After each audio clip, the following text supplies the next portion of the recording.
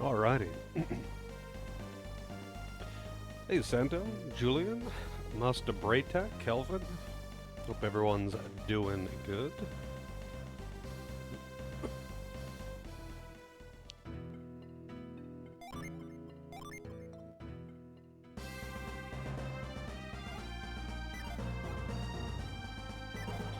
Alright.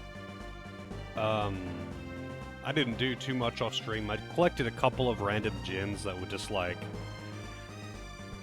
in random places that I had to revisit. That's about it. So my class setup has changed a little bit. 2 white mages. Actually these two are the same, but I got 2 white mages now. And now I can turn them, if I get 2 more Venus Gin, I can turn these 2 into pure mages. Because I am going to be keeping them in the party for a while yet. Until I can at least have some semblance of catching up to these guys.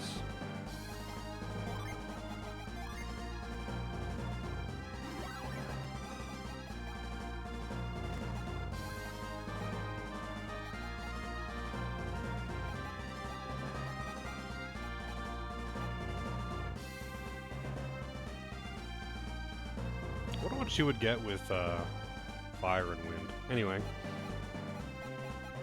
I'm gonna end up having probably Jenna as samurai.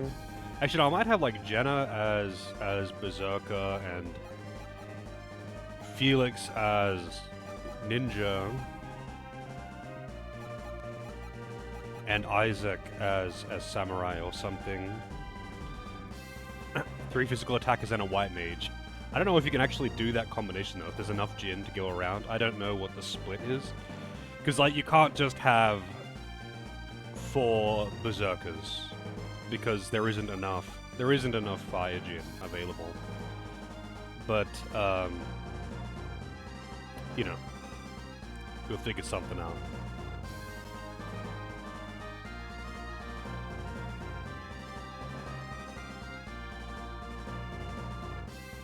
Main party is 50, and Isaac's party are 43. 43? That's really high, though. Like, so... I don't know what level they would be when they join your party if you don't import a save. But, like, I looked at my Golden Sun 1 save from before, and they're only, like, level 28 or something. Hang on a second.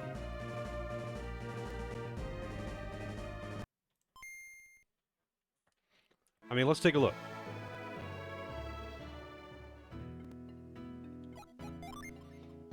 $29. So, in this is my playthrough from just before, like a few months ago or whatever. So the party is 29, 29, 28, 28. I got all the gens, I did the optional content, beat Dreadbeard, whatever. I did all the stuff. I wasn't like just avoiding grinding or something, I just wasn't dedicating time to grinding. Oh, actually that's not even true. I did dedicate a little bit of time to grinding. So this isn't like minimum level or something like that. Like, this is a reasonable level to be finishing the game. And if I imported this save file, then they would be joining at honestly, a kind of low level. They would have been below the level of the party, like the main party from Golden Sun 2.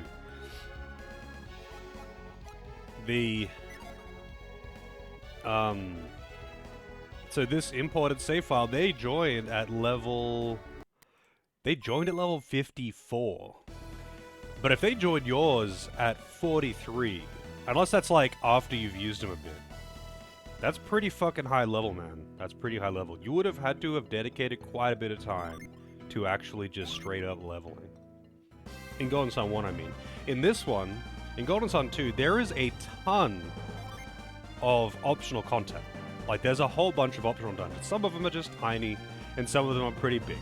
But, like, there is a whole bunch of optional dungeons, and if you do all of those, and you fight all the shit in there, you're gonna end up being pretty high level. Like, I think in my other save file from my last playthrough of this, I'm at level fucking 70 or something.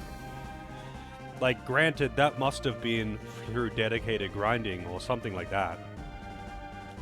All I had was the clear data, so I like went into the battle arena and looked at like their levels, but they were way higher level. I probably must have like grinded on those like those Phoenix things because they're like really high experience. Yeah, you'd have to have dedicated a lot of time to grinding. I mean, I don't know if Golden Sun 1 has got like some OP grinding spots like Golden Sun 2 does, but yeah. Considering that even with a bit of dedicated grinding and doing all of the side quests in Golden Sun 1, I finished it at 28. Yeah, I think that's a bit. Hey Lozo, how's it going? This game at 20 plus? Oh, in the first game you'll beat it at like high 20s, I would say. High 20s, low 30s, depending on how much you grind. The second game, there's no way you're not beating this game at like level 20 something unless you've got like speedrun strats. Honestly, I don't even know what level the speedrun ends the game. I've never actually watched a full speedrun of this game. I've only ever really seen the first one. I'm just not really that into speedrunning. It can be neat to see, but most of the speedrunners that I watch, actually all the speedrunners that I watch, which isn't very many, I watch them because I like the person, not because I'm into speedrunning. Speedruns become very painful when it turns into monotonous resetting. It's just boring. So I would much rather watch like challenge runs.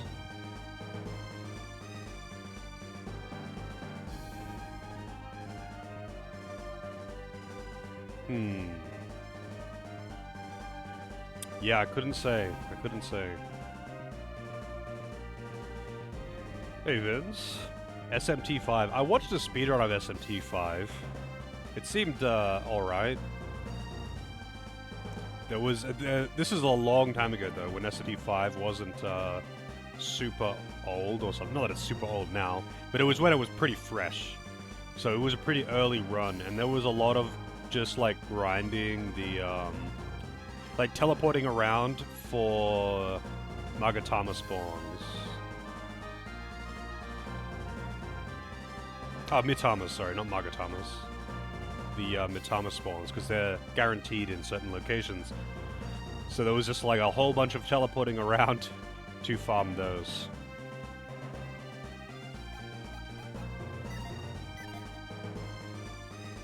Alright, let's go in here. Yeah, like, speedruns can be quite entertaining. Some games are actually really entertaining speedruns to watch. Most of them definitely are not, but, like, some of them are actually pretty cool. But yeah, I would rather watch challenge runs any day. Like, I would rather watch someone struggle through...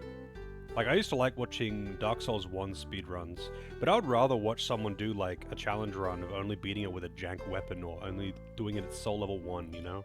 Than watching them do a speedrun and resetting because they missed one jump 20 minutes in, and it's like, dude, nah, that's so boring. Hundo runs can be pretty fun, though, because they're not reset heavy. Also, debuff with the resub. 11 years. Thank you very much, debuff. Thank you, thank you.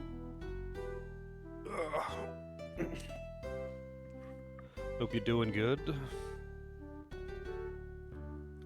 Did you have some fun dates in Persona 4? Speedrun of Only Up is pretty entertaining. Some speedruns are actually quite entertaining.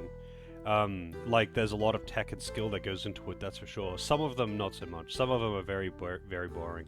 But, like, not all... The games aren't made to be speedrun. It's kind of coincidental when they turn into good runs. Because, like, some games that you would think would otherwise be boring actually end up being really cool speedruns because of the tech in them. You're not at the dating stage. Oh, okay. Because there's a lot of... Like, the story gets forcefully put on hold, and you just have to do dating sim stuff for a while. Periodically, like after every story segment. So it's like, I hope you like the dating sim, but... I mean, you do like that dating sim stuff, though, right? So... That's not really a downside for you. Hey, Martin. Yeah, absolutely. If you want to just be drowning in pussy, just announce to the world that you're a speedrunner. Just like go outside, shout into the neighborhood, I'm a speedrunner! And then that's it, it's all over. You'll never have free time ever again.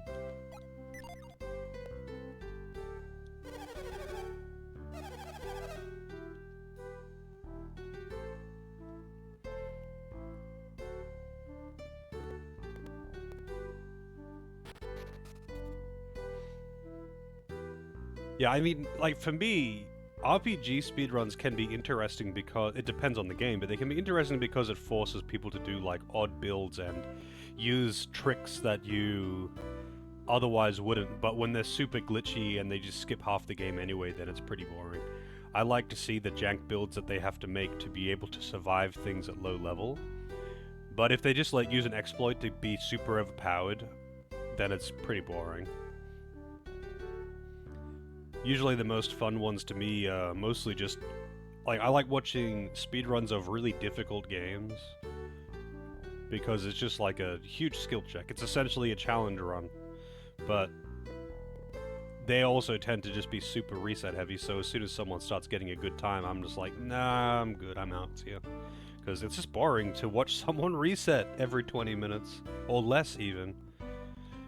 Like, I used to like watching some Zelda speedruns, but they're always just, like, extremely reset heavy in the start, and I don't want to watch that. I don't want to watch someone reset to chickens in Kakariko Village over and over and over and over and over again for an entire night, you know?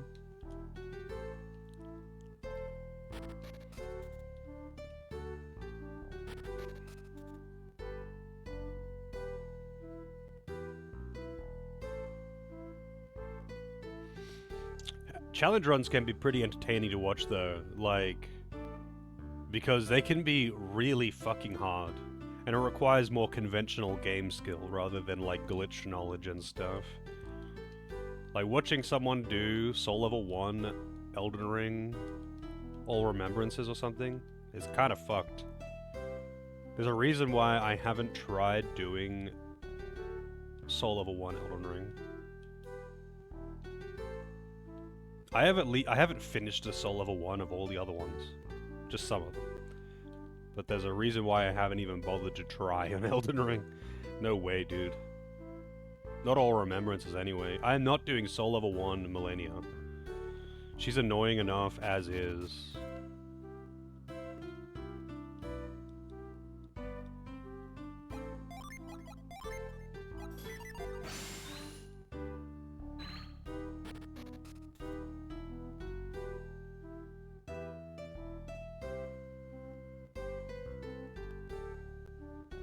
Hammer only, fist only, yeah. I mean, for me, I'm not that good at the games, so, like, for me, just doing a weapon that I don't ordinarily use can be pretty tough for me, because I'm just not that good at Souls games. I've played them a lot. Doesn't mean I'm good at them. Like, doing fist weapon only can be pretty tough, because, you know, I've done that in Dark Souls 3, but, like, you know, there are some bosses where using a fist weapon actually kind of sucks because you don't have the reach. Or like using a really slow weapon when you're used to using quick weapons can be really difficult because you're just not used to being, you know, slow or fast or whatever. No blocking if you're used to using shields all the time. There are many ways.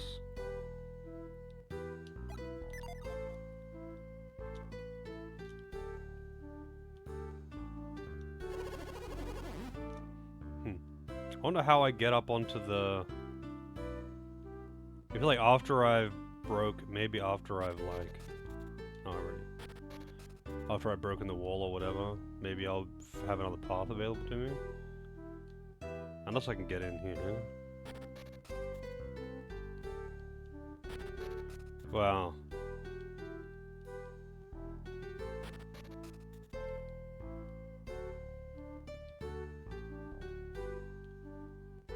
Not going around that way.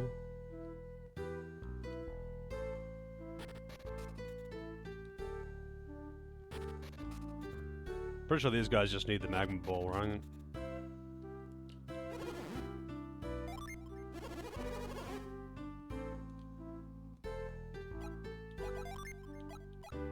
Oh yeah, I just put on gear from, like, that these guys brought with them. I sold off a bunch of the stat... I kept one stack of each of the stat increasing things in case I want to use them, I guess. But I just vended the rest of them, because it's like, I'm not dumping 30 plus attack into, like, 30 plus attack fruits into Felix or something. That's fucking crazy. So I just sold them off to the vendor. And I put weapons on everyone so I could clear out their inventory and sell off the stuff I don't want. That's about it, I think. I put the best stuff onto these guys.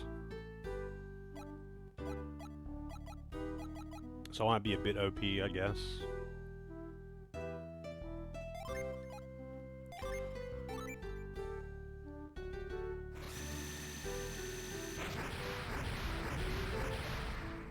Yeah, like, SMT can be pretty neat for challenge runs. I haven't done any challenge runs in SMT myself, but I've watched a few, like only using particular kinds of demons or things like that. Can be pretty neat to see the kind of jank strats they have to pull out to be able to do it. How they have to just be, you know, really particular with fusions and SMT Nuzlocke. Honestly, that would be a pretty neat one to do. I feel like that would be a pretty fun challenge. It would definitely make it really hard, though. So I'm assuming by that you mean no fusions, only catching one demon per area? You wouldn't be able to...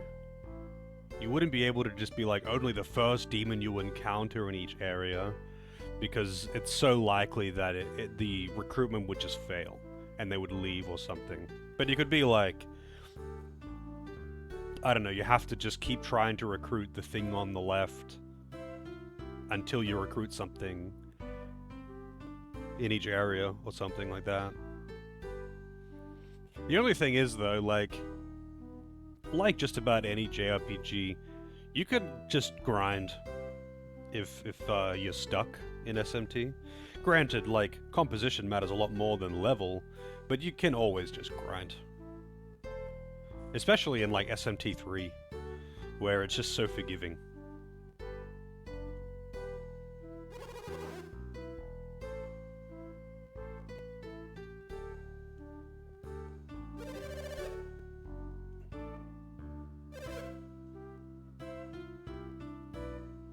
Man, those guys got really red noses, huh? Yeah, I mean, I would just say Pixie. Like, the other thing is, like, in SMT 3, if you were to, say, have no demons or only Pixie in the hospital, you're just gonna have to do a bunch of leveling if you want to actually beat... what's the boss? Fornius? Like, if you want to actually beat Fornius with just Pixie and Demi-Fiend, you're gonna have to do a bunch of grinding. Like, you can't just do that at, like, essentially starter level or whatever level you'd be by the time you finished walking through the hospital. It ain't gonna happen. You just get fucked. Like, I watched that challenge run of what Deus did, which was like beating SMT3 with no demons. And man, like, he had to just be massively overleveled. Like, it was as simple as that. He just had to be overleveled, because otherwise you just can't do it. You have no chance if you don't overlevel. You can have the perfect setup if you want, but that isn't gonna help you if you are unable to even survive.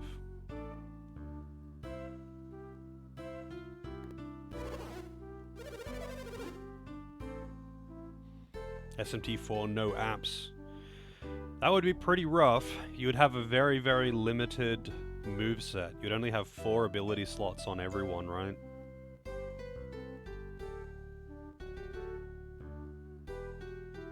That includes passives, which, you know, that's very limiting, but it would mean that you would just have to be much more particular about how you make your parties for each boss. Like, it really, I don't think it would really be that bad. Like, it wouldn't be that difficult, but it would take more prep. Like, the bosses aren't going to be more challenging because of having less skill slots, because that's the thing that would matter. Like, the being unable to fuse things above your level doesn't really matter. Having less skill slots matters a fucking lot, though. Having less party slots doesn't really matter either. You would have to, like, make a new party for each boss, though, so they can actually have, like, a moveset that works on it. Because you can't just have, like, you know, 4-element coverage or something on all of your demons, like you can normally. It would add a lot of time just in fusion and recruiting.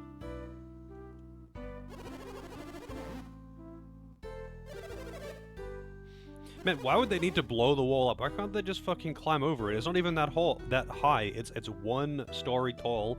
You can climb up onto the roof. There's like a ladder that goes onto the roof even. Just climb down the other side. Jump off the other side even.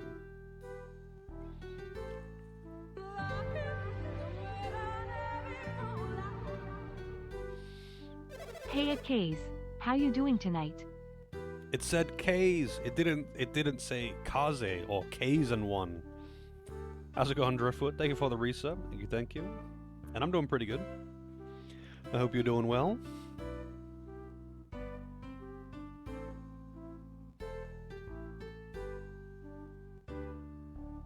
I mean, I don't know if you're familiar with all the rules of Nuzlocke, Lozo, but Nuzlocke is just...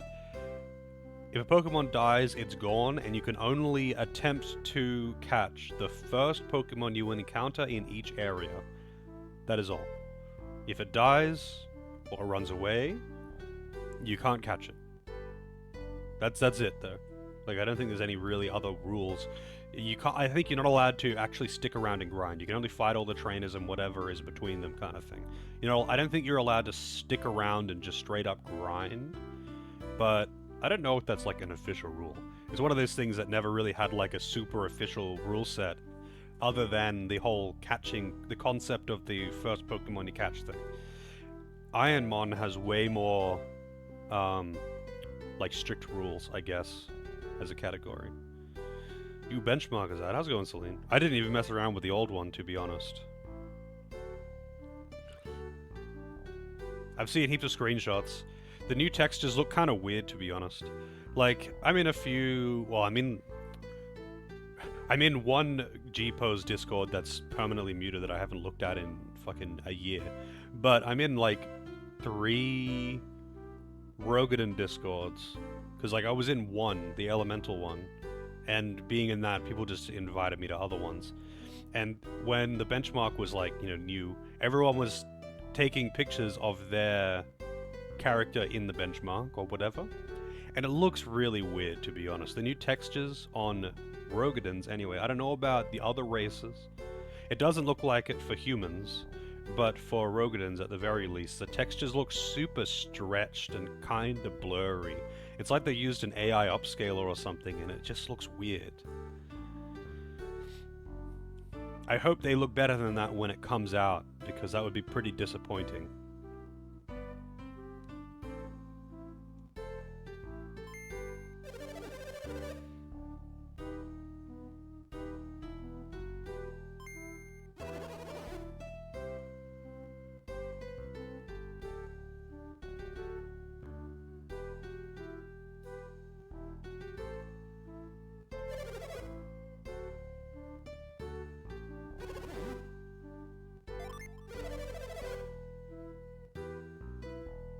What happens if 2 appear in the grass?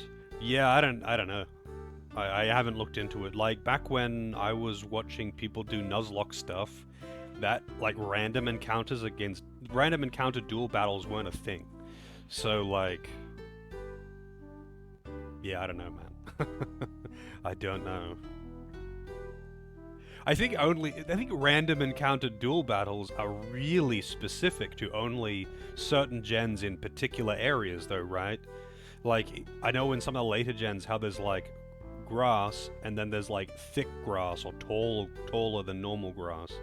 And only in the taller than normal specialty grass can you get duel battle random encounters. That's it.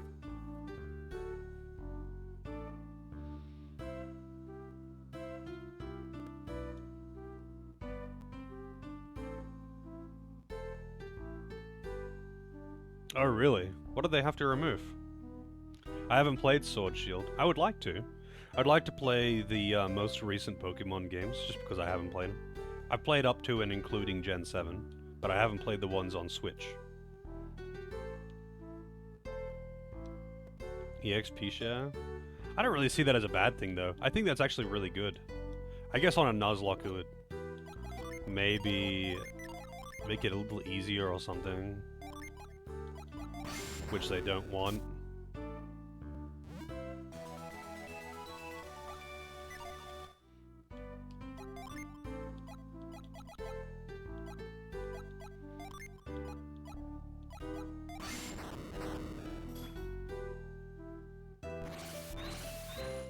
I don't know what the purpose of doing that was. Oh, it's a Golem Heart. Which I don't want, by the way. So, oops. No, not Cyclone, you fool. But it was me. I am the fool. It's kind of... one of my biggest gripes with the older generations... basically everything... I think Gen 6 is when they introduced the EXP share thing, right? The EXP all. I think it was 6 that they introduced that. One of my biggest gripes with the older gens before that, before they introduced that mechanic, was basically that, like, you can only really have 3, maybe 4 Pokemon in your party without falling into the I need to grind to keep up territory. Because if you're dividing the experience between 5 or 6 Pokemon, not only that, you have to keep HM slaves on you anyway. But, like, if you want to divide the experience that you're getting from trainers and the random battles that you get without excessive grinding, without dedicating time to grinding, you are going to fall behind. You're going to get to a point, if you're doing it evenly, you're going to find that it doesn't take very long for the trainers, and especially gym trainers and gym leaders, to just out-level you by a substantial margin. And it becomes really dumb when that happens. So, like, having the global experience goes a long way, like, to just being able to actually have a party of 5 or 6, like, actually being able to use your party strategically, because otherwise you just can't have that many. You just fall behind. And I don't want to dedicate time to grinding to keep everything up. Like, I don't want to run around in circles fighting random battles just so I don't fall behind in level. That's boring as hell.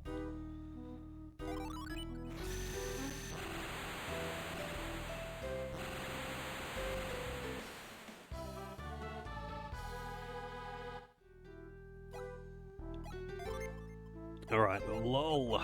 Lol. No, negotiate a temporary ceasefire. Okay.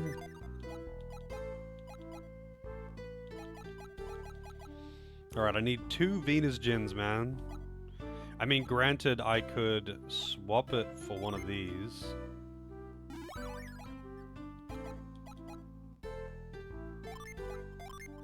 And then she becomes a pure mage. Does she learn anything? No.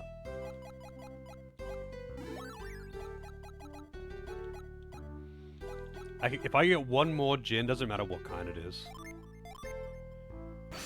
If I get one more, I can, make Pierce a pure mage as well.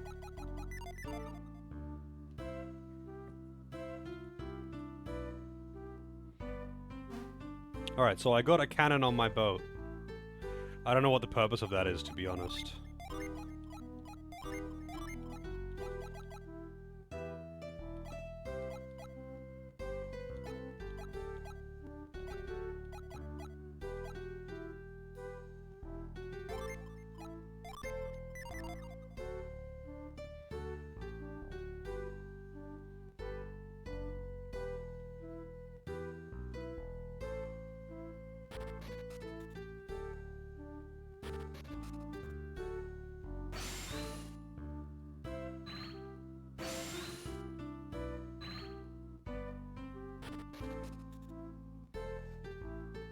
I've only ever actually completed one Nuzlocke run though, funnily enough, and it was in Leaf Green. That's it. And it wasn't super tough. Like, to be honest, Nuzlocke is not really that hard, but the start of it kinda is. It depends on what kind of other self-imposed rules you put on.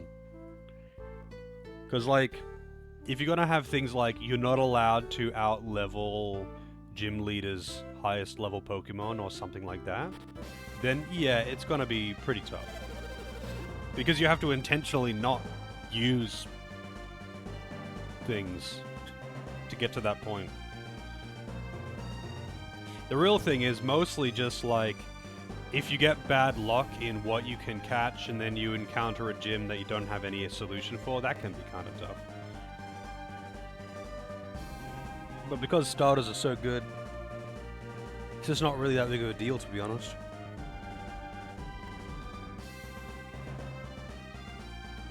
Yeah. I mean, for me though, when it comes to challenge runs, I like the challenge runs where, like, it's not like going to be unbeatable or something at some point. Like, a Nuzlocke run can just die. If you wipe, that's it. You're done. You reset.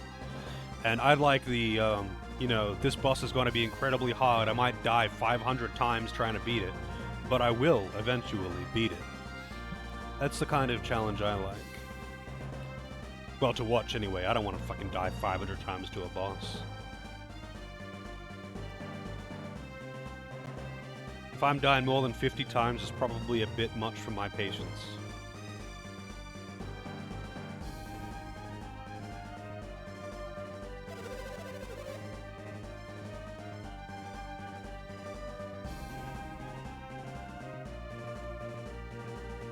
I got a cannon! Hooray!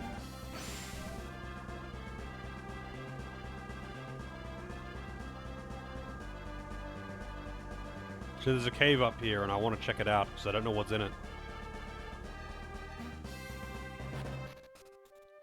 Angara Cavern.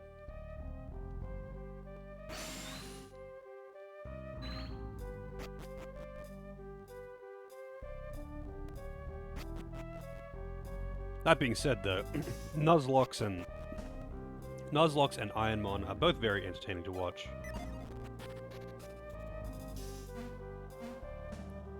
I'm just not huge on doing them myself. Oh, I see what's going on here.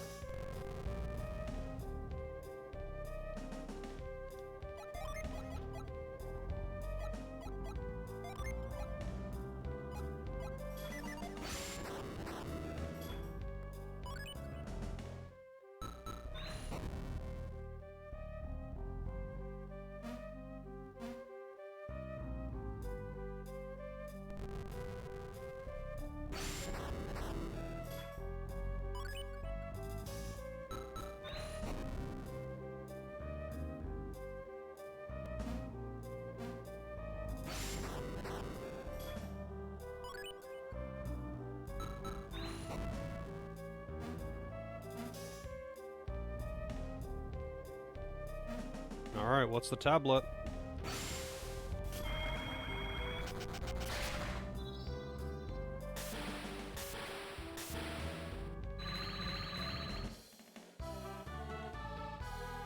Three Venus, 2 Mars.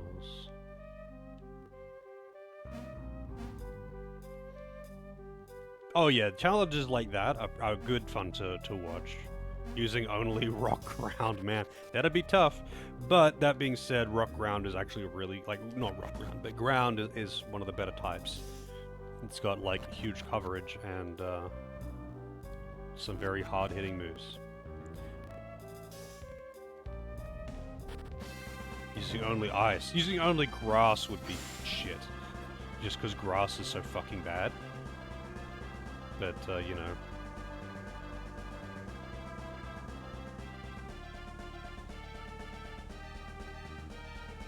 Ice is good offensively, though. It's just that it's so bad defensively. You would run into so many situations where you're just getting fucked, you know?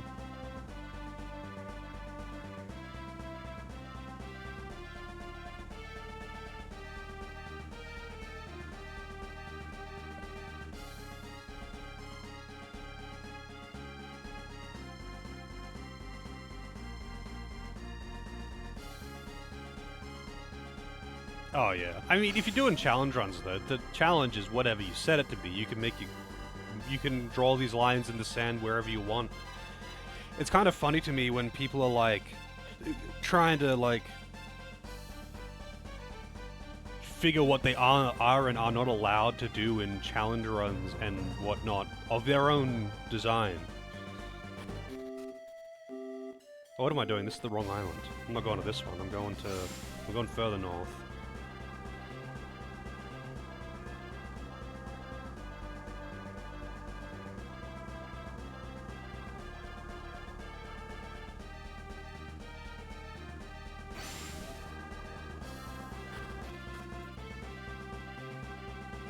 Northern Reaches.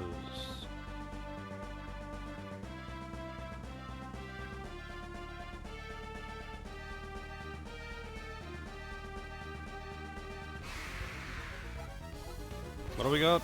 Grand Chimera. Megiddo. Oh yeah, his activation rate is pretty high. And it will one-shot pretty much anything that isn't a boss. Because Megiddo is pretty wild.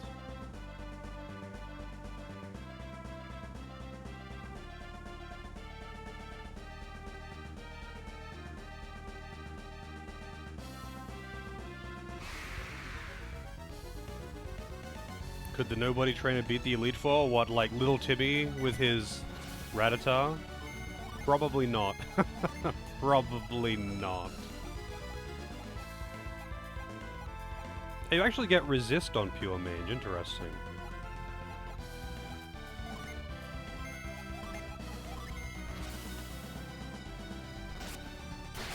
Archer Lady.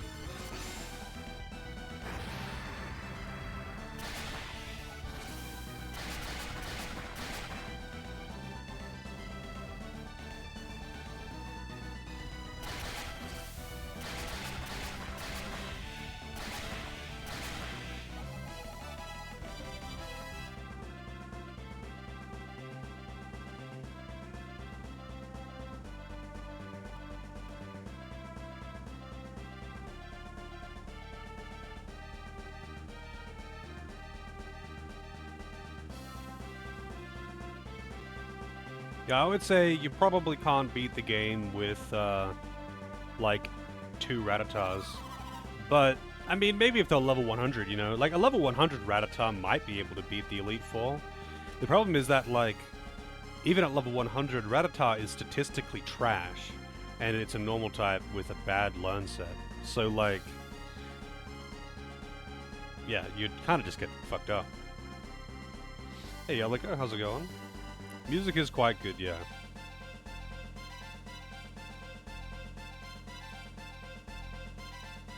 Like, I'm kind of curious. Does a level 100 Rattata have better stats than a level 50 Dragonite? I don't think so, right? That level 50 Dragonite probably has better stats.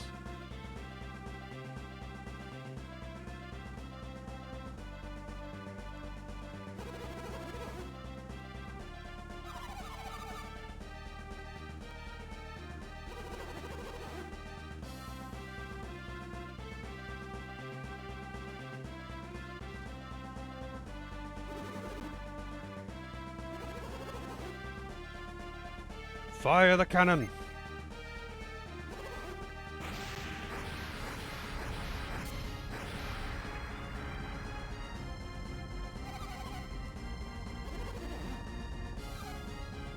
Let's go!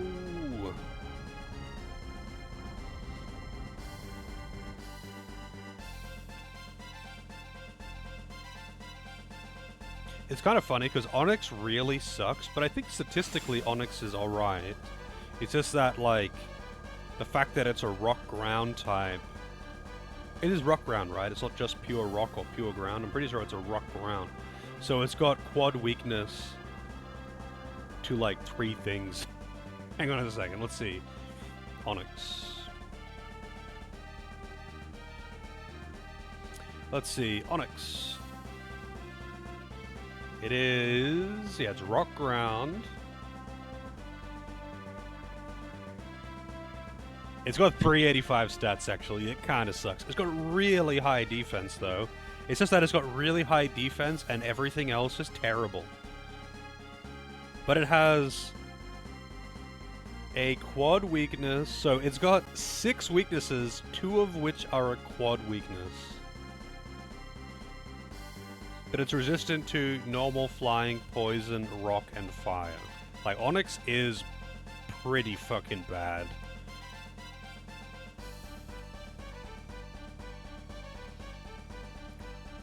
What about Learn Set, though?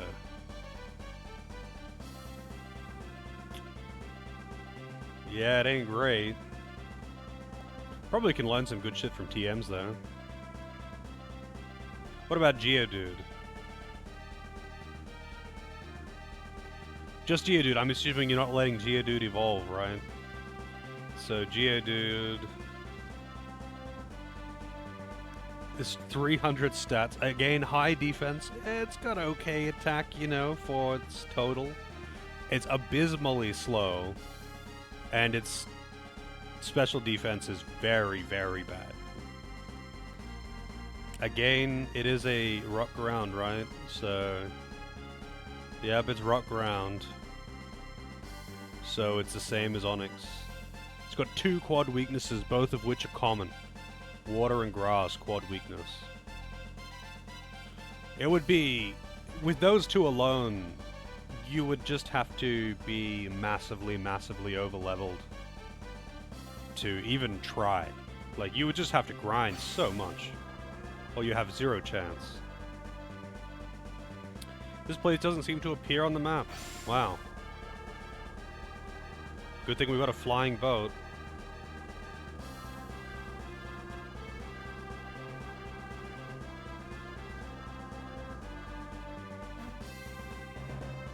This will be procs, I guess.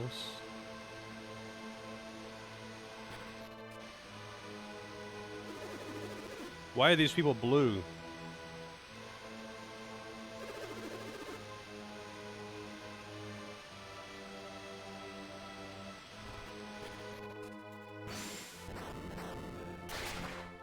Why are these people... Why do they have long hairs? Why are they elves?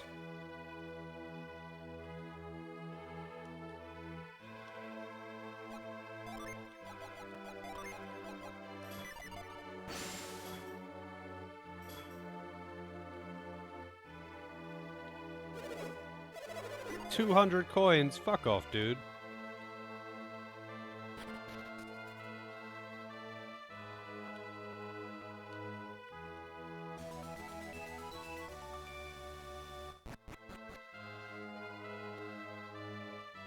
Wobbuffet only challenge run would actually be pretty entertaining, to be honest.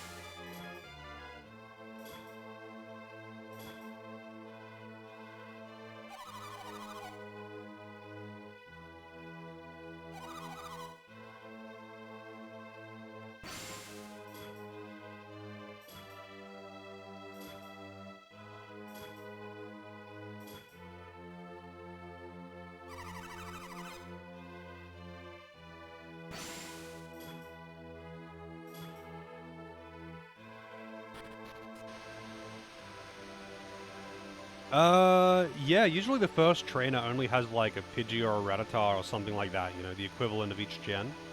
Usually the first trainer you fight will just have like 2 Rattatas or something, you know? The equivalent of that. Also, I wonder if there's any Jins here.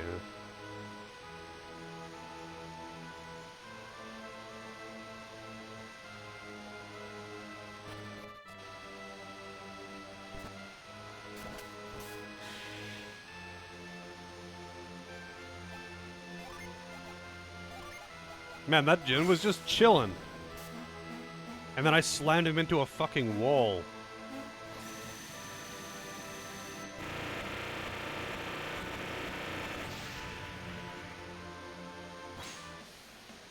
Mold. What does mold do? Strike a foe.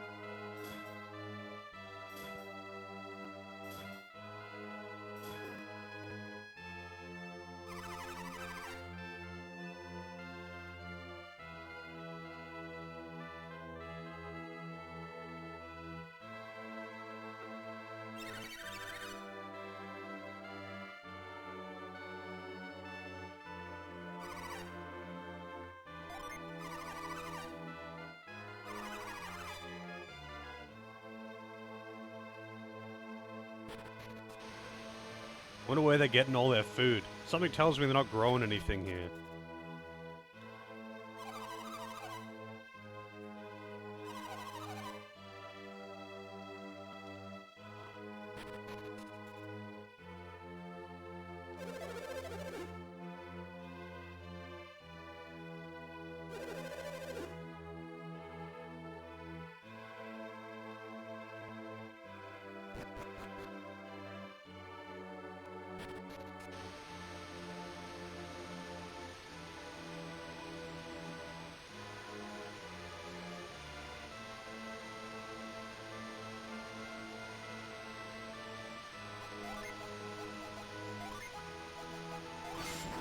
Do you even lift?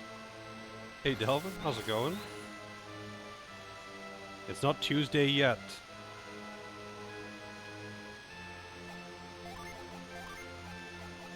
Scoop.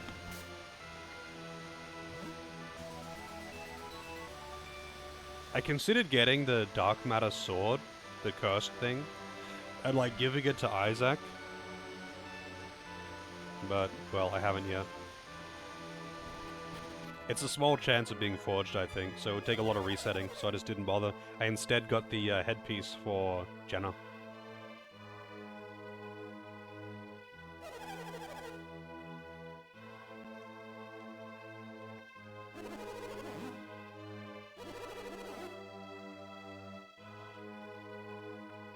Should have listened.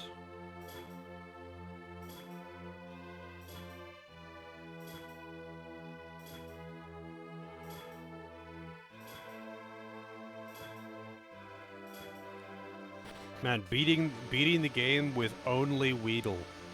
Like a party of 6 Weedles. Not allowed to evolve it into a Beedrill. It has to be Weedle only.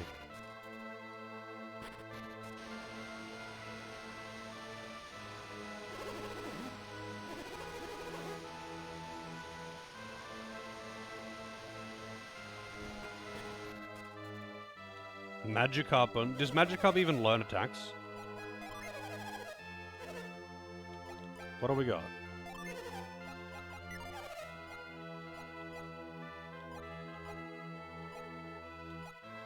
Crystal Rod, huh?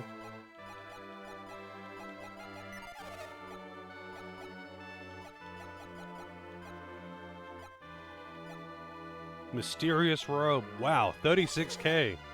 Good thing I've got basically unlimited money.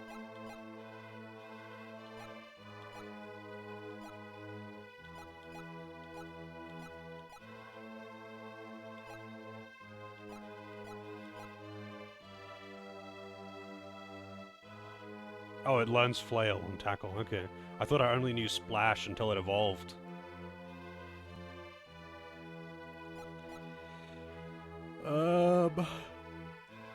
Do I want that? I kinda do.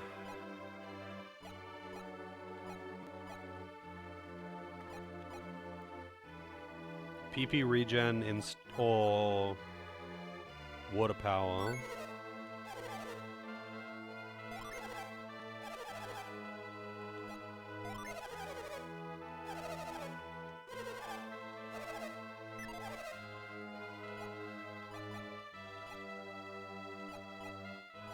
Yeah, I sold the stat increasing items. I just vended them to get them out of my inventory.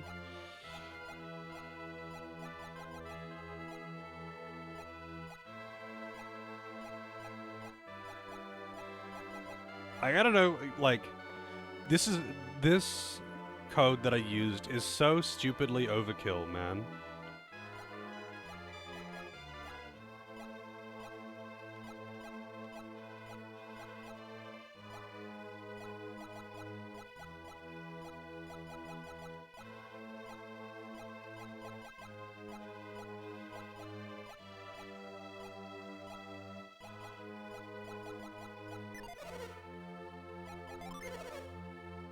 Weed.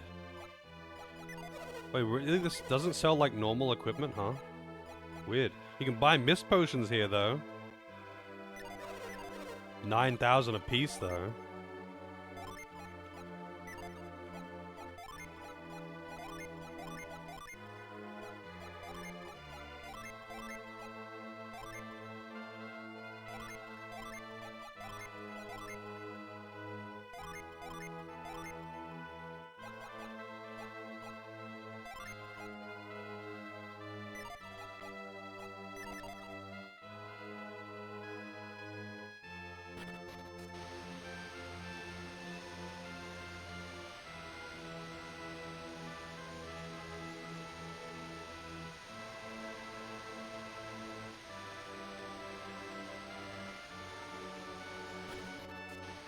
Yeah, struggle. Like, you can kill things with struggle. But, like, well, I mean, no pun intended, but it is very much going to be a struggle if you try to beat the game like that. Like, wow, this guy is actually green. It's like, it's gonna suck. Like, you still have to somehow use all that PP without dying, which means you have to go through a bunch of potions. Or, like, maybe use it all up against a wild Metapod or something.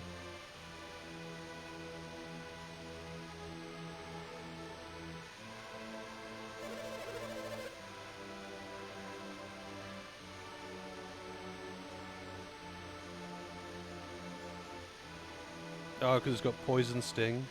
Yeah, that's true enough, I suppose.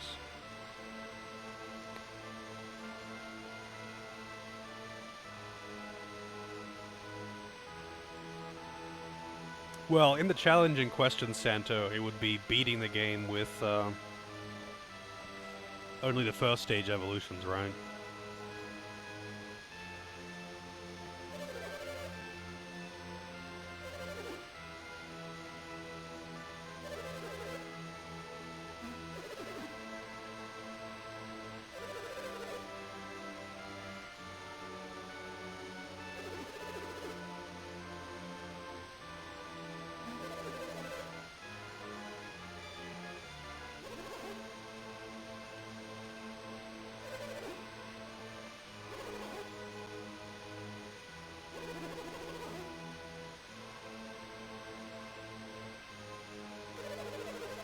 A single man, wow, they're just like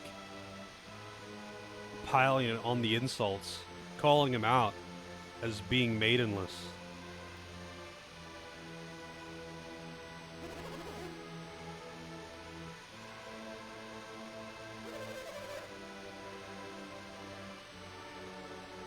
I am the miracle. Hey guys.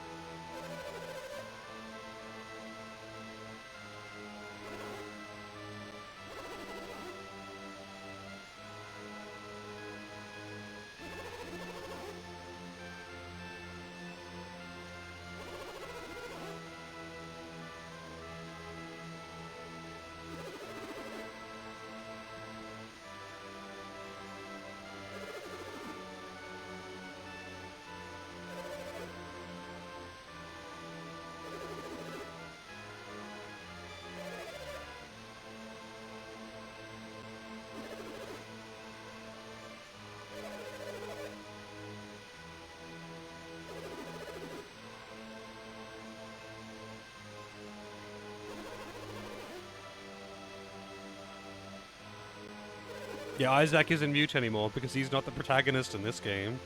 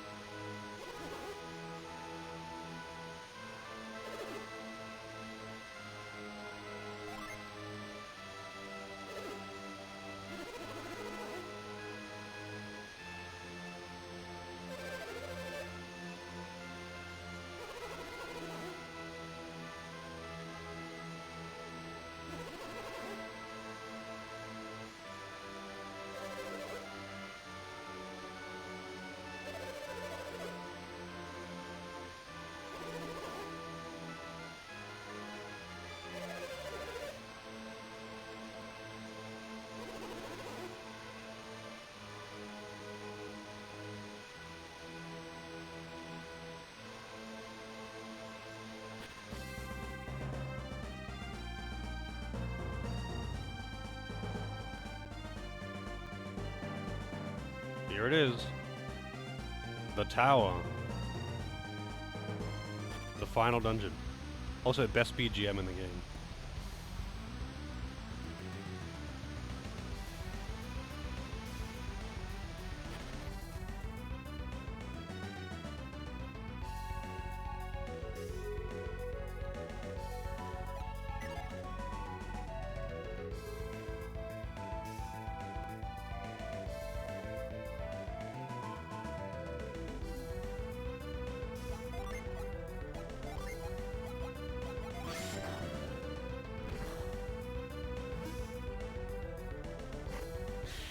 Of course it's a fucking mimic.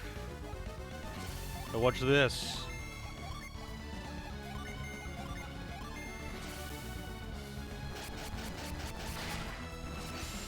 Damn, that did a lot of damage. And it's dead. Hey Rafi, how's it going? Have I done the super hard and completely unnecessary optional boss? Do you mean Doulahan? I got a cookie. Wow.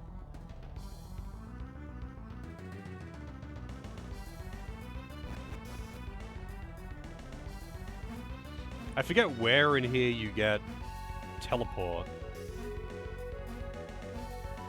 Because you get teleport in this dungeon, right?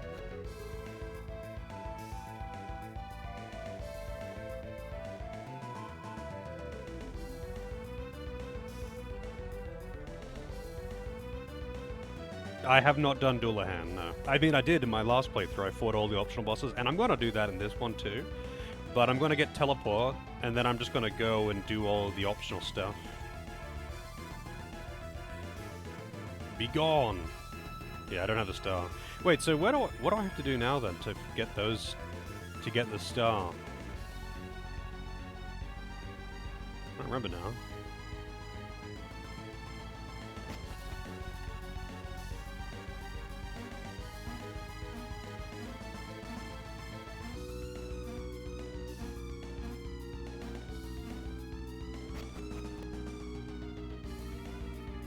I have to go find Cast and whatever, but... Doodlebug! Doodlebug indeed.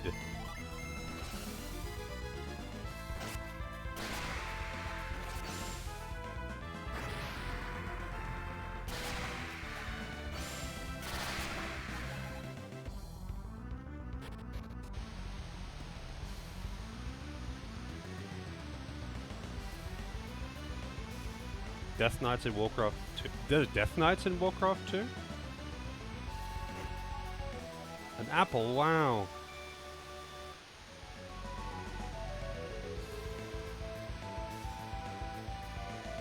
I thought there was only one Nozul, and that he probably wasn't playable. They have just a normal Death Knight unit? That's so weird.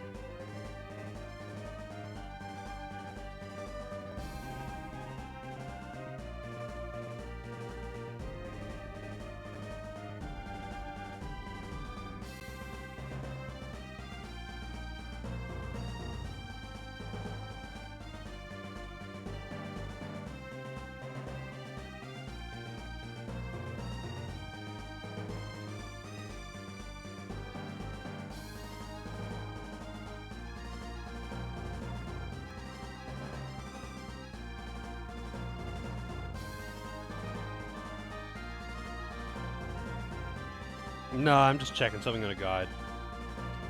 I don't know where I'm meant to go to get the Mars Star, because, like... You know, Classic Golden Sun 2. Oh yeah, you need to do something. It's somewhere in the world. get it in the dungeon? Wait, what did I miss then? Is there just a path outside that I didn't take? Because there's just a dead end inside.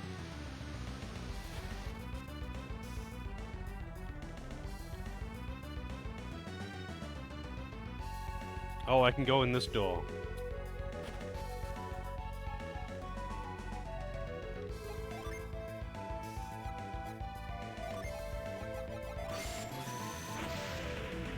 Nope.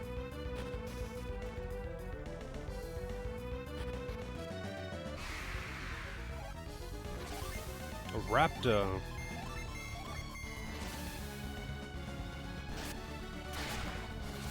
Wow, they didn't kill.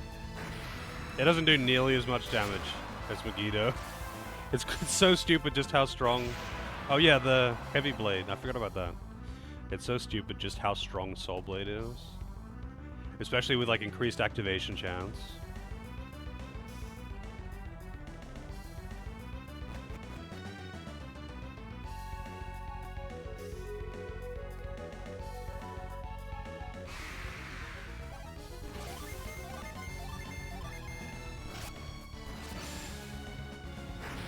So Megiddo is going to be on almost every hit because he's got a bunch of gear that increases activation chance of specials.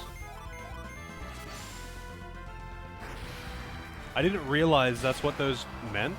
So like, I was comparing items on the wiki, and it turns out that like, all of these things, like, I mean, I got it on Isaac, like this thing, which I got from the Lemurian Fountain, the Aegis Shield, it says raises evade.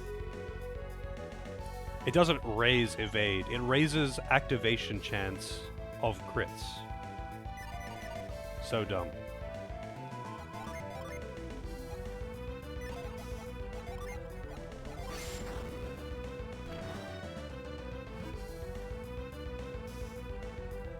Just translation issue, I guess. I don't know how you would translate that so incorrectly, though.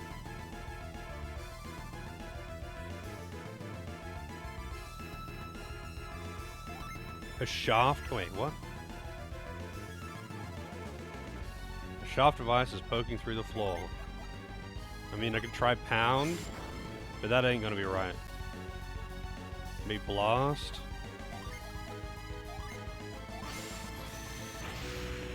No.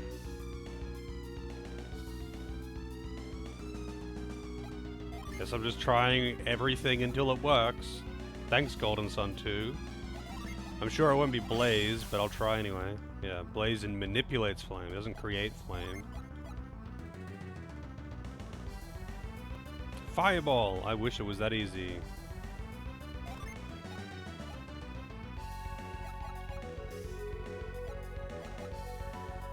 Tremor.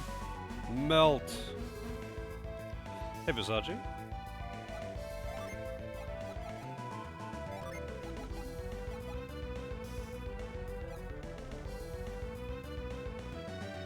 Grind?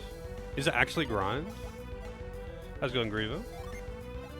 And Versace, I hope you're both doing well.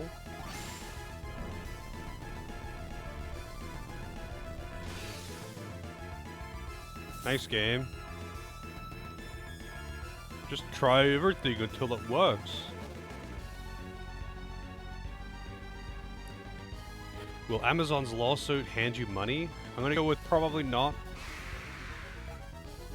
But what would Amazon's lawsuit have to do with you?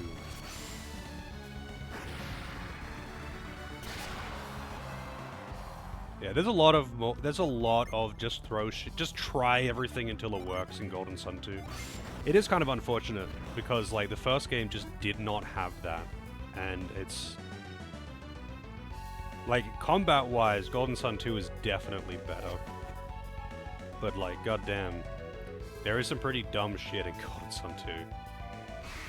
There's a lot of just try shit until it works.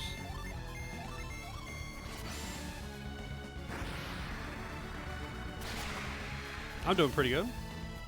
This is the final dungeon of the game, although I'm not actually going to be finishing it right now. Waifu attack. I'm not actually going to finish it right now, though. I'm just doing this...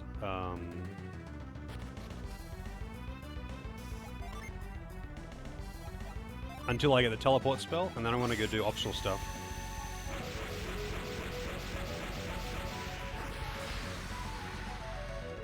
I mean, technically I could finish it, like, now. Like, I could just go to the end of the dungeon. I don't have to do the optional dungeons. But I want to do optional stuff, so...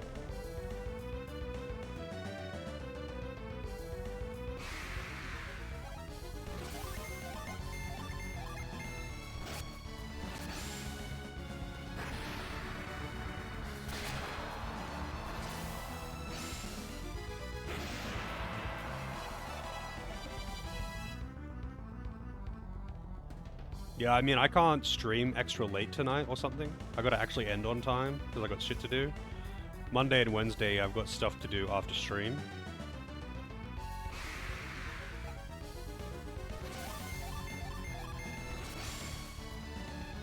Yeah, that's me, striving for that extra content.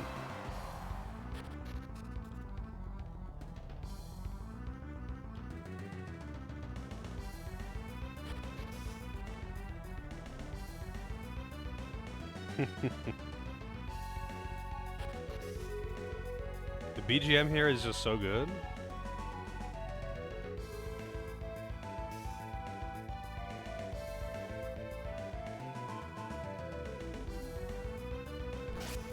Oh shit, no, you can't run past it. Wait, I wonder how I deal with that then. Wait, is there another path I could take? Soul Hackers is next, yep. I don't know shit about Soul Hackers, to be honest. I mean, I'm aware of its existence, but I've only seen a bit of Soul Hackers 2 from when Evil Blankerfish was playing it. Oh yeah, this doesn't go anywhere, does it? No, okay, so I actually do need to do that room. There's gonna be some way to deal with that fire.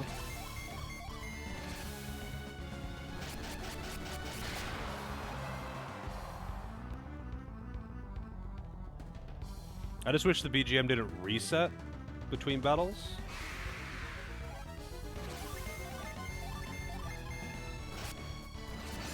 Megiddo! I mean, let's take a look at the queue. Let me open up the queue on the side while I'm doing this. Oh, someone leveled up. Oops, wrong one. So let's see. Golden Sun to Soul Hackers. I have not played, but I'm aware of it. Eternal Poison, I've seen a little bit of it. I don't really know anything about the gameplay, I just remember the art style. Grand Knight's History, I don't know shit about Grand Knight's History. Skies of Arcadia, I played it, never finished it. Super Robot Wars, never played it, don't really know anything about it. Langrissa, I know of. Dragon Quest IV, I've played before. Etrian Odyssey 2, I've seen a bit of. Luna 2, I've been looking forward to that one actually, because I really liked Luna 1. I really enjoyed Luna 1. Mega Man's DX Advent, I think, is like a standard Mega Man game, right? Doom and Destiny, never heard of it. Bait and Kaitos, I'm familiar with. Rogue Legacy, I've heard of, but never watched or played. Tyranny is a CRPG, I've heard of it. I think Tyranny is the one where you like play as a bad guy. Golden Sun 3, of course. And Return of the Obra Dinn, which I hadn't heard of, but I've watched the thing. ZX is like a Metroidvania? Really? A Mega Man Metroidvania game? Alright, so I can't just run through this. I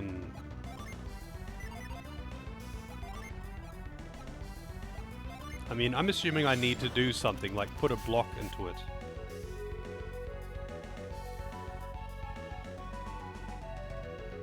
That is a sliding point. Oh, this statue will be movable. Gotcha.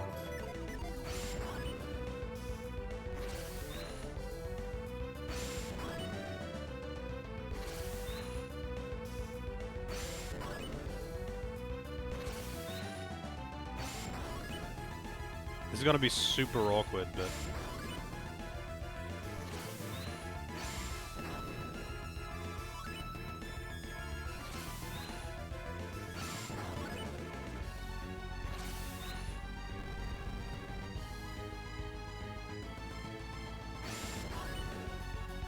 Oh shit.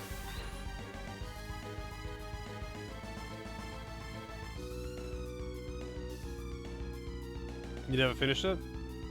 I mean, I watched a bit of Soul Hackers 2 when Fish was playing it, but I usually don't catch much, like, so I can only really watch Evil Blanket Fish during, like, before stream for maybe half an hour to an hour or whatever. And only when it's not daylight savings for him, because,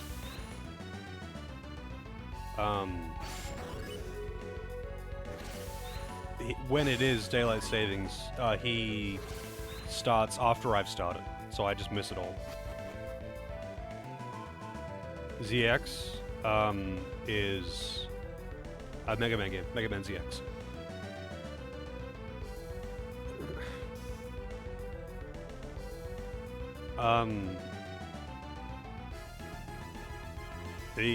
What was I saying?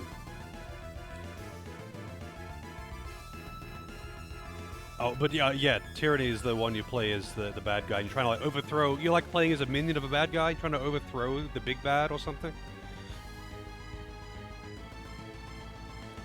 I don't know. Either way, everything on that list I am kind of interested in right now. Also, one second.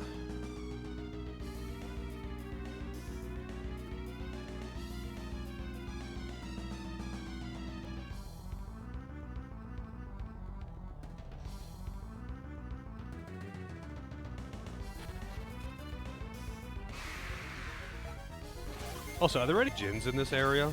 Like, in this dungeon? Also, I'm gonna have to get a list of all of the, optional dungeons in this game. If anyone has a list of the optional dungeons, like, on hand, like, I know of a few of them, but I might be forgetting some. Because I'm just gonna go around and just go through them all.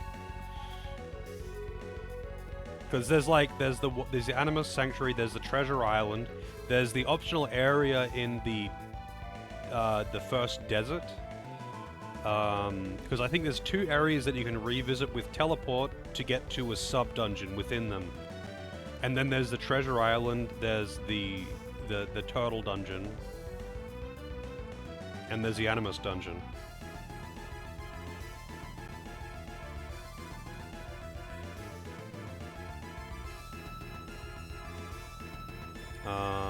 I can't get through this way.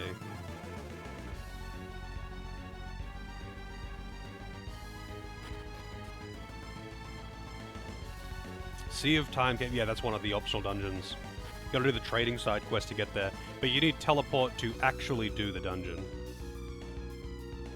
Yeah, I'm gonna have to crack that ice. Oh my god, it's the devil frog, the super Gumby chameleon.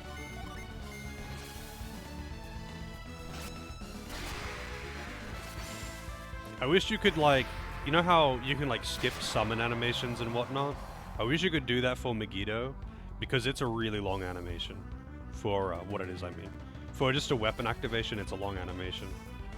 And it happens almost every hit because of the amount of,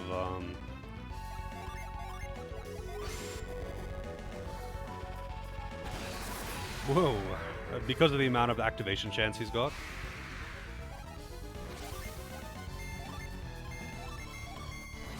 Doodlebug?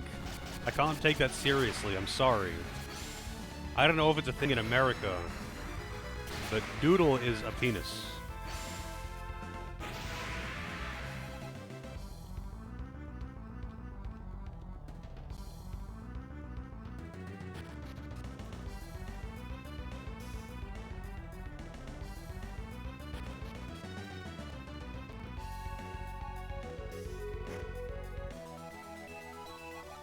For, if I wanted to get more Excaliburs, I guess.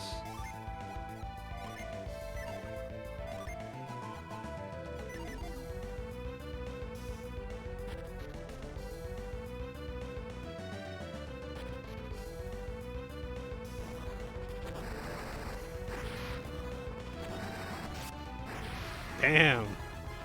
You survived that, dude?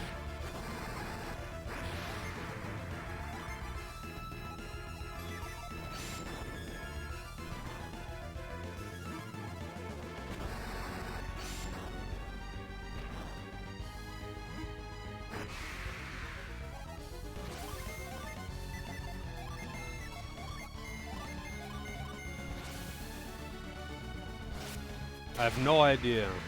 But that's a... If that is a thing, I would need to know, yeah. Who requested it? It's Night Sprite requested it, right? Is it actually the case?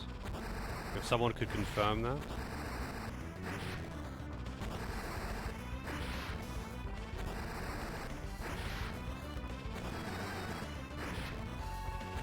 Doodlebugs were bombs in World War II. Really? Doodle has had a lot of meaning over the years. Because it could also mean, like, scribbling.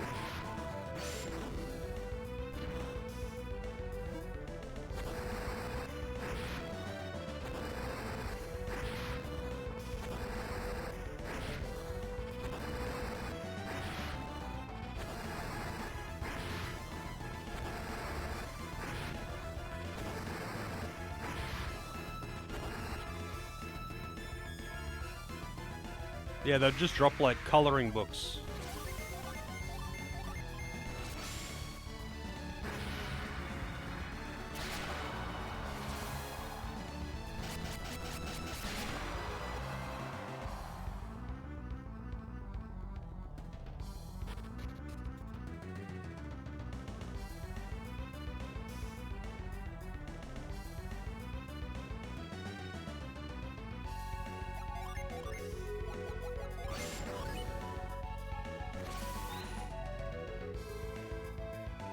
I don't know what the purpose of that was.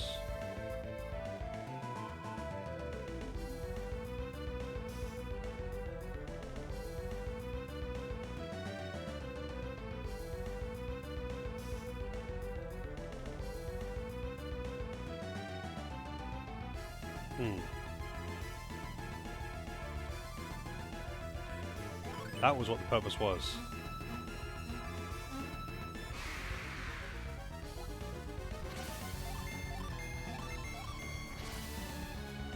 Vengeance! Wow, just one-shot it. That's actually kind of funny and a little bit sad.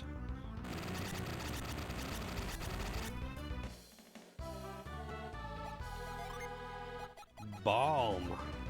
Revive all downed allies.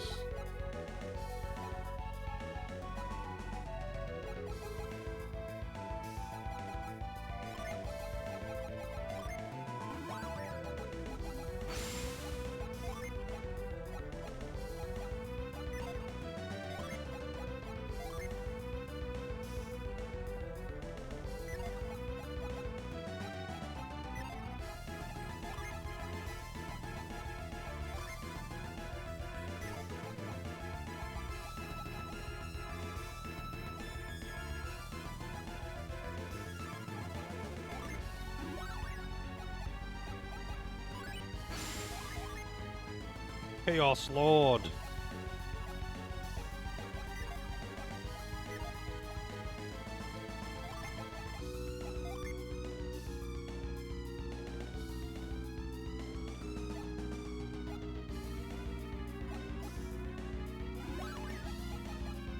Hey Fox, how's it going?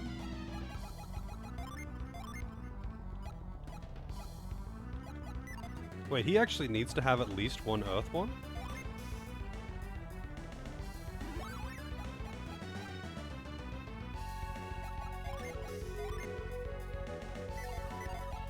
Well, I don't have a Void anymore, I guess, because he needs to have at least... So this is all of the Earth element ones are in my party right now. I have none spare. I think there's still one more of, like, of each to get, though, or something. So maybe I can get another Earth one.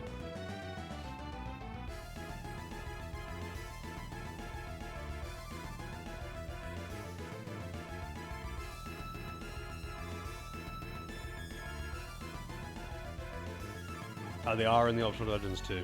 Because I knew I'm missing at least 4, but I wasn't sure if there was another row.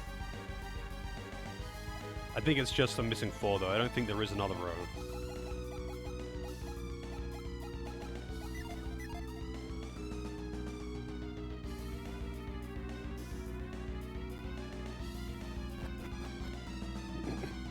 Yeah, I'm doing pretty good.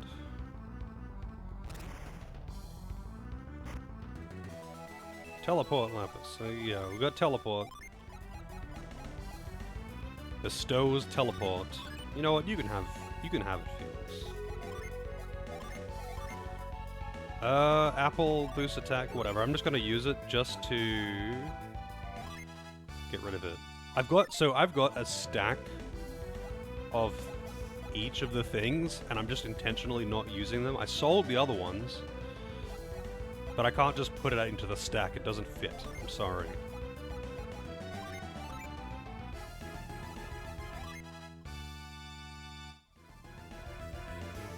Should you get a burger for dinner? Absolutely.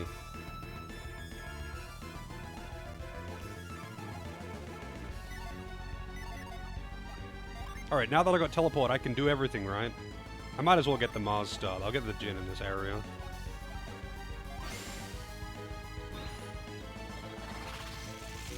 Don't want to cook twice? Yeah, I hear that.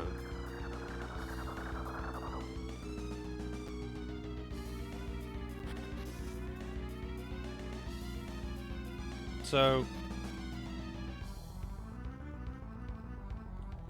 I haven't got a flame in here yet. That was just a shortcut. Like, I've already been in here. That was just a shortcut. Out. I must have missed another teleport thing in this area.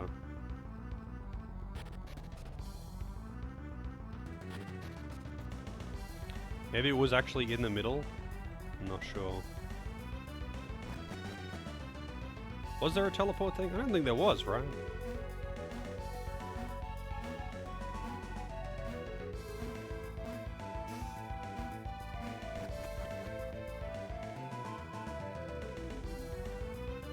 Yeah, this is just a dead end. Dolphin? Man. Very creative.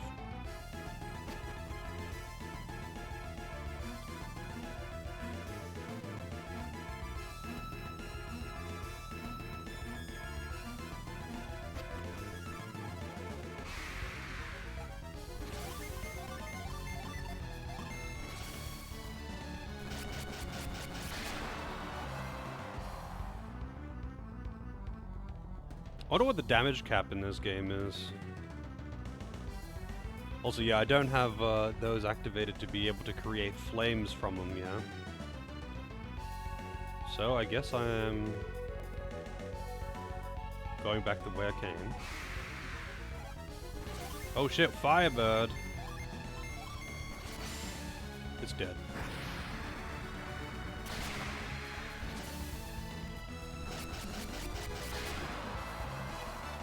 I should have actually looked at how much experience I gave. Oops. Because the Phoenix, all of those Phoenix line monsters give really high experience. Alright, so hang on a second. What's over this way?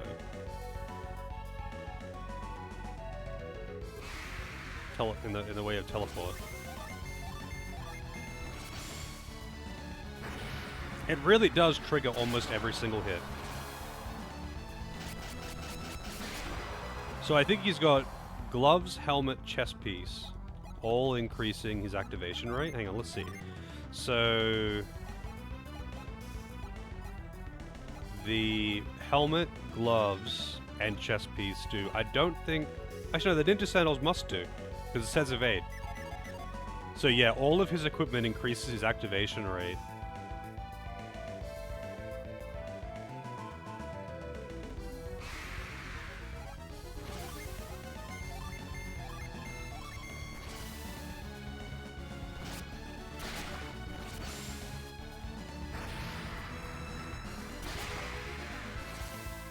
Huge sword! Bonk. I like how it just kind of awkwardly topples over. It's like he's not swinging it. It's just kind of falling.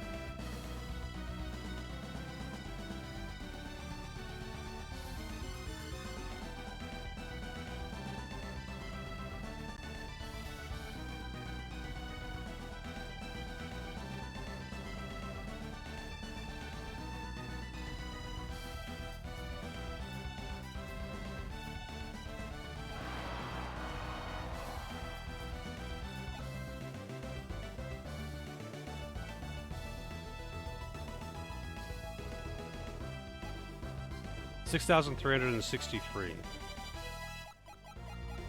I'm level and quick. Alright, so what's over here? This is just the flame room, right? I didn't miss anything. I must have... Oh, thank God, it stayed there. I don't have to push that thing along again, because that took ages.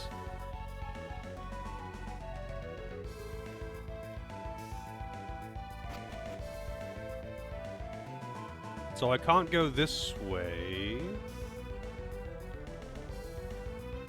That's a one-way. I must have missed another path, or just like walked past it and forgot.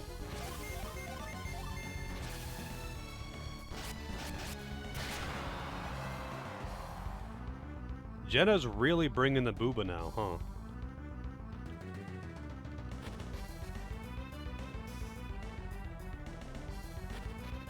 So this one... Yeah, that's a sealed path. I can't go that way.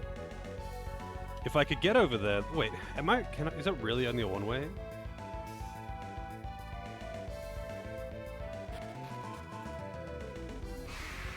I'm pretty sure this is a one-way. I'll need to come down another way or something. So let me just double check.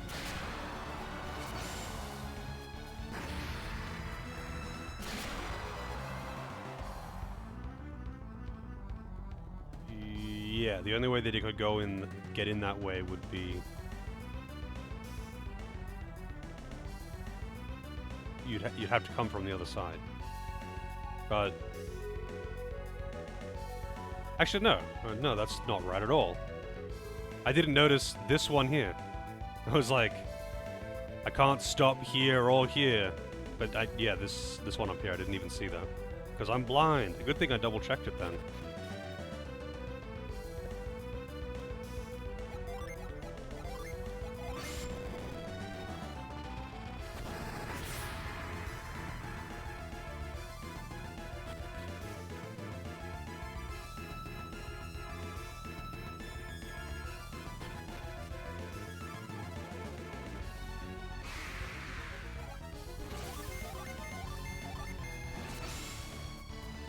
I'd like to know what his actual activation chance is.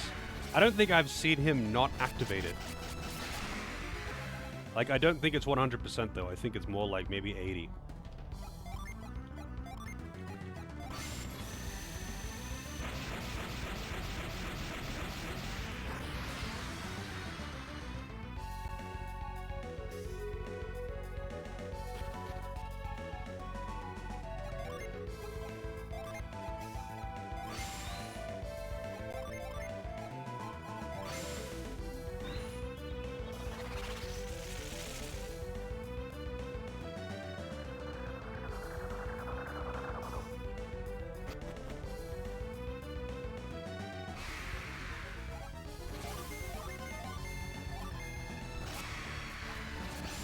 Like, Jenna definitely does not have that maximum activation chance, but Felix definitely does.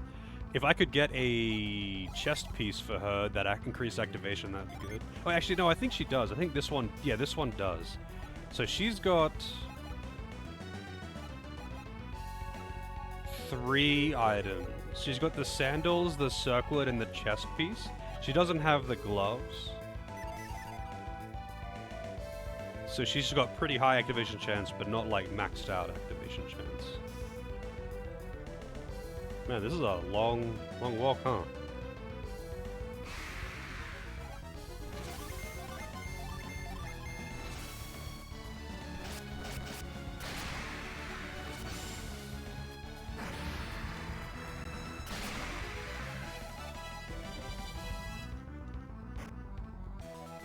Valkyrie Mail. So Valkyrie Mail is like basically the best. It's extremely high defense, and it also increases your activation chance. But unfortunately, she can't use it. It's only for the boys. Except for Ivan, of course, because he's an honorary girl. I guess I might as well give it to him. What is this one? Zillion armor, raises attack. Sure. Apparently attack caps out at 999, unless that's just a coincidence. And he's using he had the storm vest on, the storm gear even. But I don't think that's actually better than fucking anything. Yeah.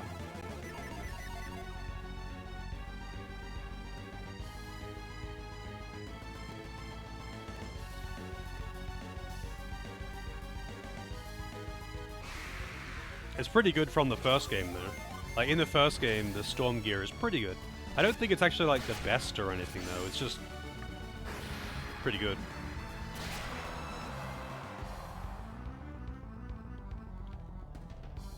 Alright, so you drop down there, and then it activates that.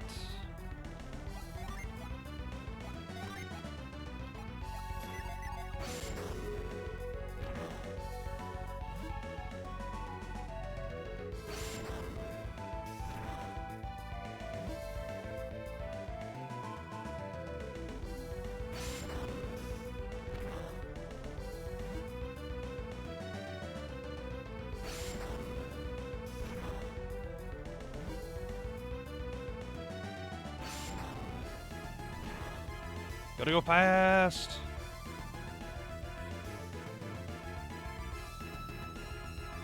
Come on, man, do the thing. I want to see the explosion.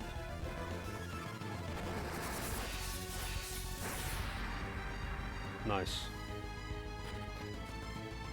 Another teleport.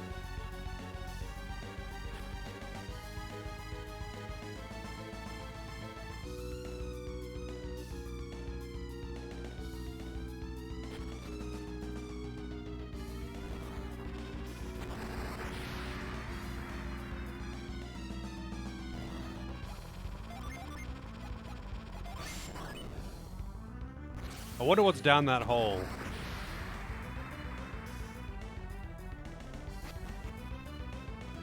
Nothing. Okay. Because it was just gonna, like, rudely bump you into that hole if you took the teleport.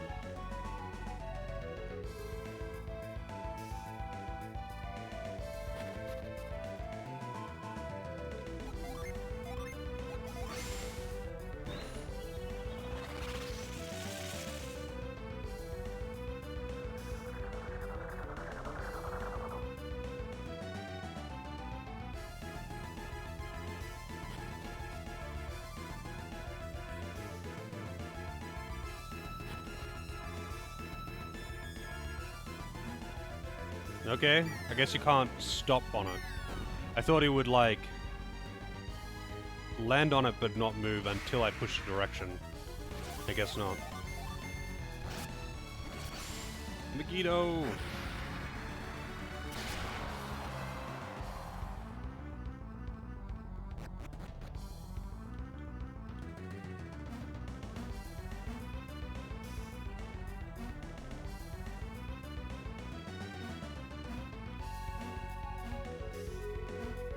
Huh, wait.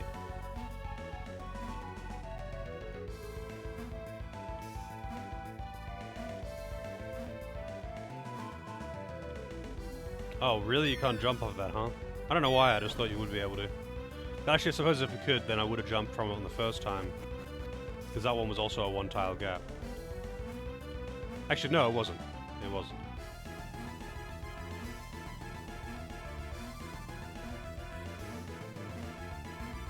Potion. Oh, it's Soul Blade. Wow. I forgot how easy it was to get Soul Blade. Guess I'm giving it to Isaac. Because I can't give it to her. It's actually only usable by... That's interesting. I didn't real. It's a longsword, but it's only usable by Isaac and Felix.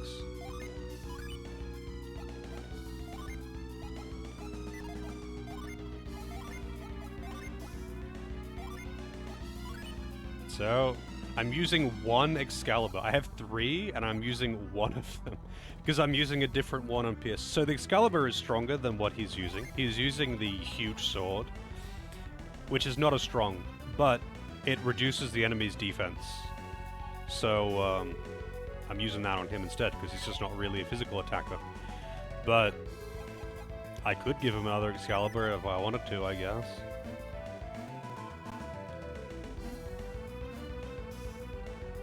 Oh, I can't get back. I realize now I can't get back.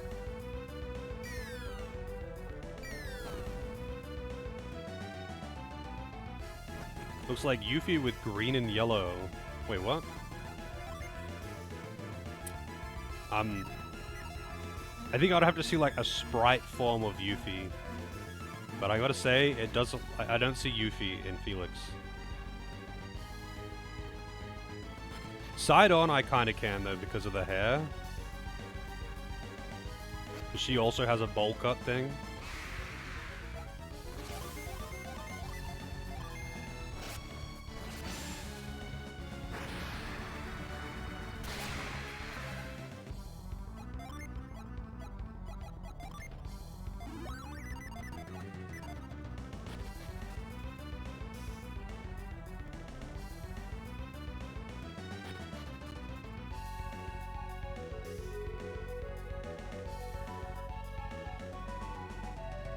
Oh shit, twin dragons.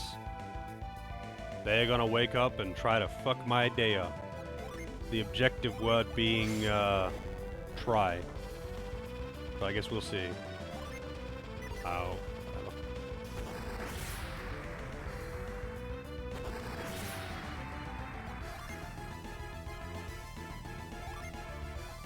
But hey, maybe they know Jin Storm. I don't think they do though.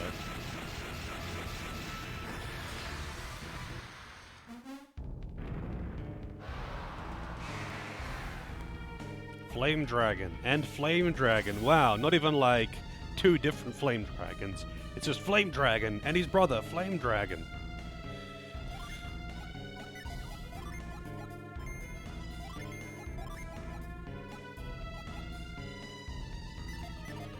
They don't have, like... No, they don't.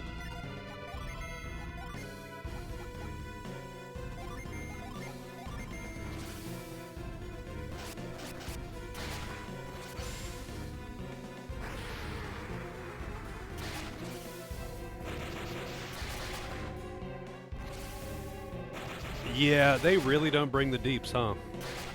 I'd be better off just doing physical attacks. Cage, what does that do? No effect on Shiba.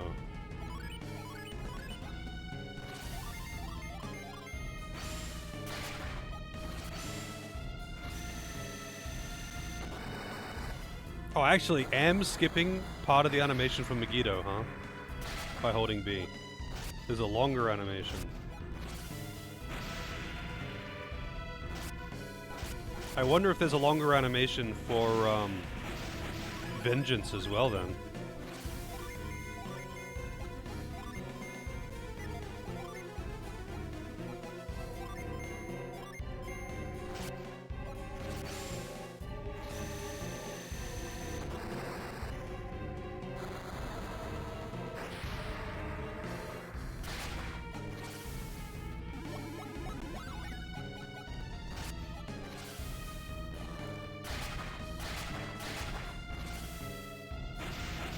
These guys do some pretty big damage.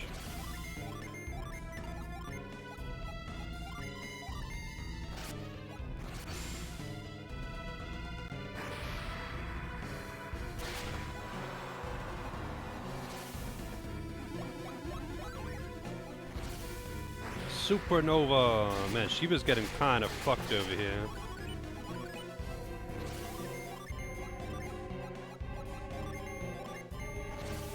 Vengeance! Okay, now that's the full animation, huh?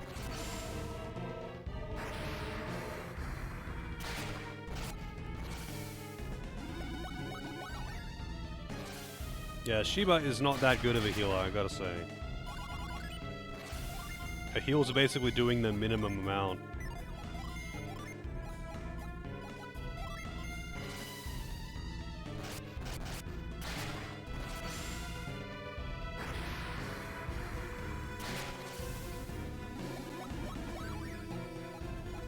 Oh, I wanted to see how much that heals. No effect, I don't know what that does. It healed enough to fully heal them, so it didn't show me the number itself.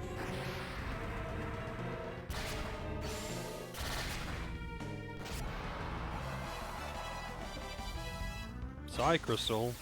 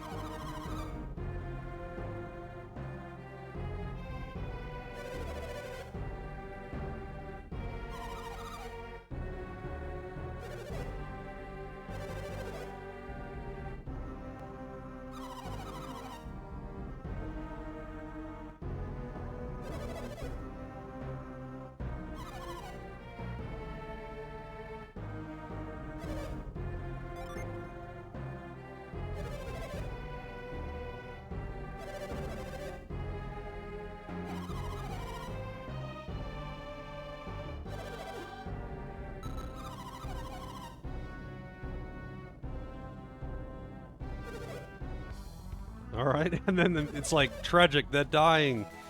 And then, as soon as they stop talking, it goes back to the cat jam.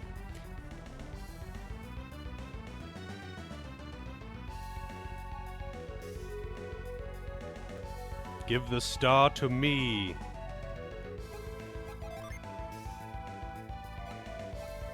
Wait, what? Who got the star? Oh, it's in the pouch. I was like, why isn't it in the thing? But it's in the mithril bag.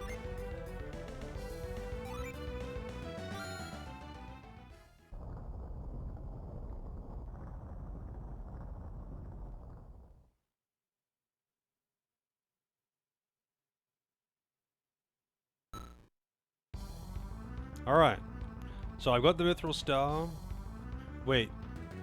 There's a second gin here, right? So I might as well get that and then I'll leave to do the other stuff.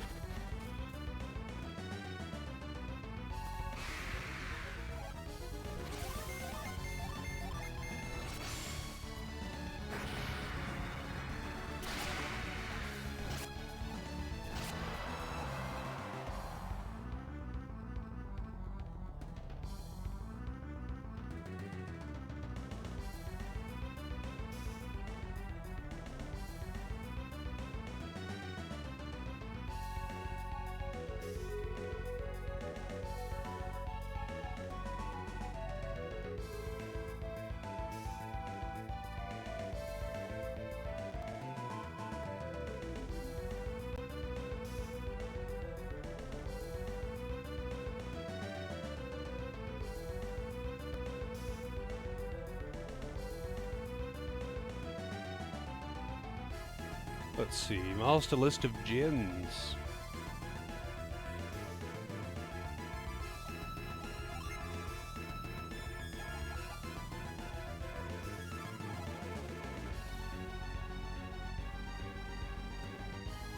Yeah. So I'm pretty sure I have all of the gins before the last...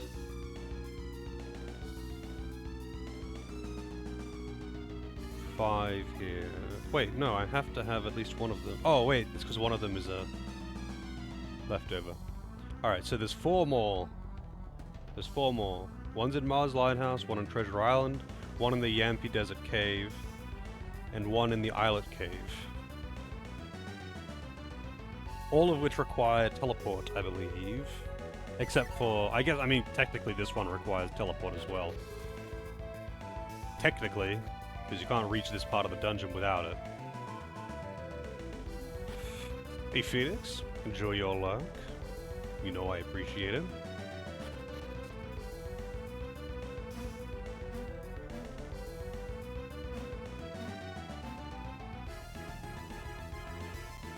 Oh, so this is the bottom pit? Yeah. Just double checking nothing has changed since the fire has started. Also, I imagine those two probably won't die now, right? Because they were dying of cold, and then I lit the place up, so now it'd be getting pretty warm pretty quick. There's fucking lava pit in that room now. I think it would warm up in there, and maybe they won't just die to frostbite.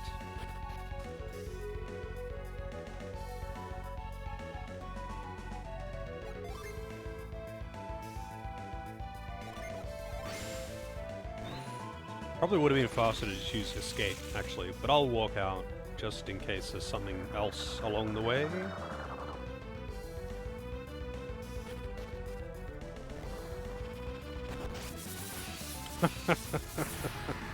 Whee! I totally wasn't expecting that.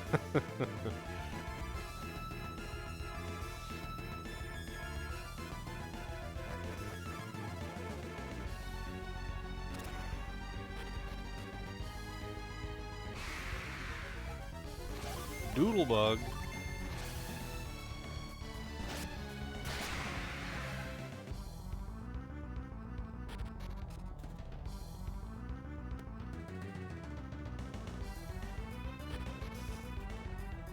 I'm pretty sure it's the only thing that's going to have changed. You know what? I'm just going to use escape. A retreat, rather. I think the only thing that's going to change is probably torches lit in the main room now, so I can actually use those dragon heads.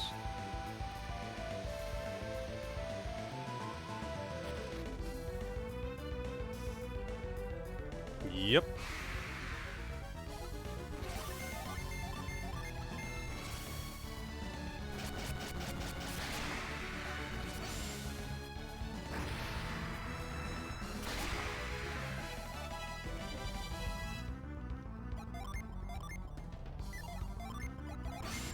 Laser.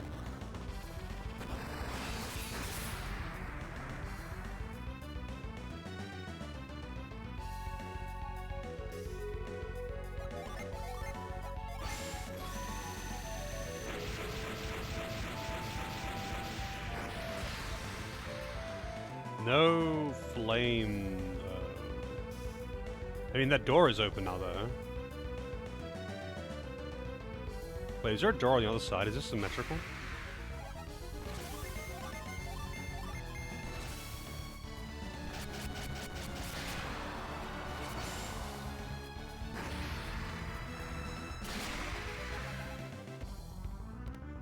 It is symmetrical. Wait, did I already go in here? This is looking awfully familiar. Oh, right, because this one wasn't locked up. This door was always available. I already did do that room. I had to go through that door to get to that door to get to that door. That was the first thing I did.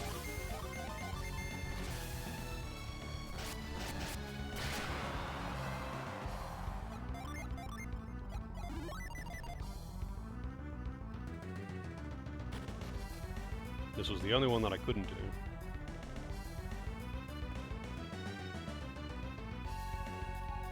Hey, Naru.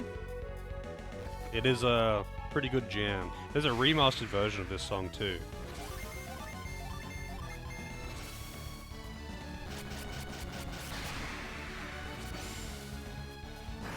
Hang on a second. Let's see if I can find it.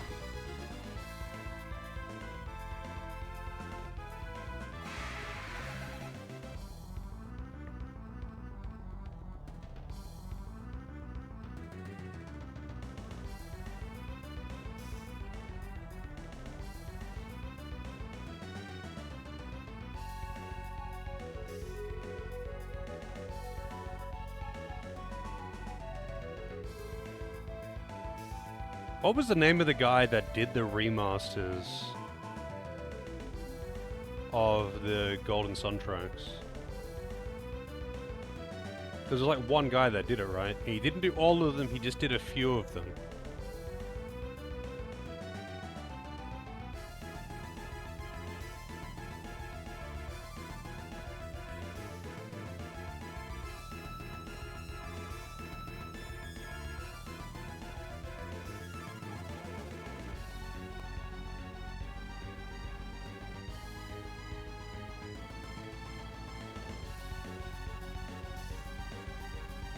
Oh, whatever. I'm not gonna dig around for it.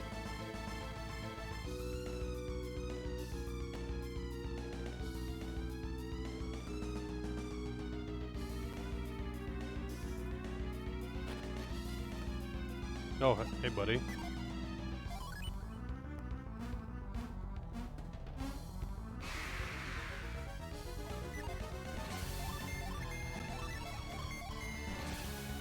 Vengeance. Probably just gonna kill it outright. Yep.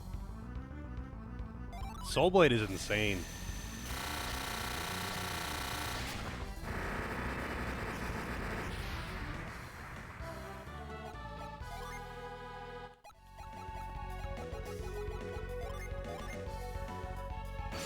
Alright, who is getting this? I guess no one is getting this.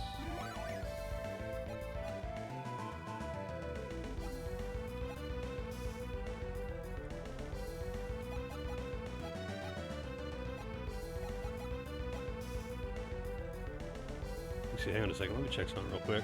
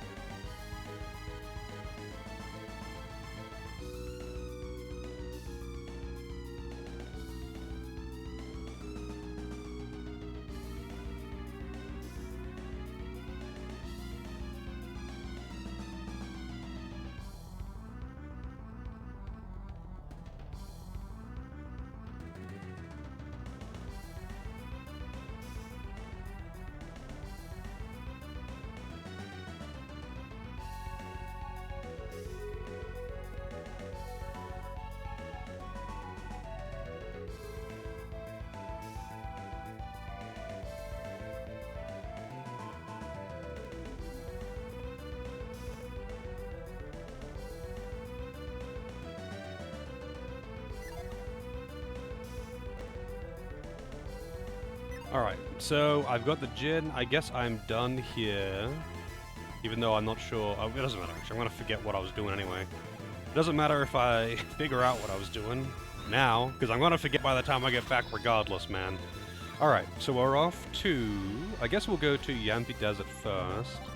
So, can you use teleport to get around? Yeah. So there's procs. So I can go to towns, not dungeons. So this is Yampi Desert, right? I'm assuming that...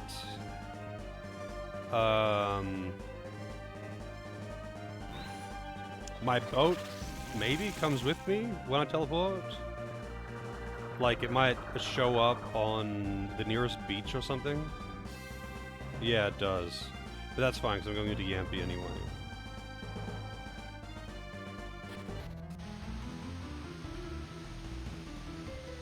Is there a shortcut down? So there's a teleport thing in the area.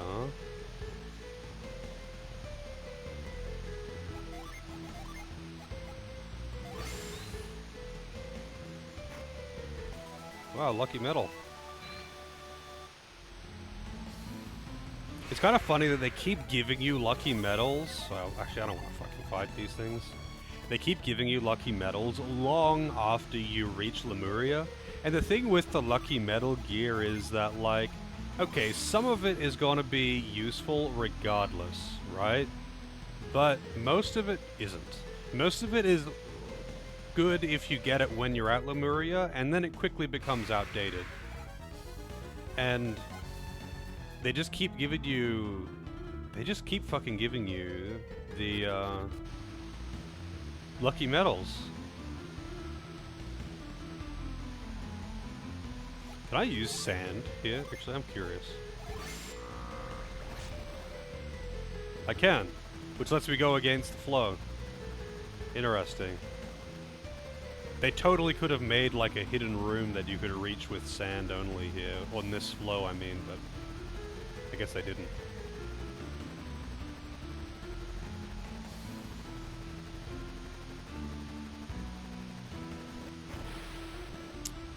I didn't mean to do that.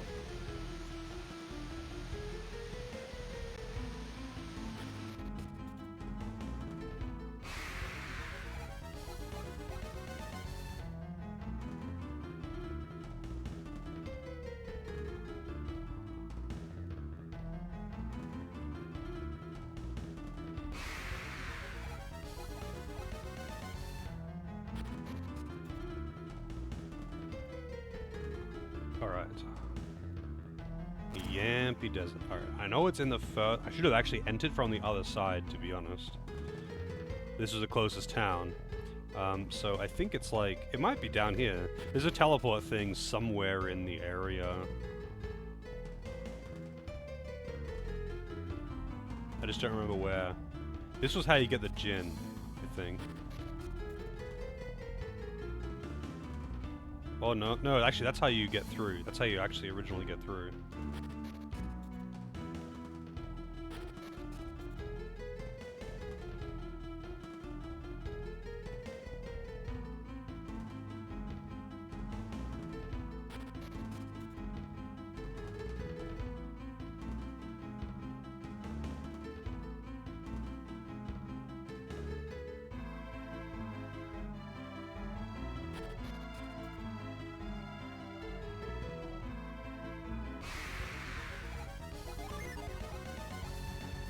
Does swapping characters take a turn? I probably should check that.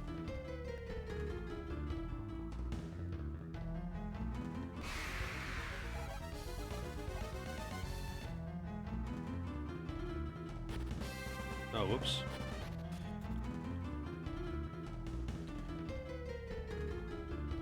Yampi Desert Cave.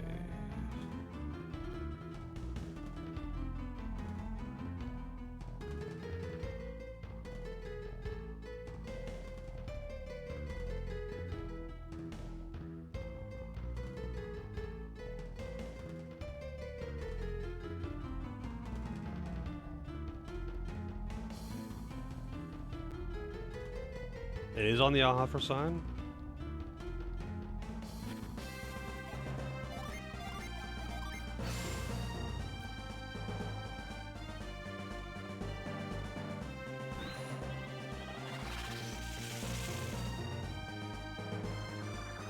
I don't remember the layout of the place.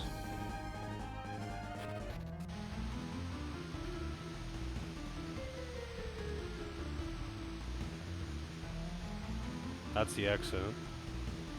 Wait, it's not like below that bit, right? That's just the exit straight out. God damn it. I don't have a void right now. Like, it's not available to me.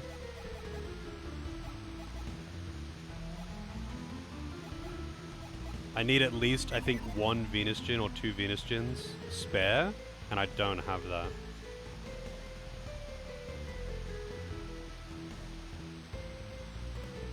Lash. Is it down this way?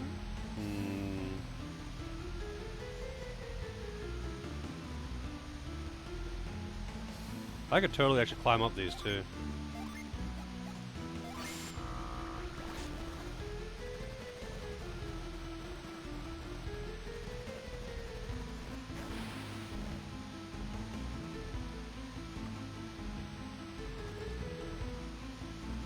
Ah, that's it there. Wow, that tiny spider. It's a mini doodlebug. So I'm gonna have to go up this one.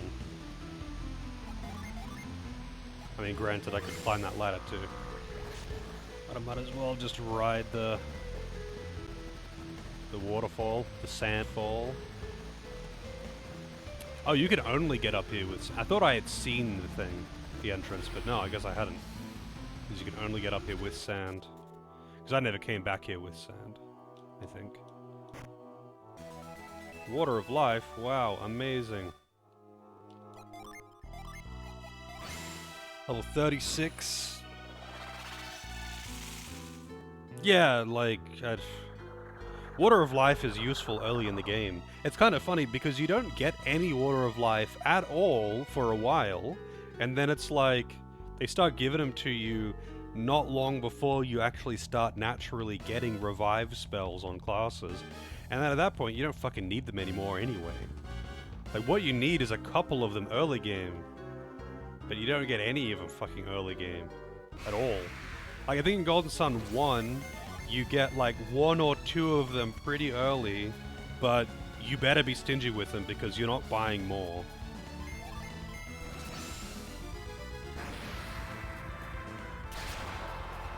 It's not that late that you start, you know, you're like midway in the game when you start getting revive on people naturally.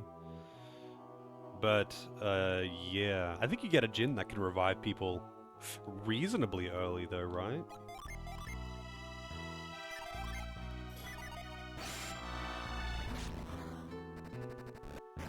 In Golden Sun 1, I mean.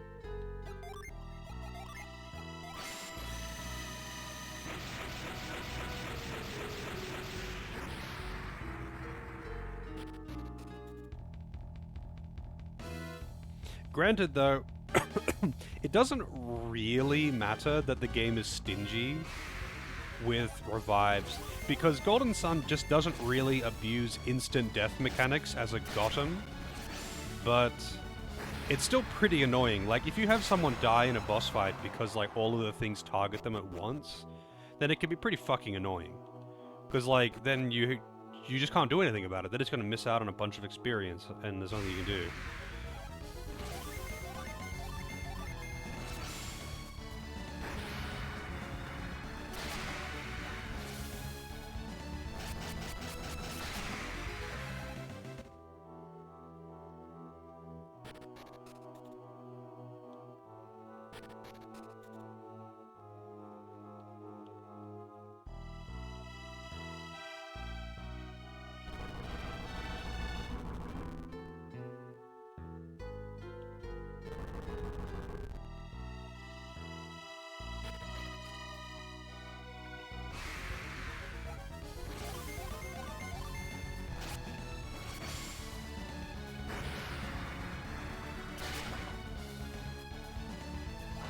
Let's see, what are the items in here? Dark Matter, Mithril Silver, Orichalcum, Water of Life, Daedalus, and Crystal. That was a hard puzzle, yeah. It's more of a you can only approach from one side kind of thing. You quickly realize, oh, I can't go in from this way. I have to approach it from the top. So it's more of a one-way door than a puzzle.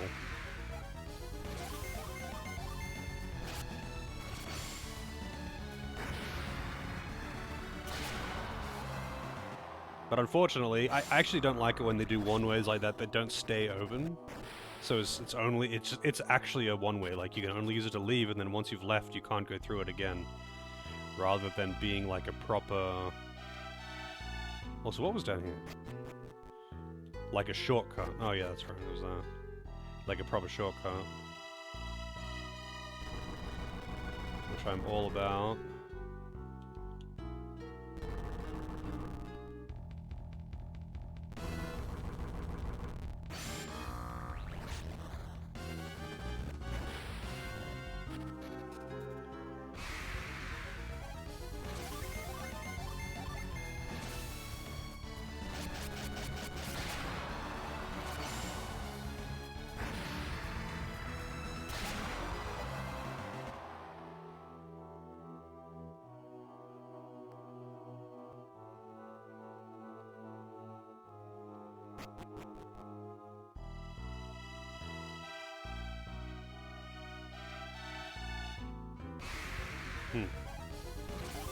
Fire dragon. I bet the enemies here have some good shit too. Yeah, the enemies here drop riot gloves. The Minos Knights drop riot gloves. Fire dragons drop Atropos' rod. Soul Army drops mithril silvers. I mean, there's also Stardust and Dragon Skin, but I don't care about those. Those are kind of useless. Like, I could get the mithril silvers from a few pickups and, like, craft the items if I want to, but I kind of don't want to. I could get the vest for, the mithril vest for Jenna, I guess, but I don't care. She's good enough as is. What is this?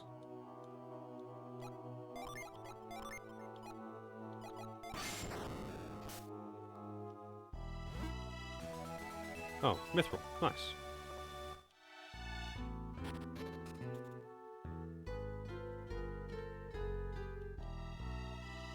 Oh, this is where I came in. Hang on a second. How many doors are in this area?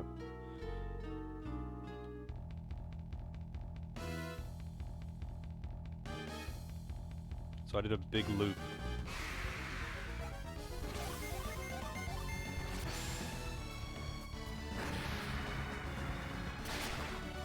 So those Minos Knights have a chance to drop Riot Gloves. A 1 in 128 chance of dropping Riot Gloves, which are really good. They're really good, by the way. That's what he's got. Increases your attack and special attack activation. Alright, so I can't go through this way, right? Yeah, I can't go through this way.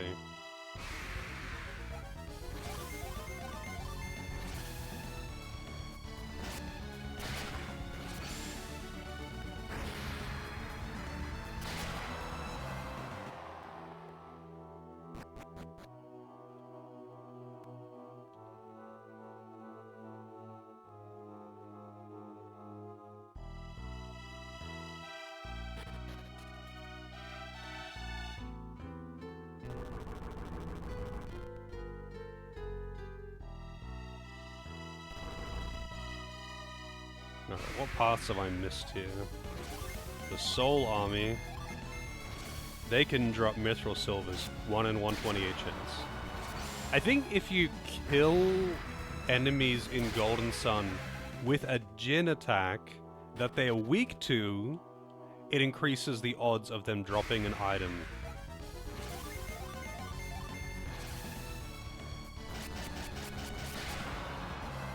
But like, fuck that. I must have missed something over here.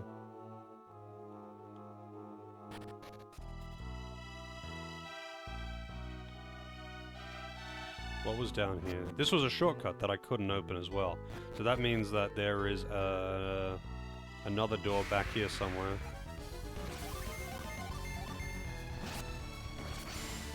I don't know why Felix keeps losing PP. Oh, because sand, right. It was like, I'm not using his skills. I haven't used his skills all day. Field skills count, though.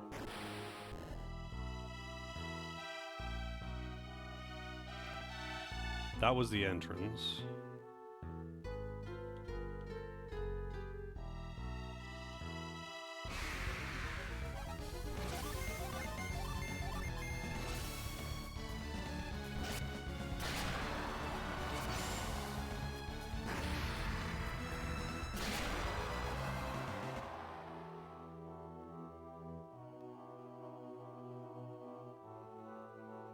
Did what could I have missed? What path could I have missed? That's a one way from the other side. Did I not go down this path? I guess I might have just not gone down this path.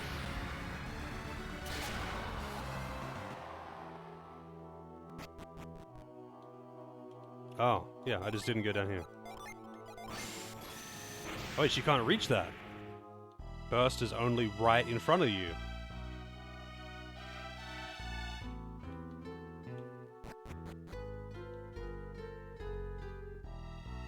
So I can't go in there. I guess I have to, I guess I'm missing something in...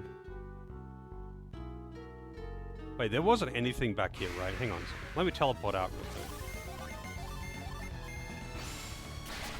I don't think there was anything else back there. I'm pretty sure that was the only way. Wow. The misses.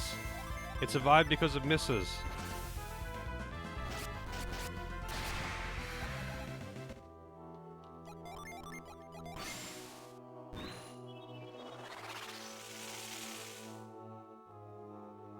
Yeah, it's just this. There was nothing else in here. Chest, which was a water of life, right?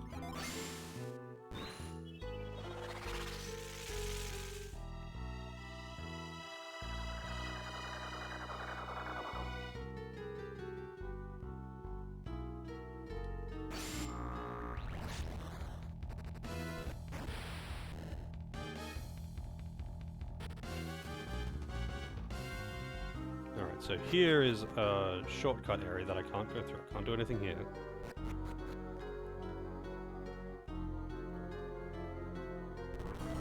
On this side, all I can do is go up, because this is just a way back. It's a one-way out. Boy, I really wish I had a void right now. Looks good in the new BM, Black Beastmaster. I was gonna say Black Mage.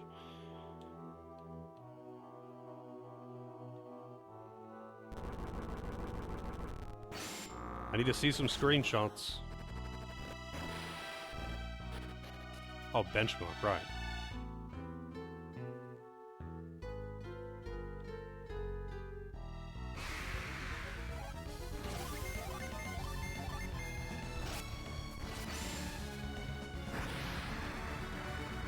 I thought you meant like new set of gear or something.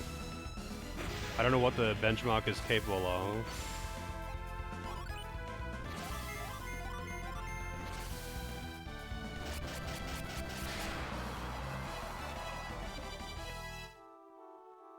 So, this I can't do anything with. Oh, yes I can. There's sand here. Of course. I'm just blind. I always do that though, with sand. Even though I'm using sand in this dungeon.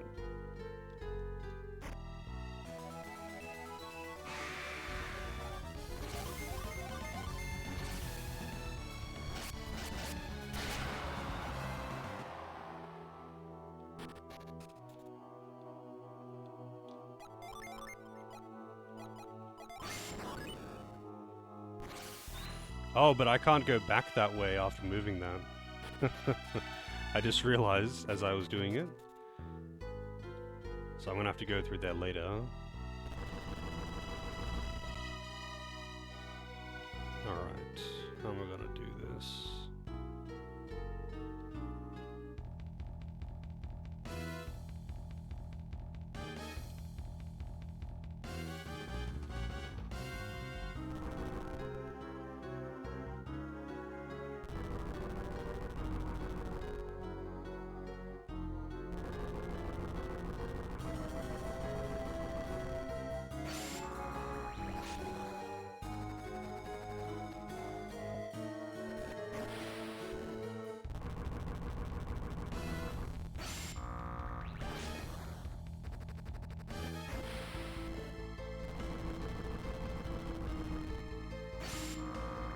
Man, they really want you to get your use out of sand in this one, huh? They want you to use the sand. Become one with the sand. Because if you don't, you ain't doing shit in this dungeon.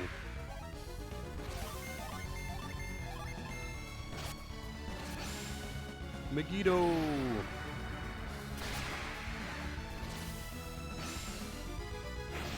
I just really like the animation on that attack. It's so dumb.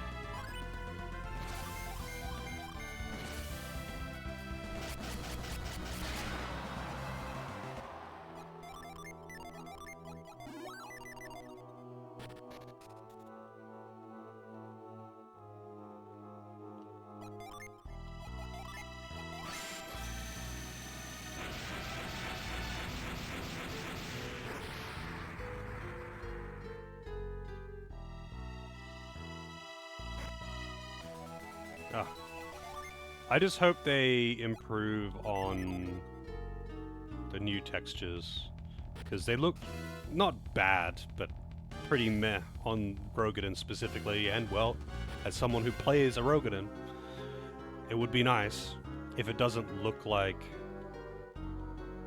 AI upscaling.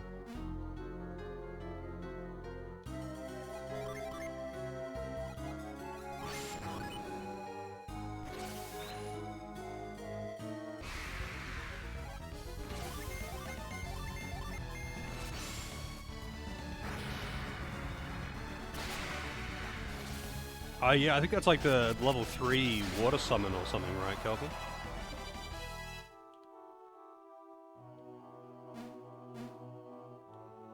Alright, so I need to get down there, but I'm gonna have to go all the way out. Oh, thank God. I'm gonna have to go all the way out. I could use escape, but I don't want to do that, because it might reset stuff. Actually, no, I have to. Right? I can't go through here otherwise. Well, I guess I'm using retreat and hoping for the best. Probably was another way. I don't think you ever need... Wow, it put me all the way out here? Shit. The first ZX game? I guess so. Hey Knight, how's it going? I mean, I'm just playing the one that gets requested. That's how it goes. I know this pisses people off.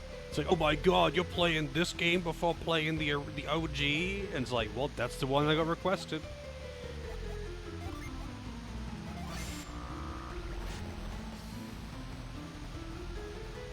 Am I missing out on the super deep Mega Man lore by not playing the first one first? This better not have fucking reset those shortcuts, man. I'm gonna be annoyed if it did.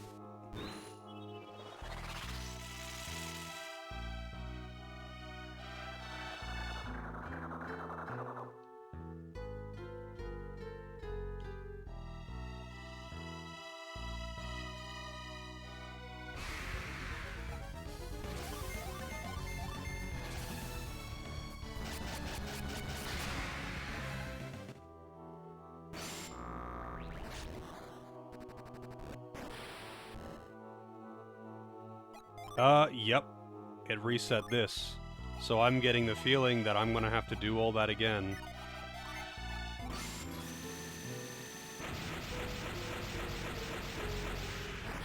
But maybe it was just these.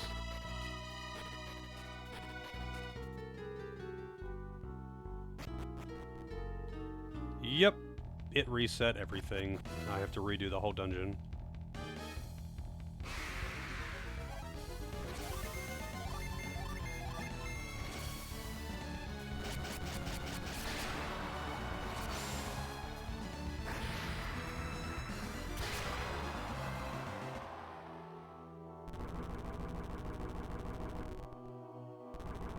Wait, I wonder how I'm meant to get out without using retreat then.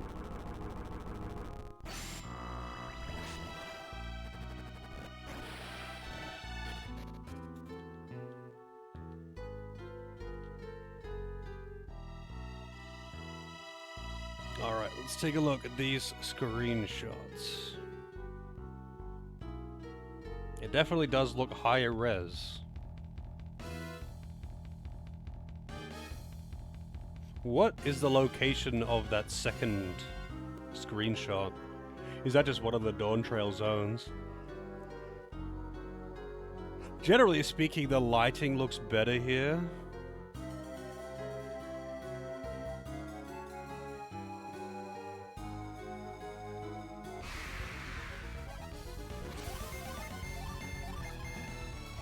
Wow, the dodge.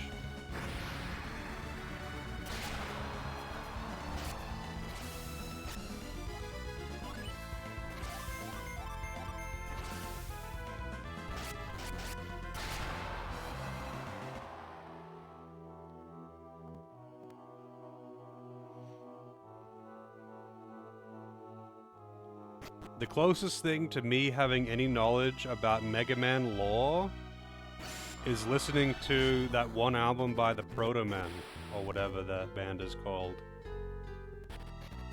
And there's only like 2 songs on that album that I particularly like.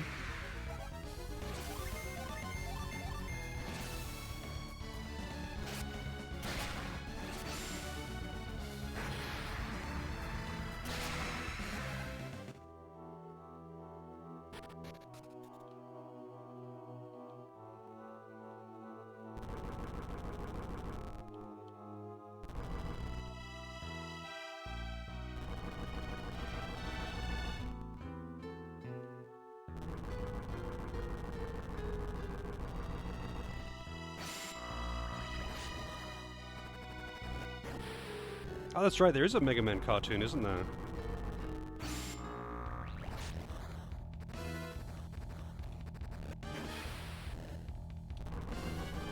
Which, of course, I have not watched.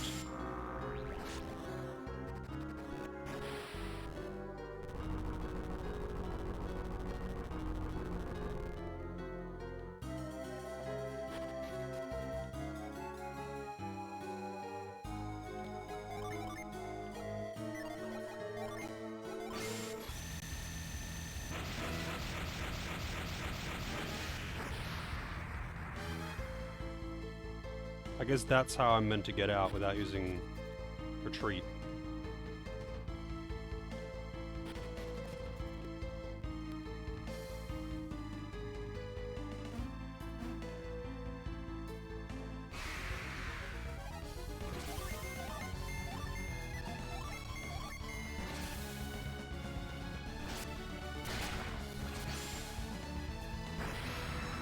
Street Fighter cartoon? I have not watched that either.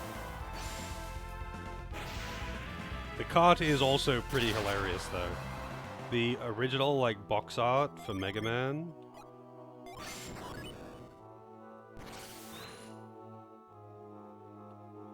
Is pretty good.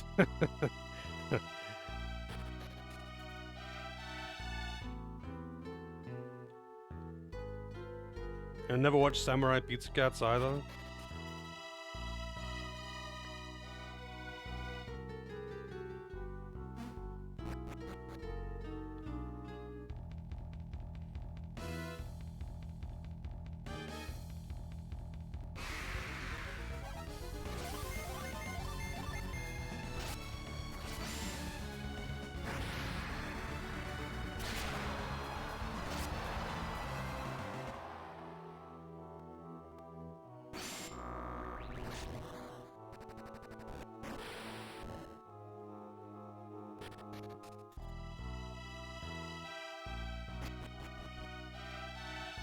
Alright, my favorite thing, doing dungeons twice.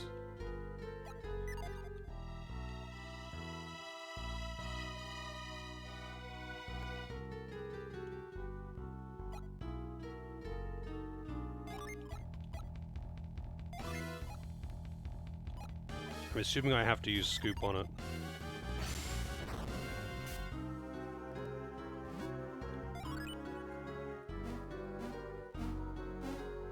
Is there a boss? There's a boss in this dungeon, right?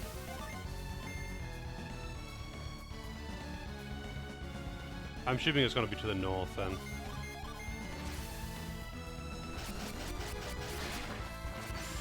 Megiddo! And it's dead.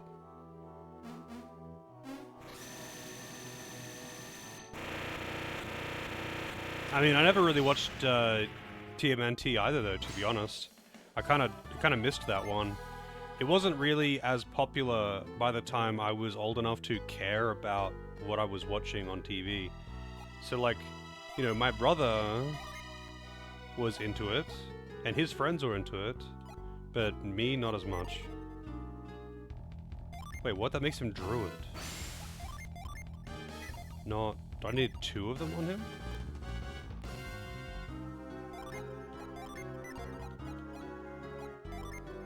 Shaman? No, Shaman isn't right either. Hang on a second.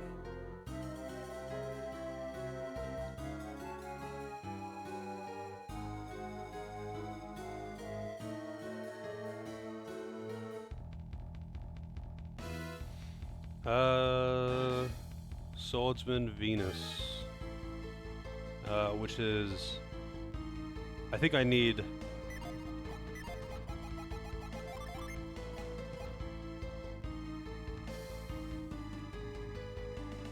Huh?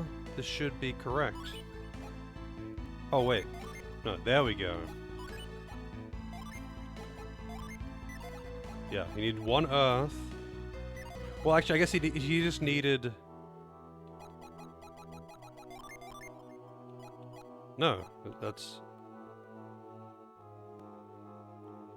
I think actually maybe with... So, this? Yeah, that's actually so dumb. So if I give him more water, it turns him into a different class line. So from 1 to 5, water only on a Venus adept, so Isaac or Felix. From 1 to 5, it will be the swordsman line. Swordsman, defender, cavalier. But with 6, it goes into the shaman line, which is a different line. And in order to stay in the swordsman line, with more than 5 water, you need to also have 1 earth and 6 water for guardian, or 2 earth and 7 water for protector. That's actually so dumb. But whatever. I can still have a void, and that's what matters.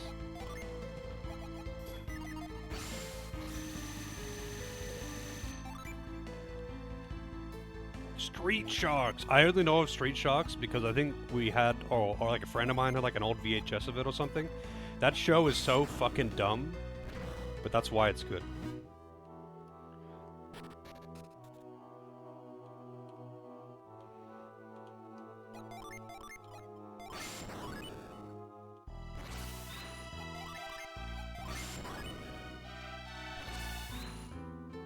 I didn't want to push it that way. Whatever. Street Sharks was great. Oh, I'll let you keep that one. It is funny, but yeah. I'm not sure if it's good for any unironic reason. I'm not sure if it's good for any unironic reason. Alright, so how do I get back to that room? I think it's over here, right? There was so many shitty cartoons, yeah.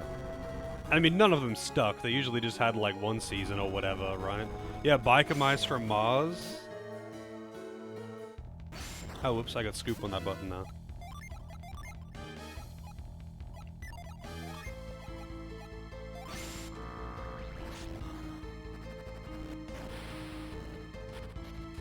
I don't know, some of the kids' shows nowadays are alright. I mean, I wouldn't sit down and watch them. Like honestly, even like the kids' shows that I watched when I was a kid. I wouldn't sit down and watch them. But if they were on, I'm not gonna like leave the fucking room or something. Oh wait, why is that then? Why did that reset? I have to go and change that one again?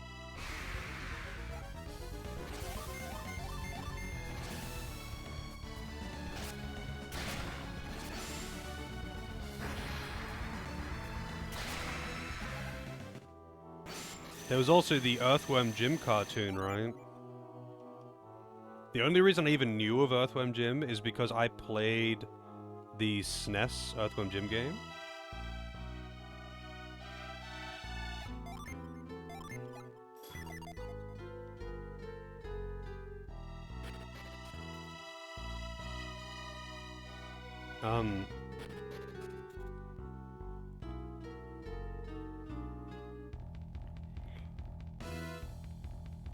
Hang on a second.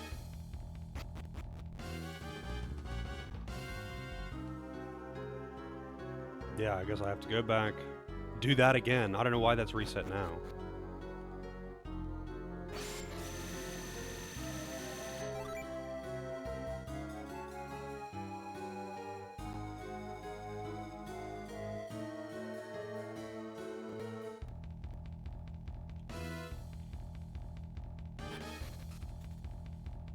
I think the thing with watching kids shows now compared to watching kids shows that were on when you were a kid is that you aren't a kid anymore.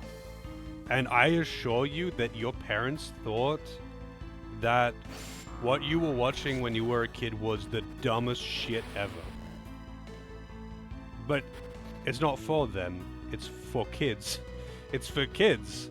And you're gonna have nostalgia for the shit that you watched when you were a kid, and you're not gonna have nostalgia for shit that you watched when, you're not gonna have any nostalgia for shit that you watch now. Rewatch Turtles is terrible. I mean, I wouldn't be rewatching it, I'd be watching it fresh. Like, some of them actually do legit hold up. Some of them are actually good shows. But most of them aren't. Like, dude, they pump out kids' cartoons because they can. They're not meant to last long. They're meant to just be entertaining for a while, and maybe they'll go viral. That's about it. Yeah, I think the reboot has been fairly well received. I know Phoenix is big into the X-Men reboot. He's been watching it like as it's been coming out, and he seems to like it. But I haven't watched any of it. Because I never watched X-Men as a kid either.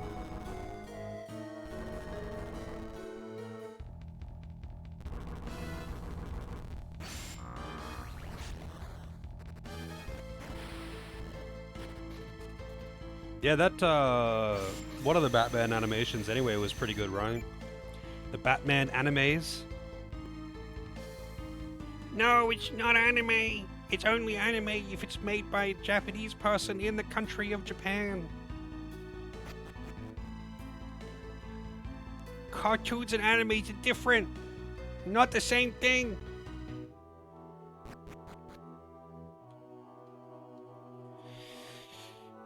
Yeah, Batman the Animated Series did pretty well as far as I know. I have not watched it. I have not watched it. I just watch so few things.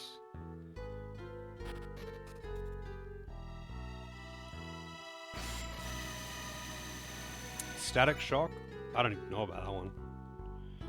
Scooby-Doo. Didn't Scooby-Doo actually have... Wait, didn't Scooby-Doo have more than that? They've also rebooted it like 100 fucking times. Wait, what am I missing here? What am I missing? I am just clearly blind.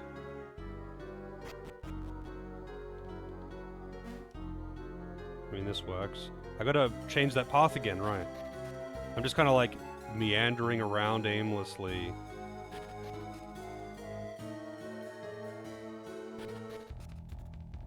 You have co-workers who don't know who Scooby-Doo is? Wait, really?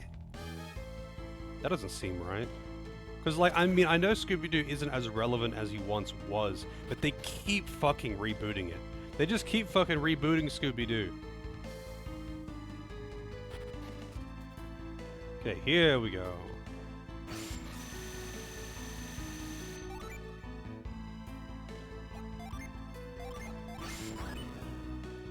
Like, they don't want to let Scooby-Doo fall into obscurity. They just don't want to let it happen.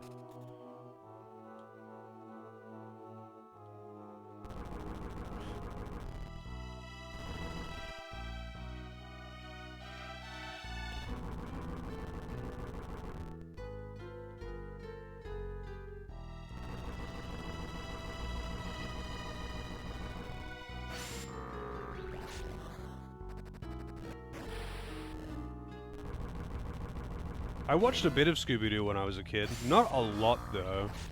Like, I thought it was alright, but I just wasn't really into it. Like, the thing with me is that when I was a kid, I just didn't watch that much TV.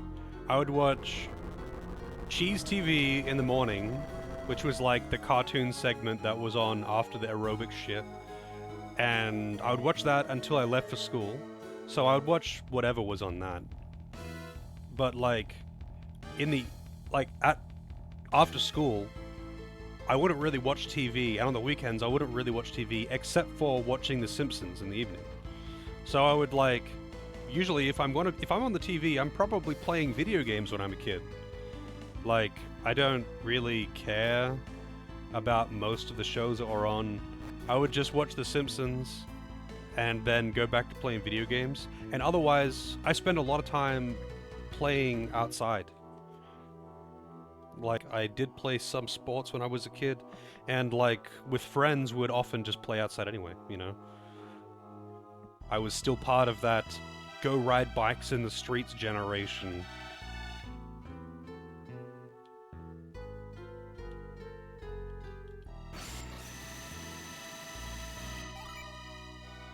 '70s kid? No. I was born in '91. Kangaroo hunting. Hey dude, you can get paid for kangaroo hunting. You can make a decent living off of that. Wait, that's not the way? This is not the way. This is this way. Crocodile Hunter? I watched a bit of Crocodile Hunter. I didn't watch it like religiously, but I did see a fair bit of it, because I think that was on at a similar time slot to The Simpsons.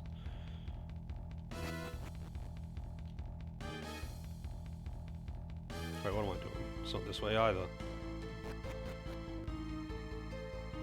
7 years younger than you. I'm a baby. Yep. I'm a bearded up baby.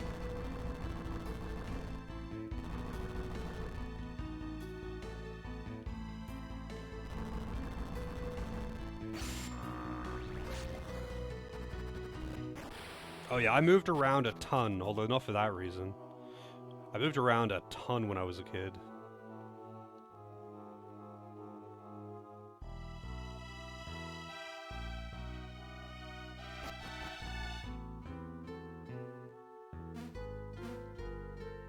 And they wanted to make that as much of a pain in the ass as they could, huh?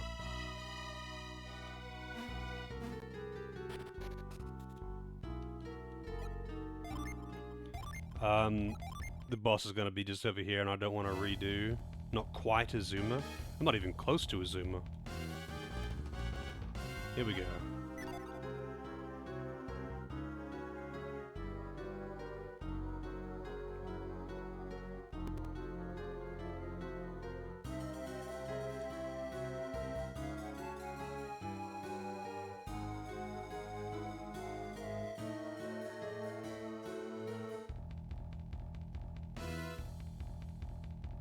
Guardian of Fire. Valukar. Alright. I don't have a very good class setup. I might actually change Jenna to Samurai so she can buff. But I could also change Pierce to something else to be able to use attack buff at the very least. I don't think it really matters right now, but if I die, I will.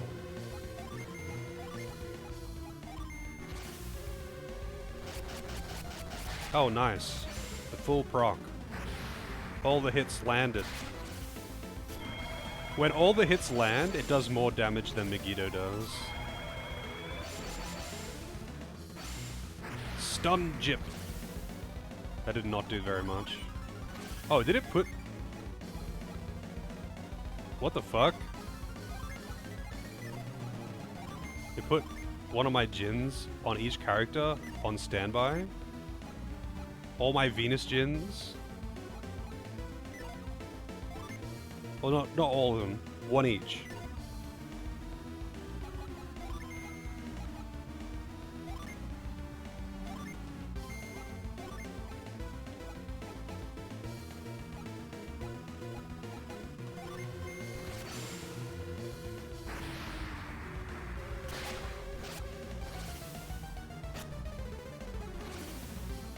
Judgment.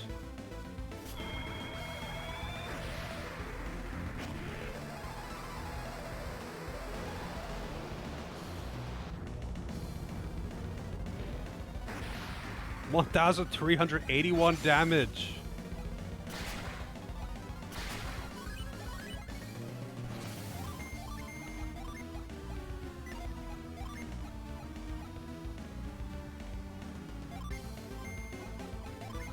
I don't know if dull worked. I wasn't paying attention. Probably didn't.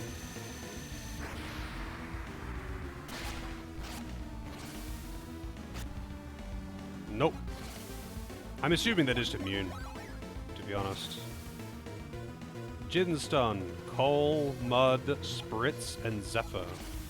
So those are all different elements. Velika summons Megara? Really? Megara is like the weakest summon, but it also buffs attack.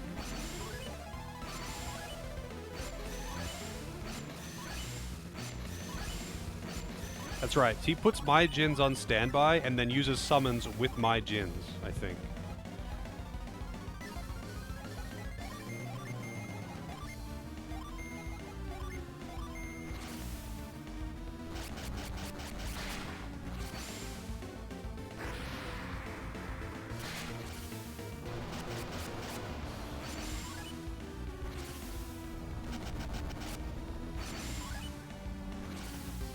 Stop that.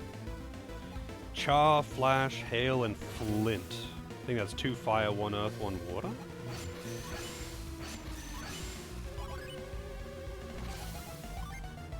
Oh, Horus.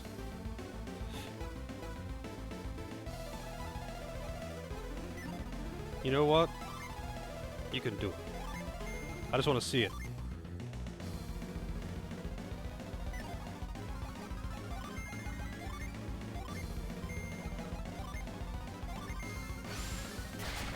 Wow. Alright, let's see it.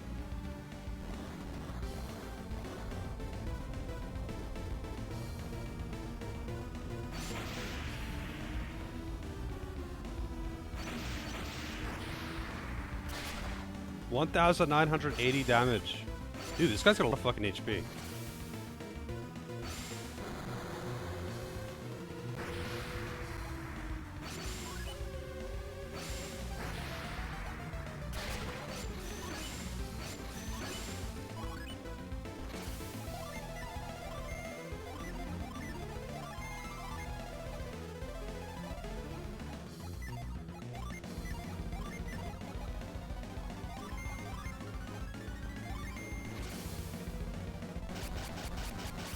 Yeah, apparently not.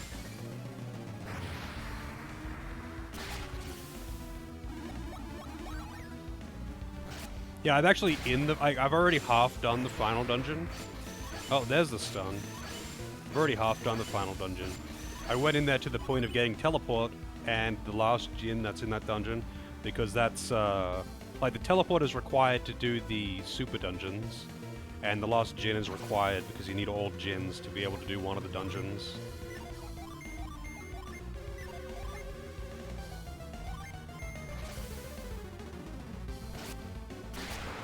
Ah, wow. There we go. Finally he died.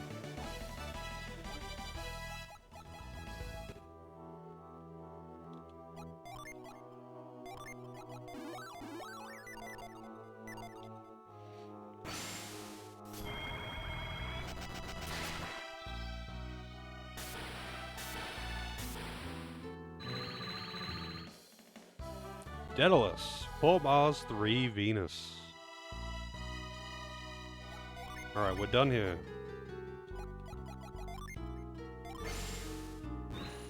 Alright, what else we got? We got Treasure Island, we got Animus Sanctuary, and we've got the Turtle Place.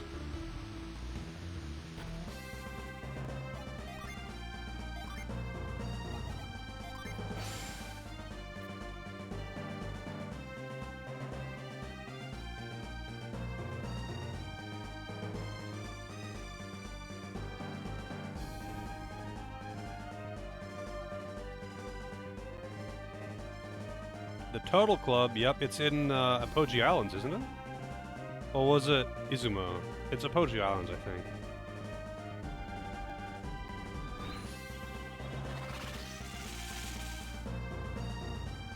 Oh, it is Izumo. Wait, really? I thought the turtle was here. Oh, guess not.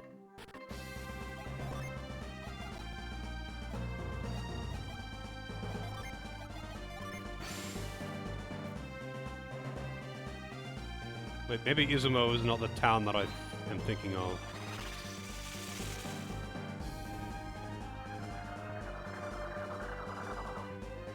Oh, it's on, I mean, that's where the island is, but don't you reach it by... Actually, never mind. Yeah, I thought you, like, got carried to the Sea of Time islet by the turtle. That you didn't actually go there normally.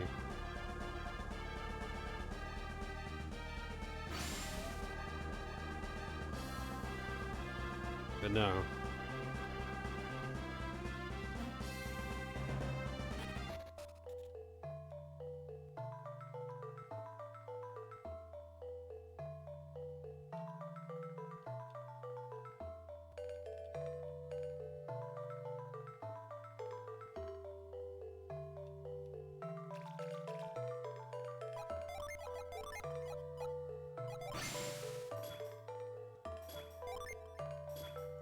Up on my back. And away we go.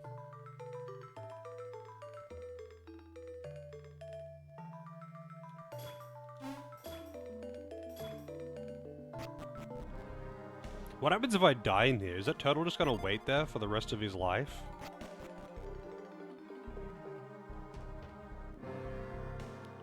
Poor lonely George.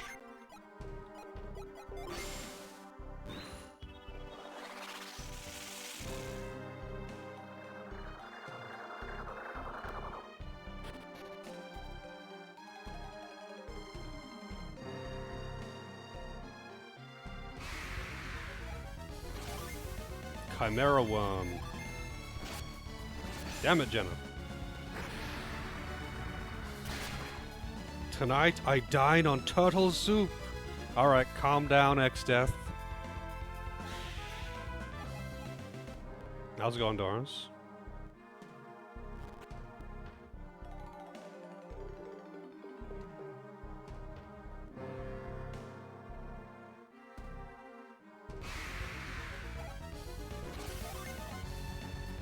Drooge.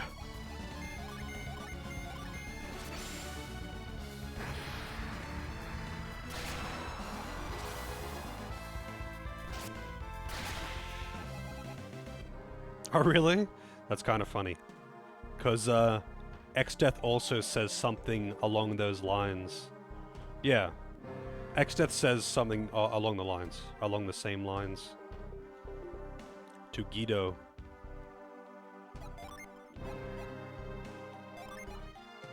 Yep. Maybe not the same, the exact same. I thought he's got something. He says something similar to that though, but it might not be the exact same quote. How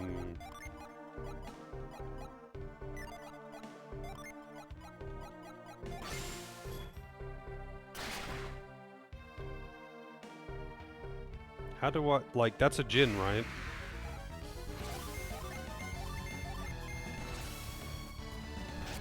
Am I just getting hitboxed?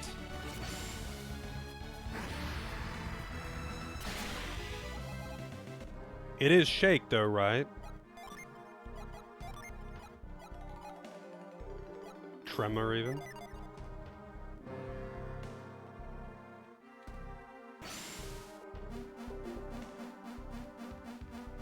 That's so bad. That's actually so fucking bad.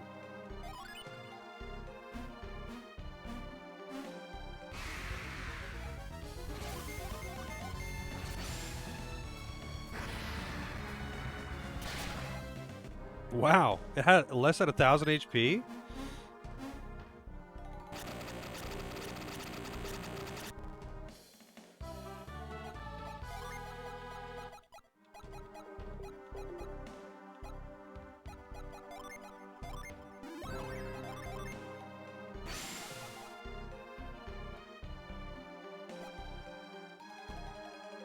Wow, I really don't use much in the way of water gins, huh? In the main party.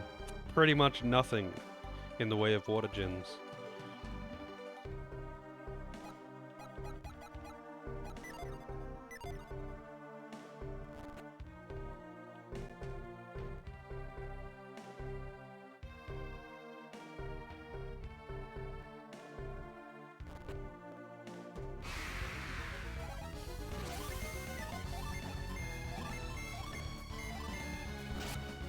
No crit, man. She is not getting them. She's not getting the activations, huh?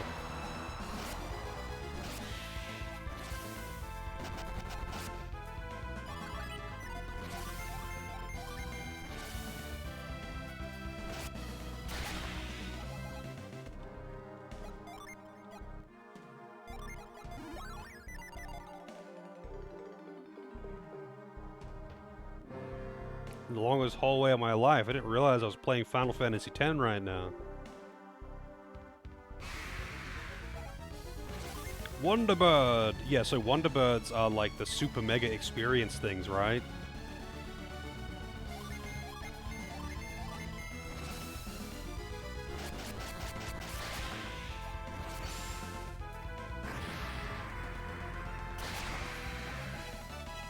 They give like 8,000 experience.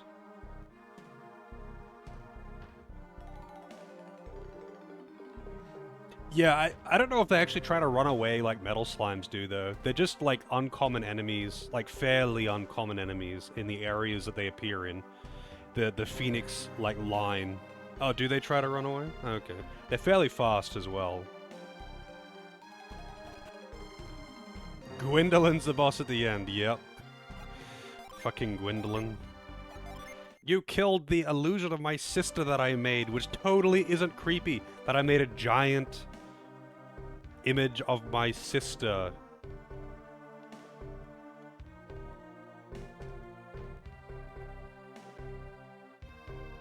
A lifelike replica.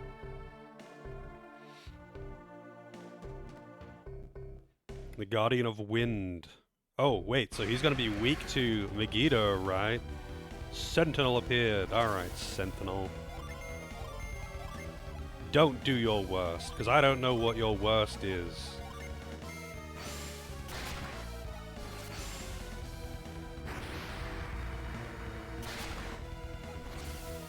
I mean, it did take extra damage from it, but it seems to have really high defense, so it still wasn't that strong.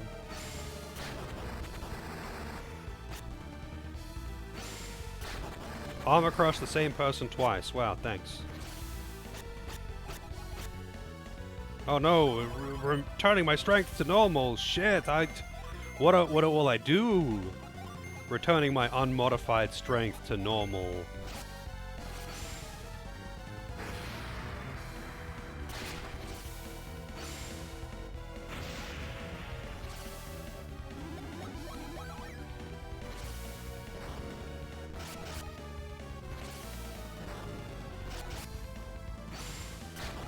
This gets a lot of turns. What the fuck?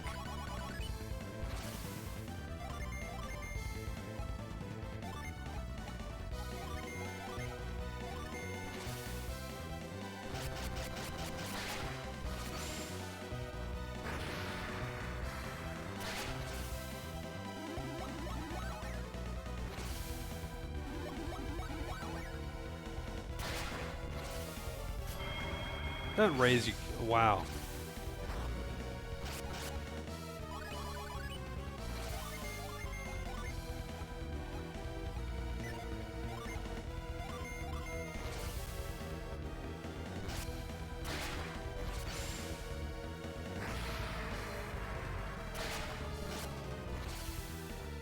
It's kind of funny because I've got two classes here that have quite powerful physical damage spells, but because their skill activations are so much more powerful, unlike in the first game where there isn't anything too insane, you just don't use them anymore. Like in the first 70% of the game, I would be using like planetary, if I had it, I guess. So instead I was using whatever the other attack was, the one before this one. I would use that all the time because it was stronger than what my activations would be. But the endgame weapons in Golden Sun 2 are so strong that the activations are far better than any spell. So you just stop using spells on physical attackers altogether. Super weird. It's not like a bad thing or something, but it's like, I've got these cool spells and it's actually not worth using them ever.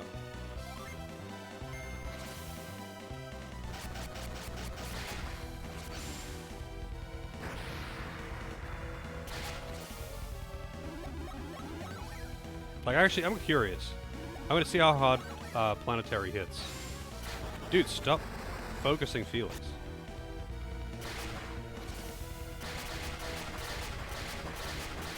Yeah, it's fucking spark plasma. Alright, so... Oh. Let's see, Planetary.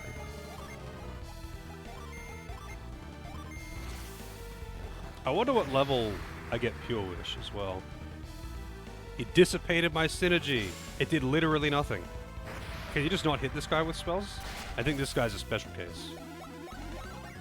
Also, his defense is so fucking high.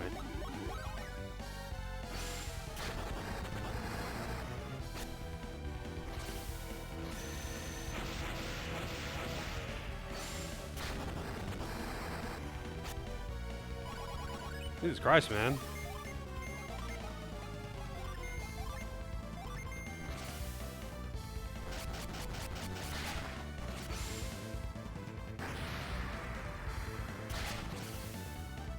He's got really high defense as well, though.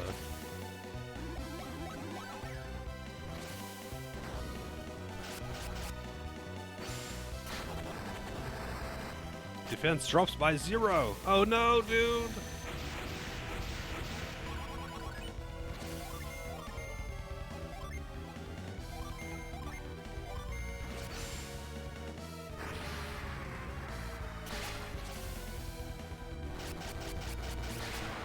There we go. 10,000. Mage's blunt. Blaze it.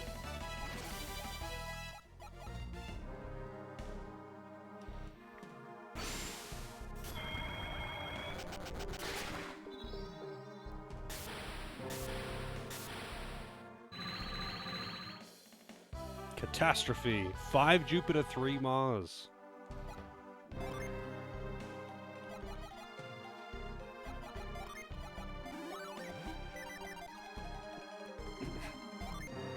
One of the dungeons of all time. Pretty much the best grind spot, though. Oh, not teleport, tree.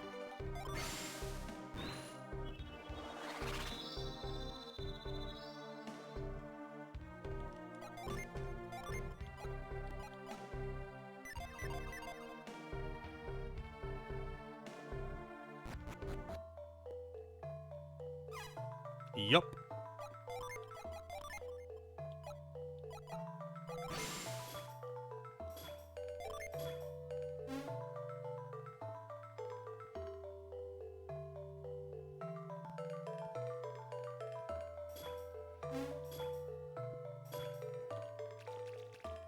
Alright, I don't think I'm going to be going to a secret spot again, buddy. Unless I really, really, really need to grind for some reason. But honestly, if I find myself in a position where I desperately need to grind to be able to fight the boss, I would probably just use the other party. Because I don't want to grind. Actually, you know what I'm going to do? No. I'm going to go get a coffee. Yeah, not even close. The Golden Sun 1 cast is just unfathomably strong. Even if I was the same level as them, they would still be like triple as strong. Like, hang on, I'll show you what I mean. Like, so look at these stats here. 700 attack, which is really high. 300 defense, Agi. And to compare him to Isaac, 900 attack, 870 defense, 600 agility, and 99 luck. 2000 HP and PP.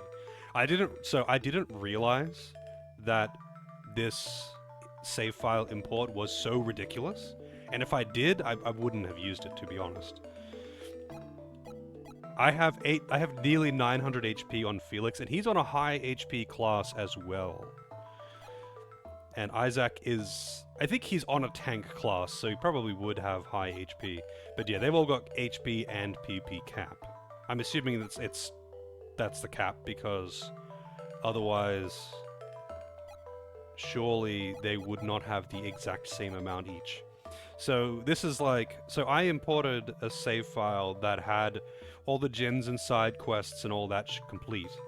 And I knew it was going to be good, like I figured he had got all the stat boosting things and used them. But this is like a hacked file where he had like multiple Excaliburs and stuff like that. So yeah, they're a little bit ridiculous. If I used that party, everything would be completely trivial. So I don't really want to.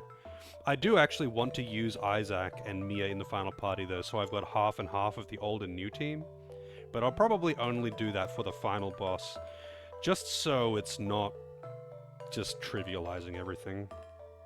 Damage-wise, they won't be that different, but they're triple the defense and double the speed of everyone else in my party. So they will always go first, they won't take any damage, and they've got so much HP that it doesn't matter if they do anyway. Anyway, I'm gonna go get a coffee. I'll be back in a few minutes. For reference, by the way, I looked at my save file from Golden Sun 1 from my recent playthrough, and I was level 28. That's level 28 on the whole party when I did all the things. I even did Dreadbeard and all that shit. Like, I did the side quests, I fought Dreadbeard, I got the gear, I did all the dungeons, you know, I didn't skip anything. I did all the things, and I finished at level 28. So I'm assuming that level 54 is probably a level cap from the first game. Just a guess. Because you would have to grind like fucking crazy to be that high level by the end of the game. Anyway, be right back.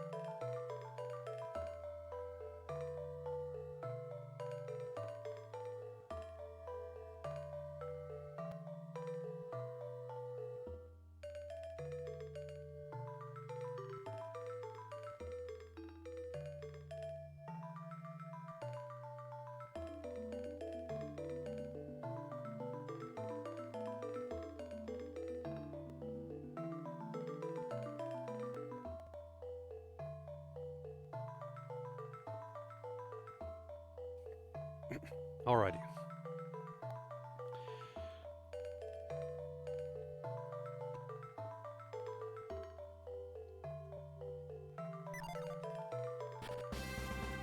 So, Treasure Island.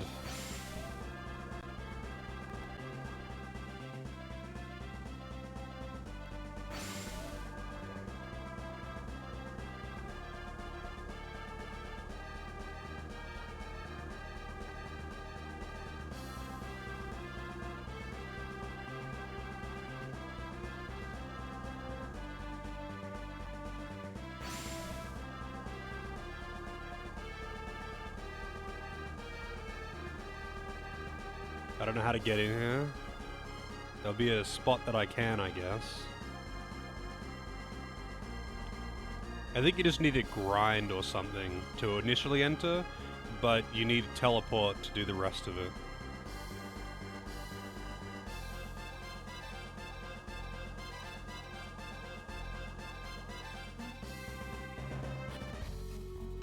Treasure Isle.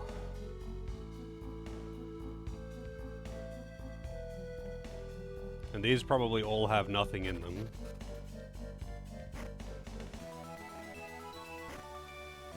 Nope.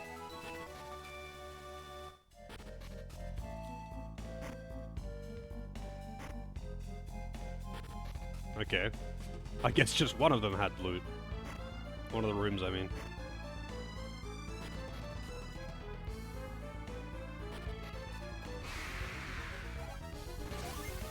Paradon. Oh, these are like low-level enemies.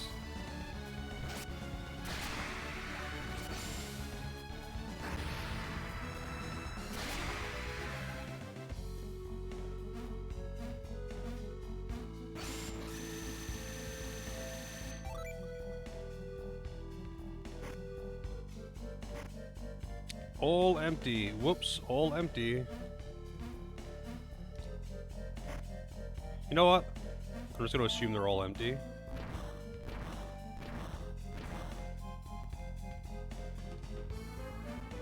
Wait, what? Why would I, like... Hang on. Like, you need grind for these. But, like... What's the purpose of that? Yeah, these are all empty anyway. And I didn't... Whatever, dude. Alright, have a good one, Delvin. See you around, as always.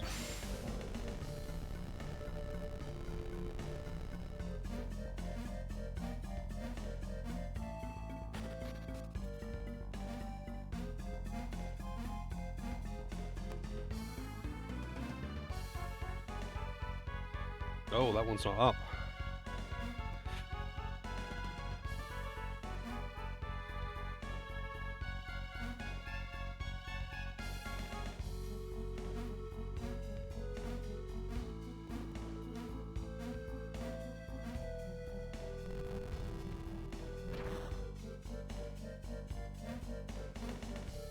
Wait, so if that's pressed down, does that mean that it will, like, go back up again, even if I grind it down?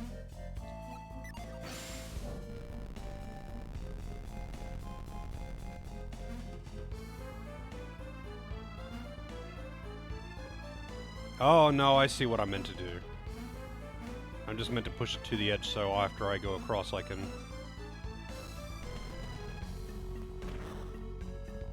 do this.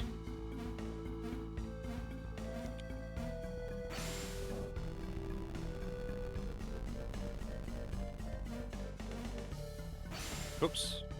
Good thing you can't grind that one down, huh?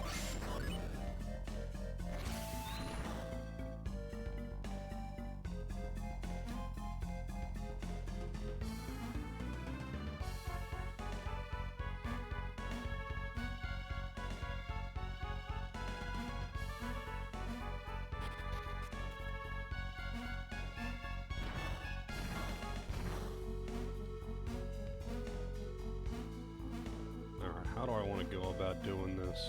I think this way.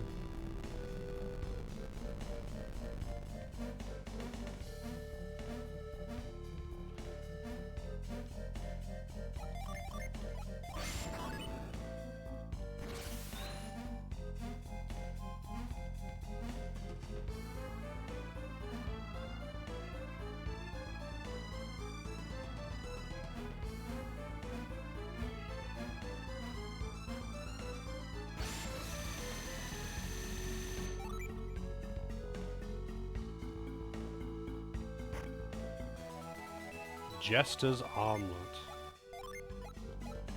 Raises PP. Jenna could always use a bit more PP. She done run out of PP. Also, that was not worth. I kind of figured that was the way that I needed to go, not the way that I needed to go only to get some treasure.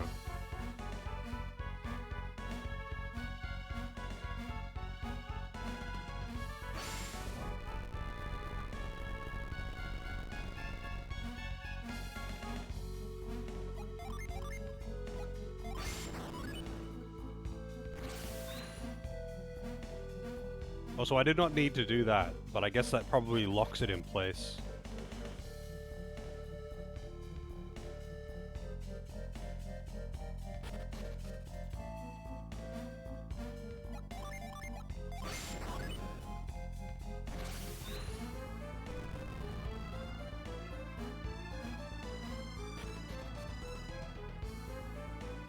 Also, what is in this dungeon? Is there a djinn in this one? I think there is.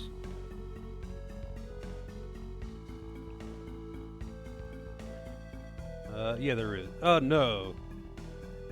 There is, but not... Oh, no, yeah, there is. There is one here. I was gonna say, there's one here if you missed it in... There's one here if you missed it in Golden Sun 1. But there's also another one here anyway. Power bead? Oh, power bread. I was like, what the fuck is a power bead?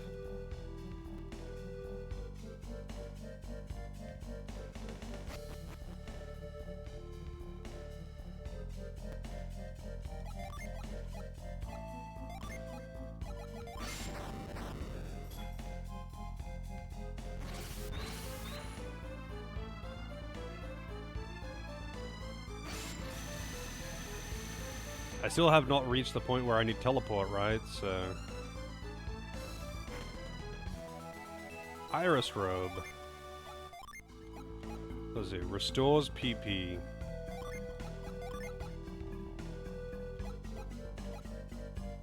Well.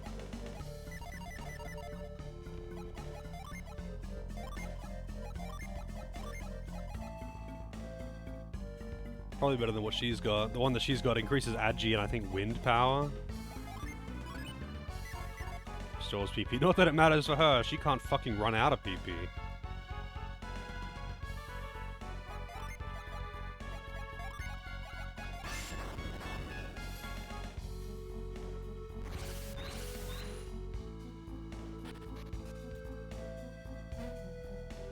Alright, where is it? There you are.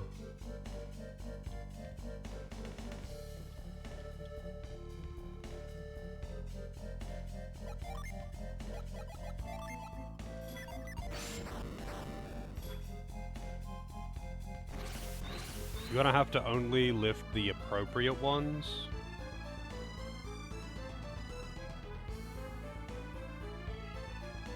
I guess I can't lift that one then.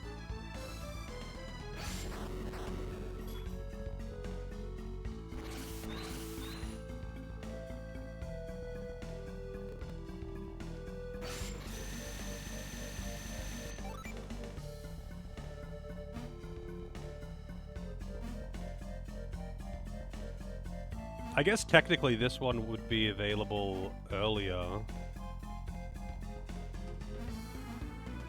Because I've only needed...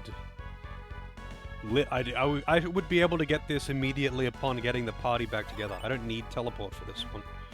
But it says it's available after the Flame Dragons.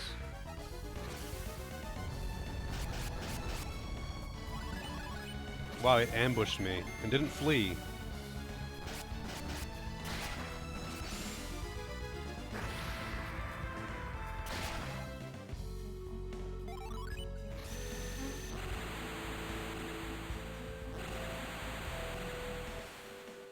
Gale. I think that's all of them then, right? I've got Sarek, I got Crystal. I got Gale. Yep, I got all the djinns now. What does Gale do? Blast enemies with a wind strike.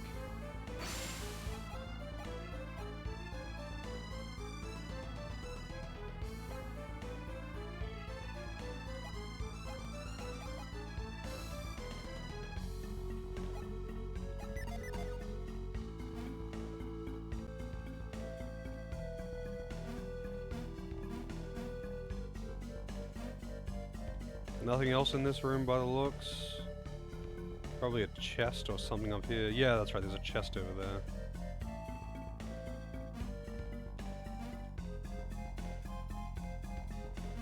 Man, that's kind of funny that I just accidentally got the solution for both the treasure and the gin in one go. Firebrand. I feel like Firebrand is usually like a mid-tier weapon in JRPGs. It's usually like a maybe mid-late game weapon at best. It's never like actual end game.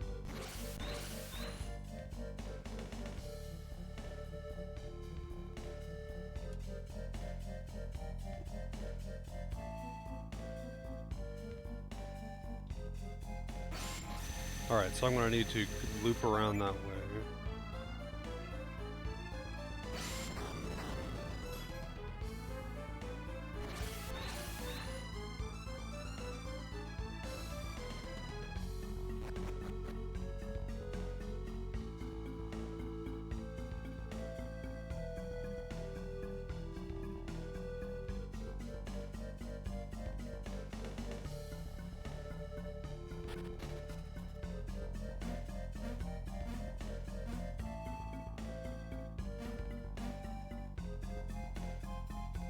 Alright, better be some actual loot in these ones. Wow.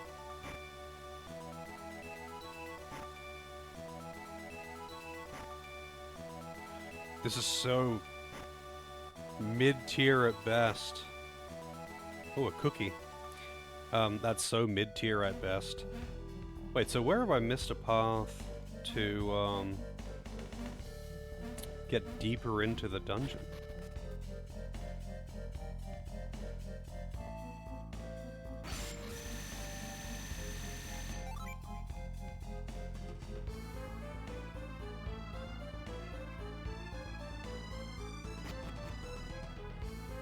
So that's where I need to get to.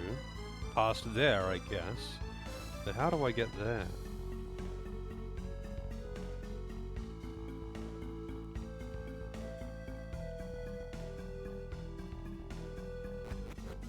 Boy, well, I would love a map read about now.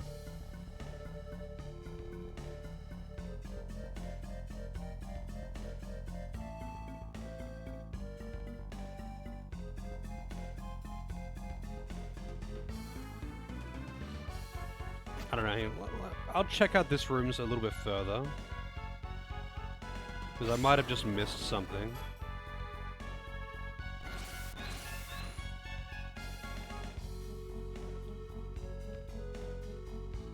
Oh, there's a door. No, I think that's the door to the gin room.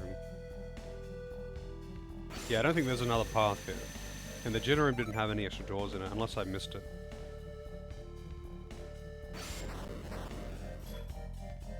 I don't think there was another door in the gin room. I'm pretty sure it was just a dead end.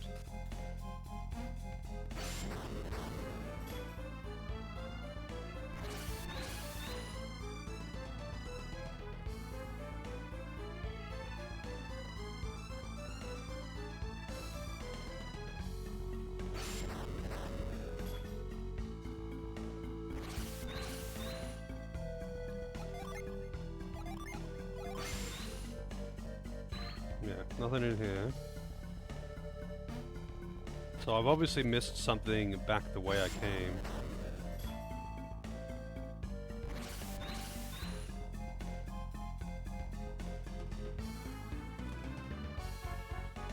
Also, you know what? I'm gonna change up my classes real quick. So I'll make him... I guess I'll make her samurai. So hang on a second. Samurai class. So she needs 4 earth, 3 wind. Sorry, 5 earth, 4 wind.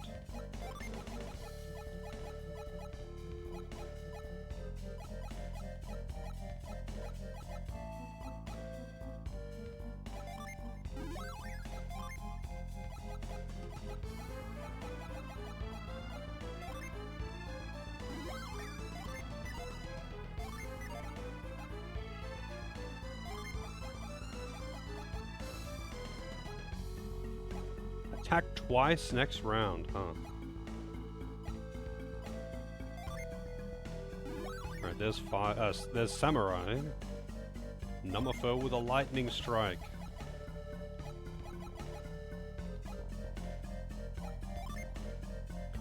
So she goes Ronin here. So she will have, yeah, she has Skull Split, which I won't be using. But she's got Angel Spear, Protector, Magic Shield.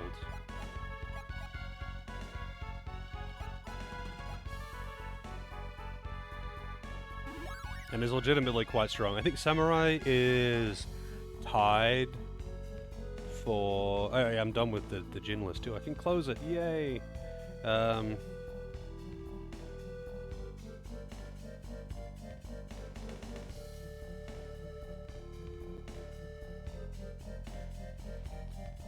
So let's see, attack, Chaos Lord, Master. Oh, it's 10% less than the Chaos Lord and Master. And I guess I could make. Wait, what is the HP and defense for those two? Ronin is tankier.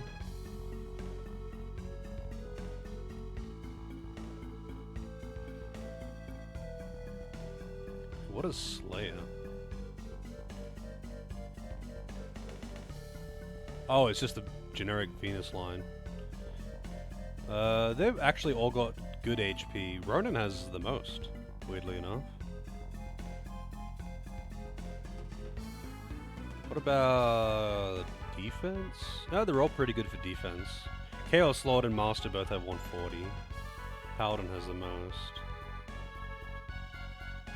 Agi doesn't really matter.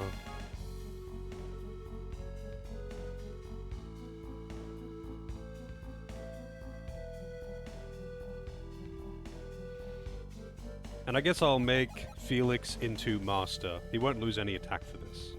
It'll just make it cooler, you know? Ninja. So he needs 4 fire, 5 wind.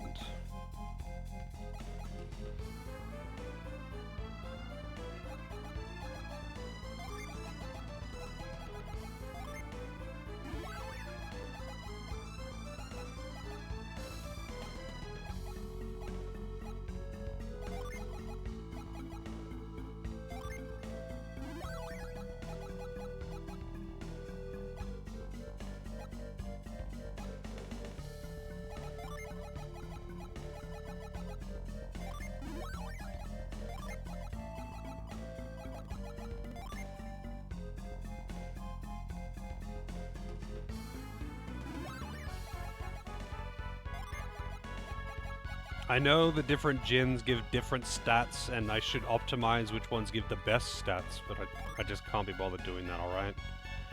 Alright, so his luck will go down, who cares?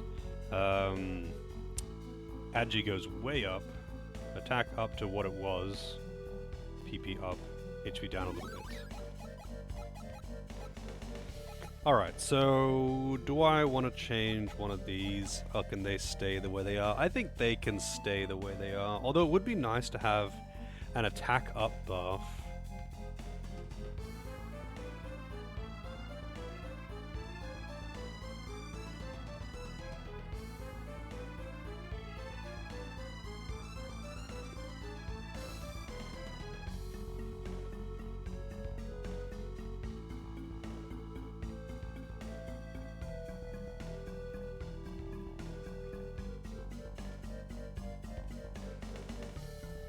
Impact series.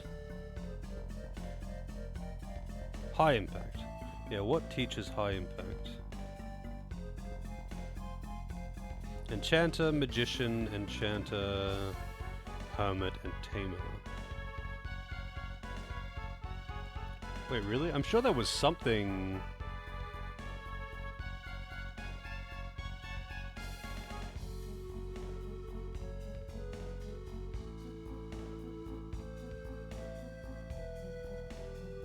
I'm sure there was something that Mercury adepts could learn attack up with. I guess not.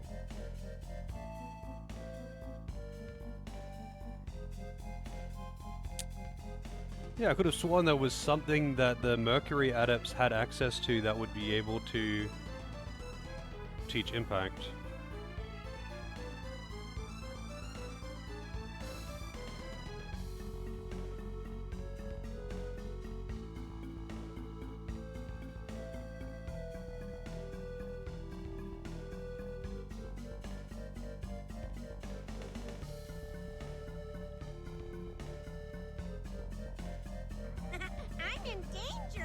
I'm in danger. Jupiter with the raid. One moment. Yeah, I guess they just can't learn it, huh? I guess he just can't learn it.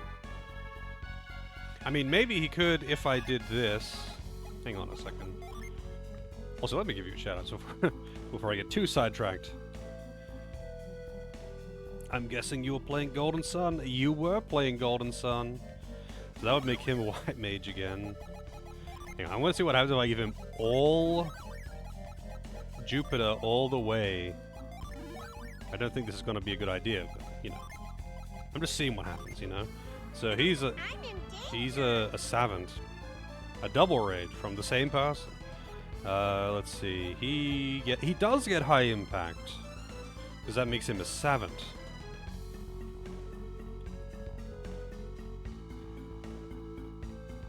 Hermit class series. It's okay. Definitely not a great one. He would need to have 2 water as well to be wizard. Hang on a second. Let me see where this is on the overall thing here. So where is the wizard?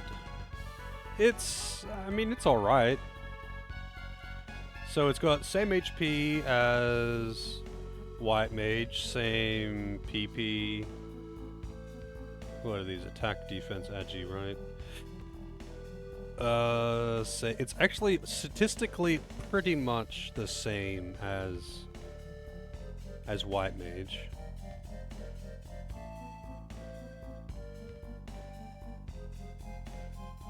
It's got better agi, same defense.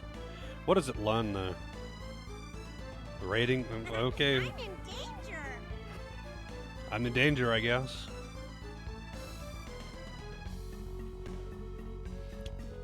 I mean, I'm sure I could stop that from being spammed, but I don't really care. Oh, let's see. So what does he know? He knows Wish Well. He still gets Wish Well, Shine Plasma. Like, he gets... Actually, you know what? I think I'll go with this. I think this will work out reasonably well for me. So I'll need to give him 2 water for this.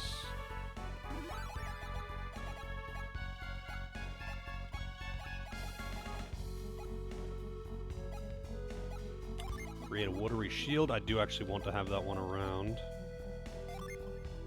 Alright, that makes him a wizard. Which gives him attack buff. So I got 2 people with attack buff. He doesn't... I don't think he has defense buff though. Hang on a second. Let me double check this. So he has Wish Well, which is nice. He gets Shine Plasma and Hail Prism, but I don't really care about his magic, to be honest, at all. Like, the magic just doesn't matter. High impact. So he doesn't get the defense, but the impact is nice. So, you know what, I'll keep this. I'll keep this.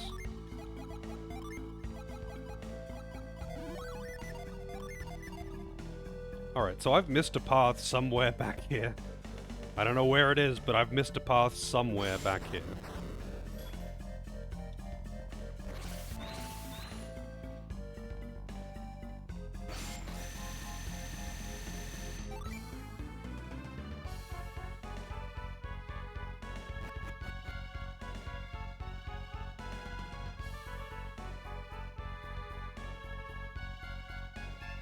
Alright, so hang on. Back in this room, was there another path in this room, maybe? I don't think there was. No, there wasn't. So... it's not this way. mean, I'll just loop around just to make sure I didn't miss anything. Yeah, I didn't miss anything in here. So I guess I have to go through here.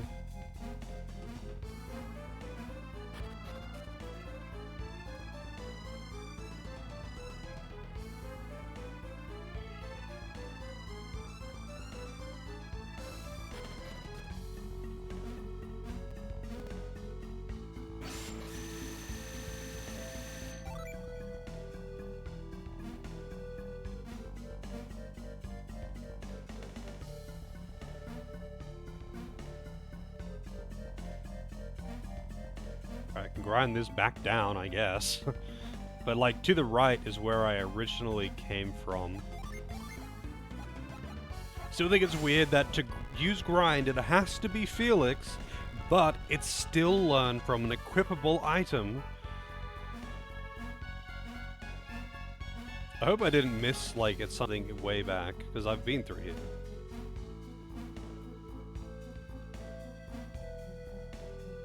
Like, this is... There must have been a thing earlier on in the dungeon, because this just loops me around to that room I was in a moment ago, I think. Yeah, this is back here. So, I guess the teleport thing was earlier in the dungeon? Because there is a teleport thing, right? There's a teleport that takes you to, like, the higher level part of the dungeon.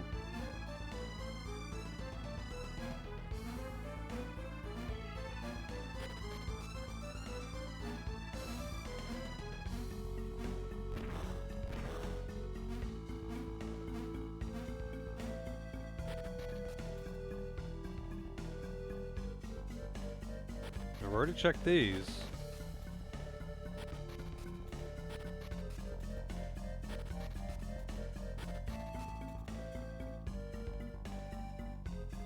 And this is just the entrance. What? What am I missing here?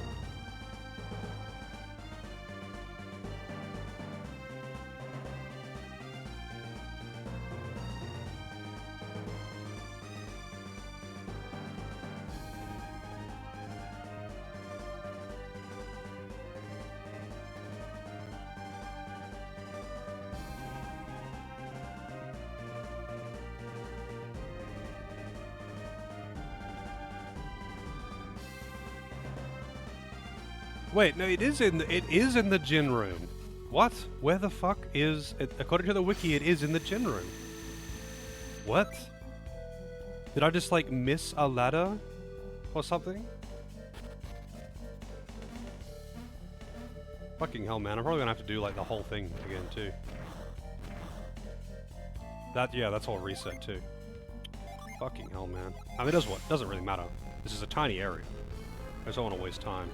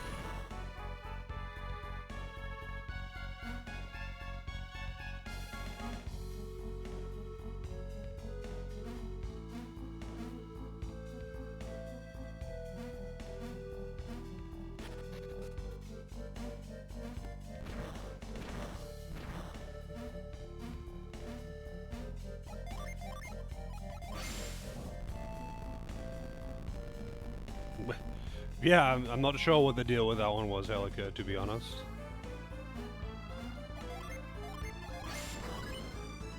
Raid 3 times? Maybe a bot? Who knows?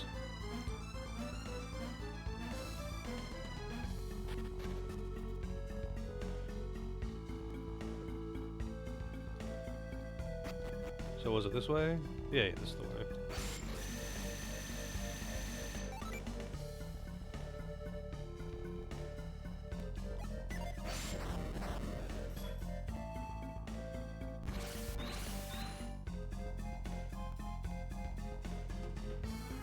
I don't remember if the Animus dungeon was a big one either, or if it's like a little tiny thing.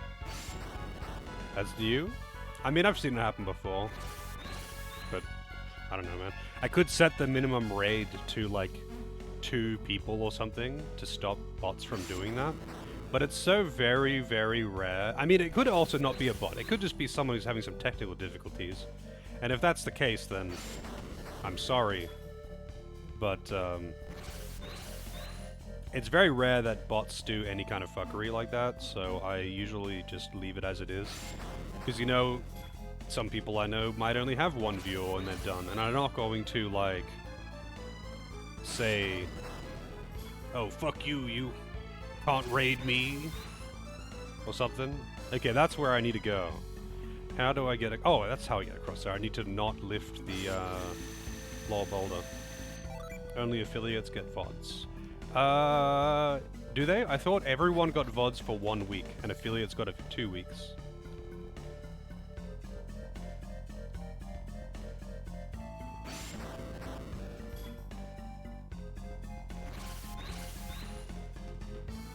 And partners get them for like a month. But if you got Turbo, you get VODs for longer. Yes, you can pay Twitch. As a streamer, you can pay Twitch to get longer duration VODs.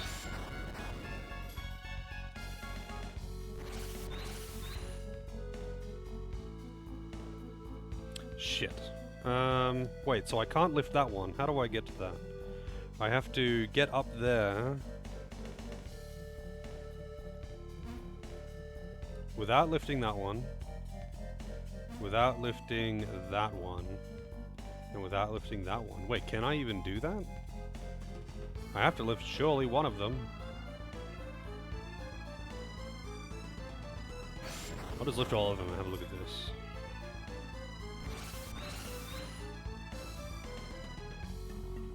That one, that one. No. Damn it. Avoid, last longer.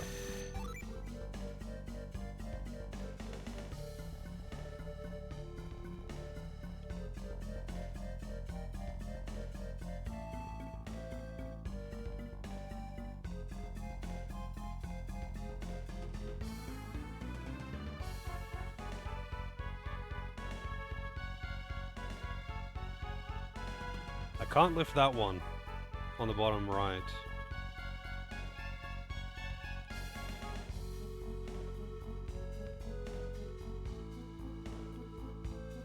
I can't lift that one there either. So it would mean that I'd have to go up that way. But if I looped around that way, then I can't... Oh, wait! No, I see.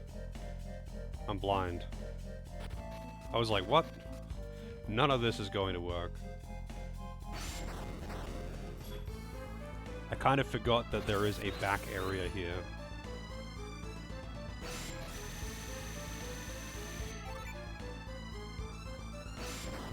Yeah, so how big is Animus Sanctum? For anyone who's done it? Is it a big dungeon, or is it like a little mini dungeon?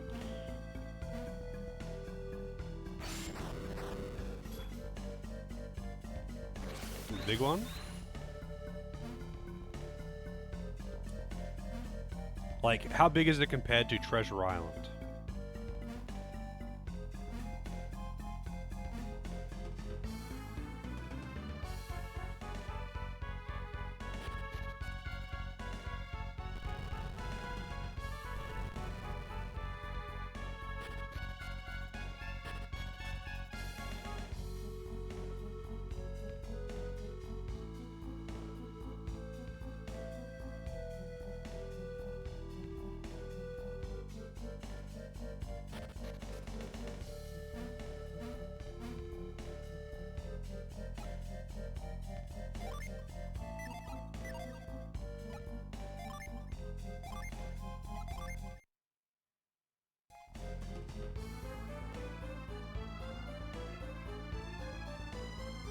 The Guardian of Water. Prove your worth.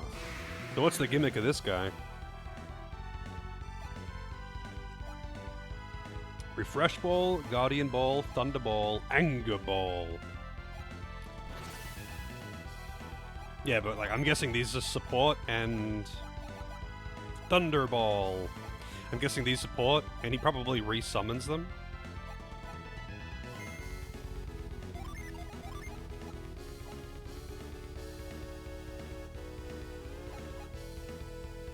Big fan of balls. You remember me fighting this guy all that time ago? When I played Golden Sun 2 a few years ago?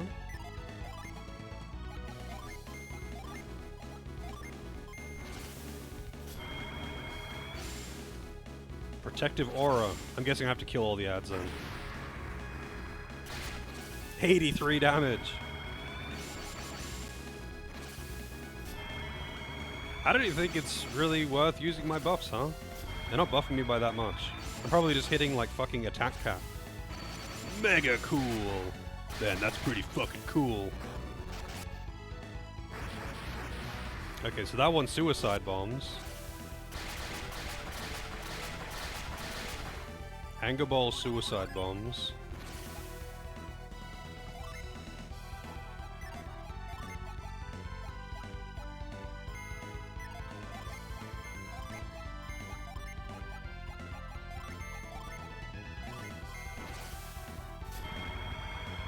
So the Guardian Ball stops him from taking damage. The Anger Ball Suicide Bomb does a shitload of damage.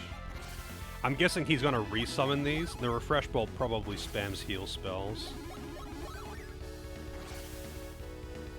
Yeah, okay, so he can summon a new one every turn, I guess. Nope, he can summon as many as he wants. And he can have multiples of the same.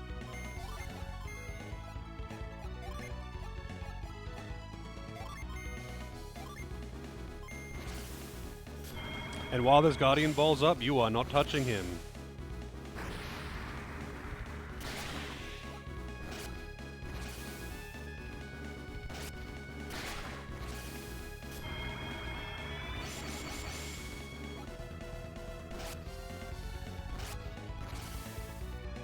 Earnest Ply. Wow. This is gonna be a fun fight.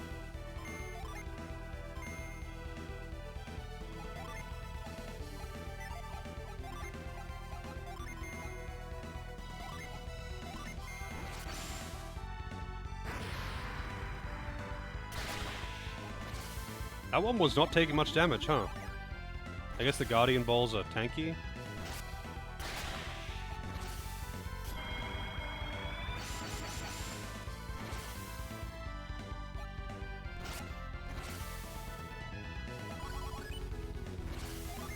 Guardian Orb. So the Anger Balls can Suicide Bomb, but otherwise I don't think they do a lot of anything.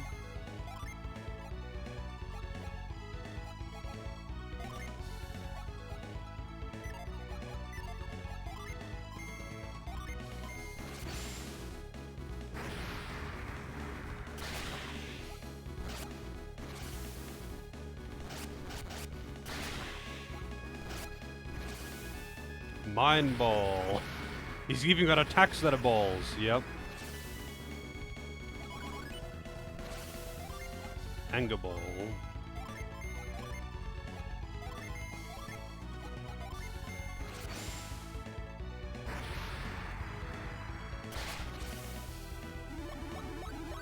I'm guessing he probably doesn't have that much HP. Compared to the other ones, which had a lot.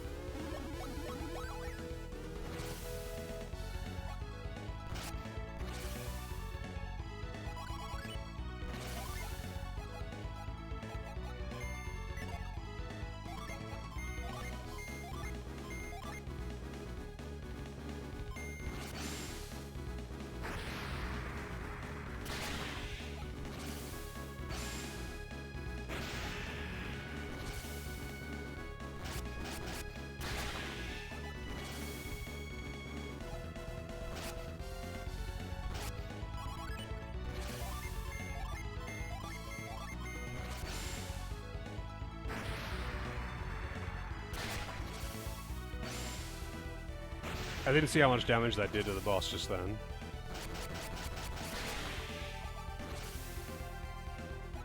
You lost your save. Wait, really? Why? Like, what happened? Like, corrupted save file?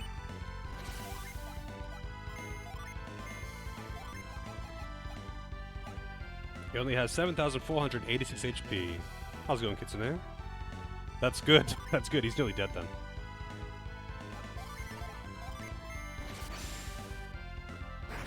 I would say how's it going, Eat, but I'm assuming not great after losing a save file. I hate that. It doesn't even matter if it's like not like a super accomplished or like time sync save file. It's just so frustrating. Oh really? Wow, that sucks.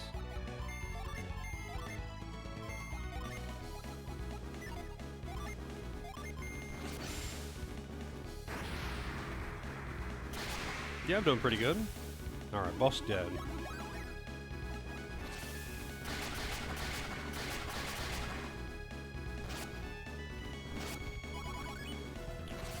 Yeah, I guess, you know, that might be just how it is when you're working with super old software, huh?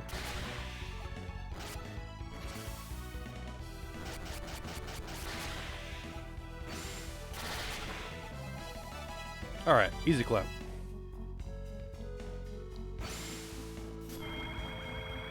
Spent like an extra half hour in there that I didn't need to. Oh, his excuse is nonsense? Oh, okay. I mean, maybe it's not just an excuse. Maybe he's just less experienced. Who knows?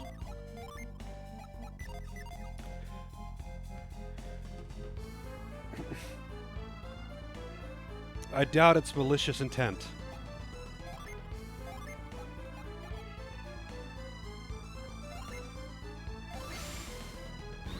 Alright, Animus Sanctum.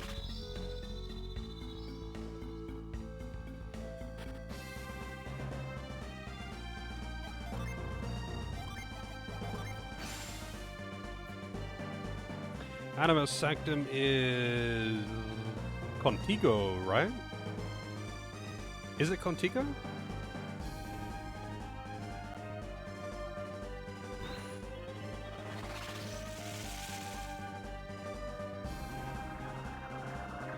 Yeah, it is.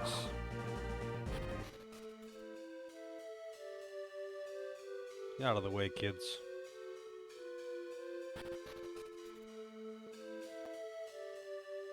How many hours had you sunk into it? I'm kind of curious.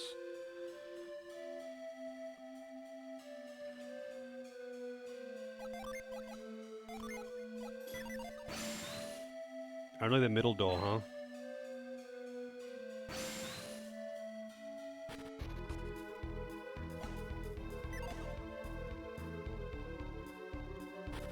Around 15 hours. Rough. Wait, hang on a second. The middle door is only a treasure chest.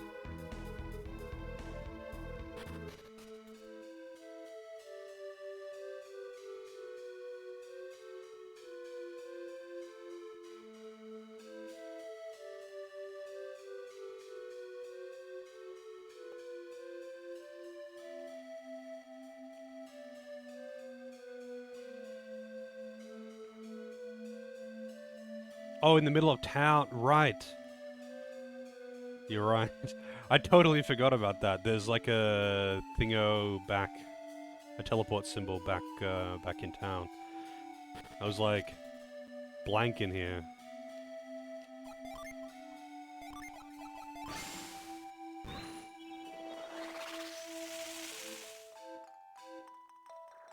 Oh, okay, wow.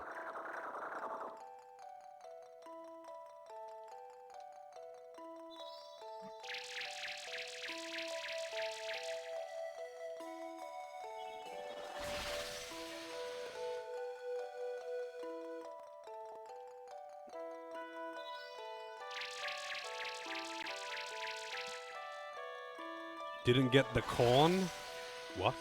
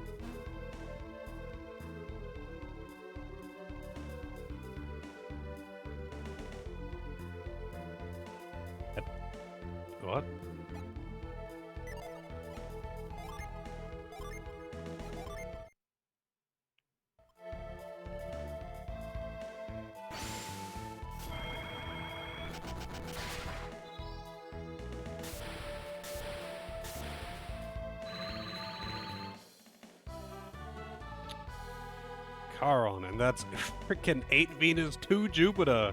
Holy shit, man. Jesus.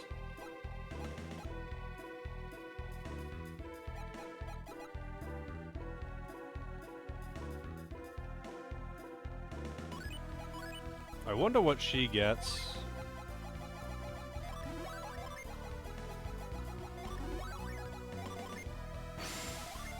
No, it just stays Shaman, huh?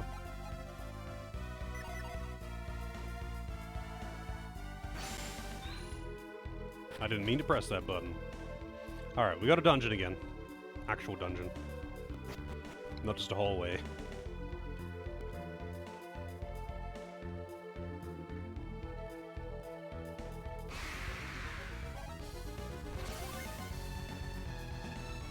A Bomand. Sky Dragon. Go, Slifer. Oh yeah? What does Geode do? Is it better than Megiddo?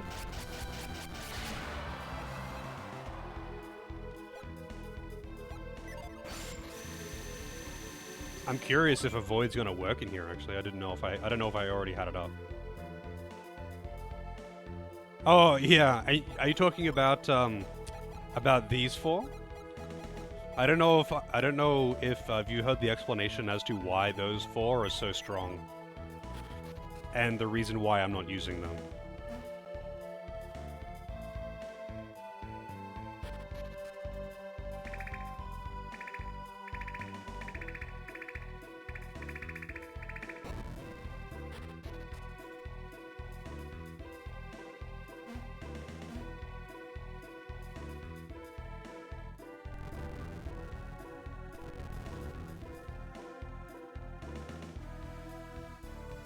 Well, a Void is working.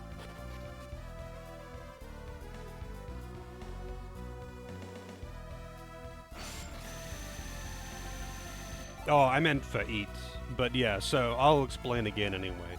So, I didn't import my previous playthrough of Golden Sun's code. I just looked up a code that had the side quests and Jin's. And I put in the gold code, and I didn't read into what it was, but it's a hacked save file. So, like, he had 3 Excaliburs and all of that kind of shit on the characters, and they're all level 54 with basically capped stats. So I'm just not using them. I mean, I still want to pull out at least 2 people from the old party for the final boss, you know, so the 2 parties can have their get-together to kill whatever the final boss's name is. But, like, look at their stats. They're godlike. I don't want to use them because they're just too strong. I didn't realize it was a hacked file, though. I kind of figured that it was just gonna be a casual playthrough where he got everything and was high level.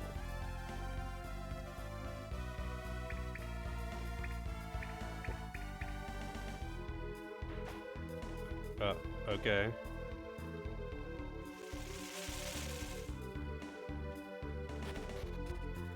The characters that I'm using, I mean, I'm higher level. I did use some of the what's it called? The fruit things. I just vended most of them. Oh, in Golden Sun 2, yeah, the values get a lot higher than Golden Sun 1. And I'm using a class... Oh wait, hang on, I don't have over 999 on my main cast.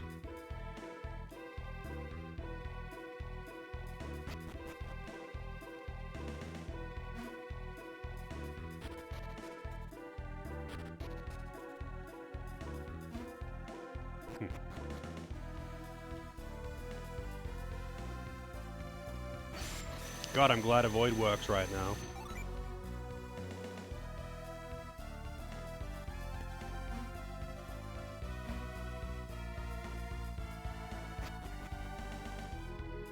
I think naturally your max HP isn't going to go very far above 1000 though. Like naturally playing the game, probably not.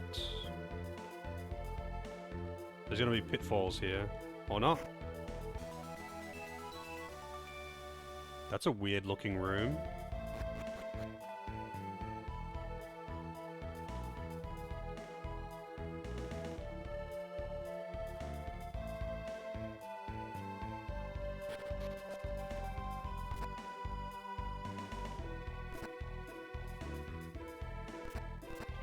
Alright, so I've already failed this.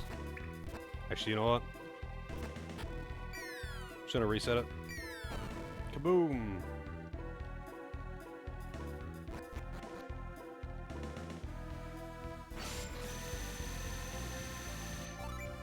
How I like Soul Hacker's presentation in Demons? Only one way to find out, I suppose. Alright, how do I want to do this? I have to end going that way, so...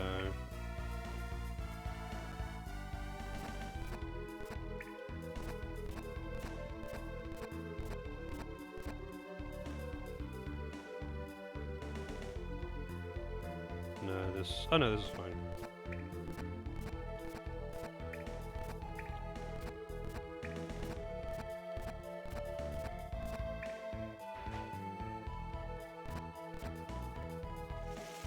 Puzzling good. Oh, okay. Yeah, I have no idea. I still have to get the thing ready for it, though.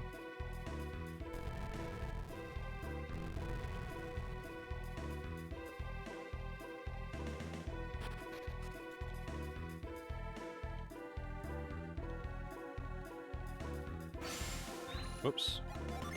For some reason I thought I still had lift.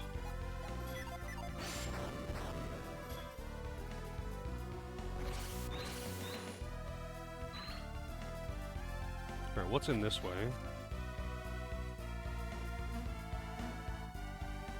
Loops around to this side. Huh, but the lift obviously doesn't persist.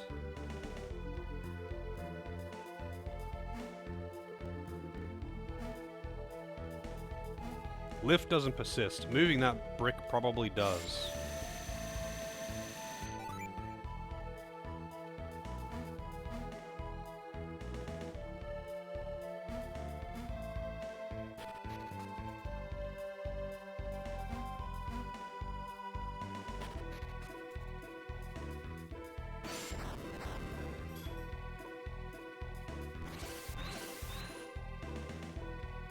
And what does this way do?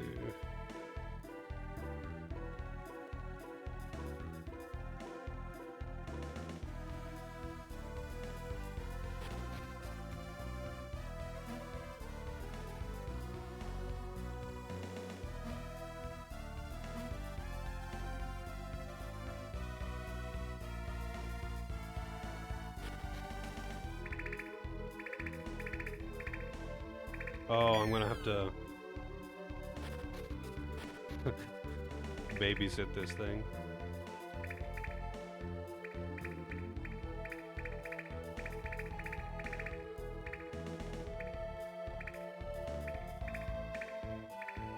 Damn it. Down you go.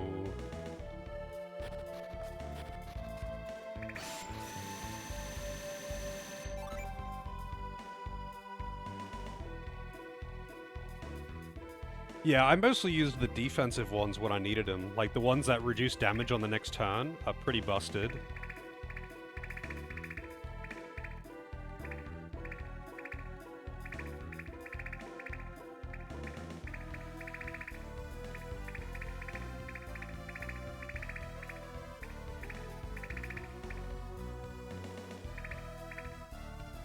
Wait, I'm gonna need to be able to walk...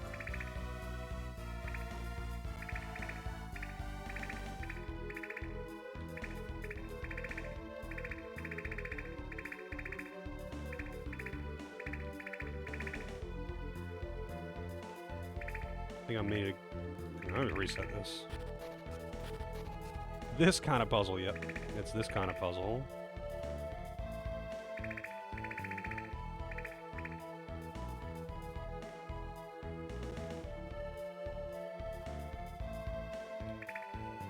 I guess I could just, like, use this to get all the way down here.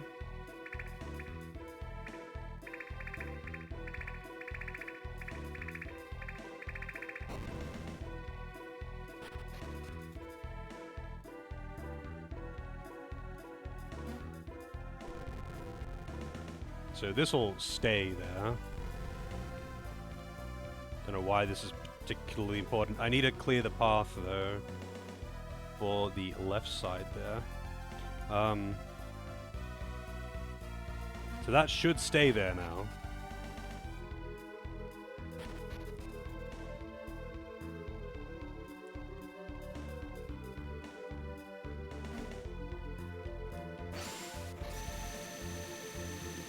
Crash Entranced on the GBA.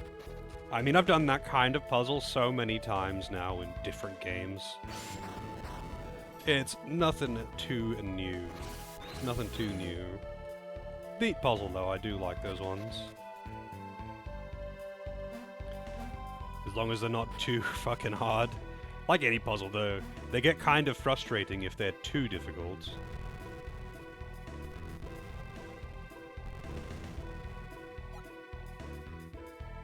Wait, hang on a second. If I was to...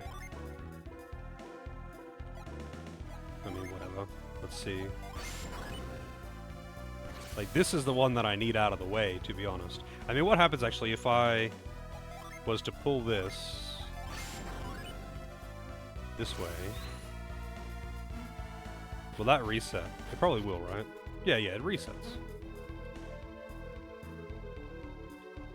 Oh, but I can do this like this. Doesn't matter that it resets.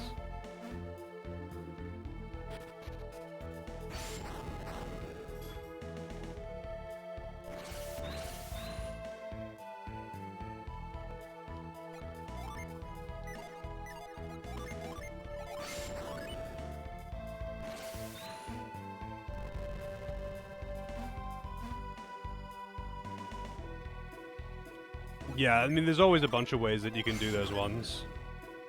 There's always a bunch of ways that you can do them, because they're fairly open.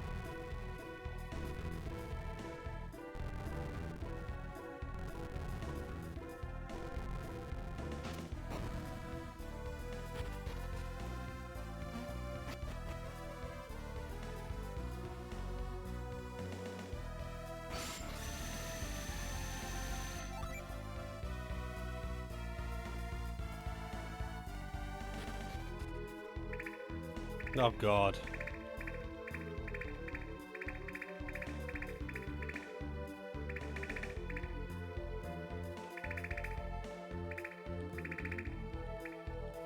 Yeah, so I'm gonna need to go get this.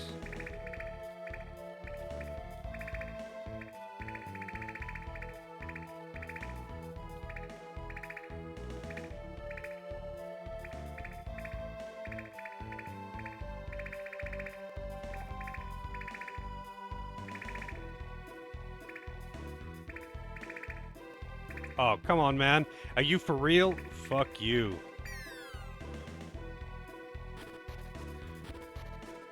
This motherfucker. So I needed a little bit up and a little bit,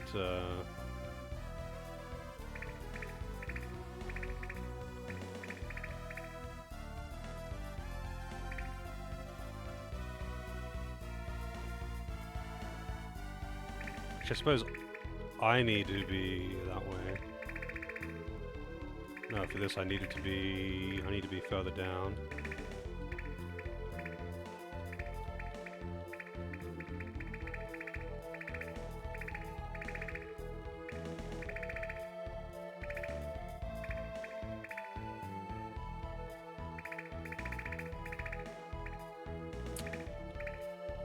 This motherfucking block on my right can suck it. I'm not sure if this is gonna work now. No, it's not. I need that extra tile.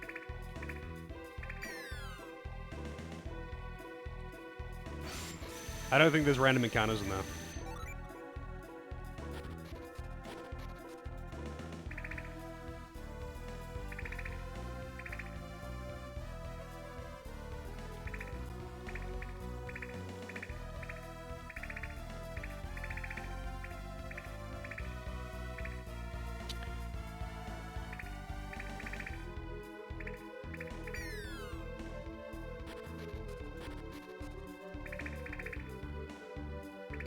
Oops. I didn't even mean to do that one. That wasn't even incompetence, that was just pressing the wrong fucking button.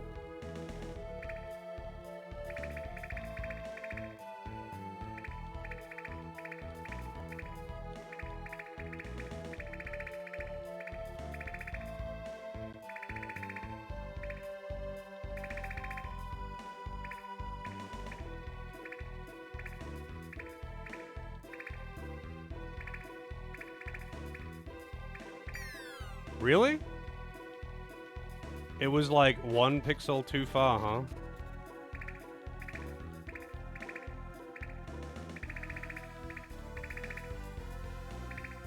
Whoops. Almost.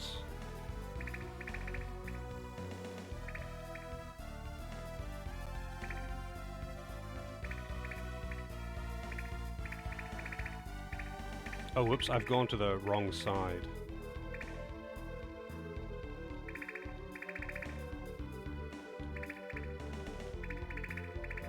Oh, and then I need to get it caught on the top again.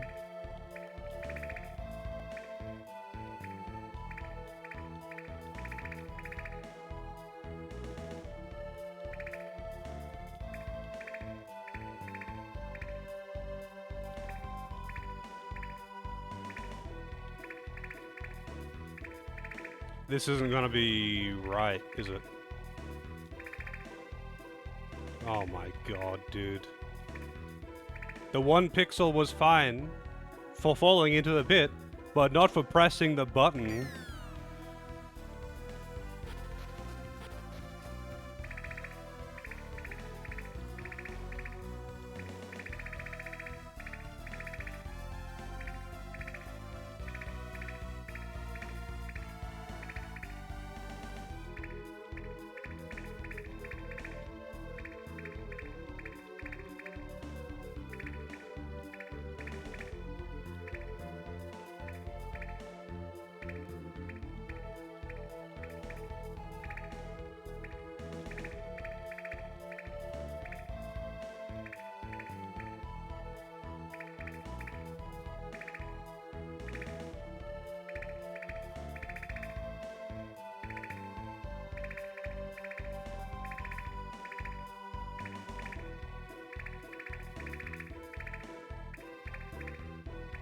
Oh shit. Right. God, the blocks on my side make this so much more annoying, don't they? And now I can't do it. I could actually use this as a benchmark though, because I know which side I have to get it to. I'm not like memorizing how I'm actually doing this.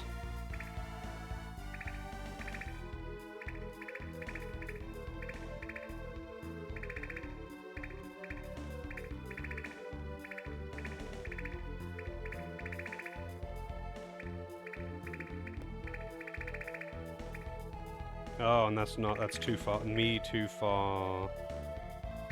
Whoops. That was just a fat finger.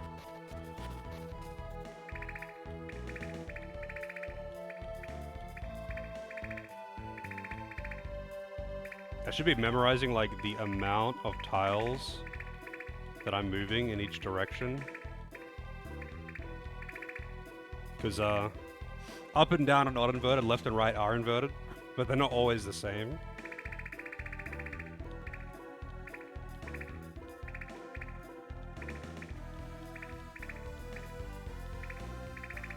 Wait, what? That's not actually getting him caught on it? Alright, dude.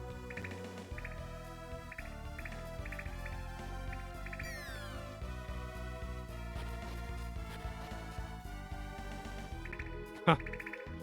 Yep, that sounds about right, to be honest. Oops. Want to go further.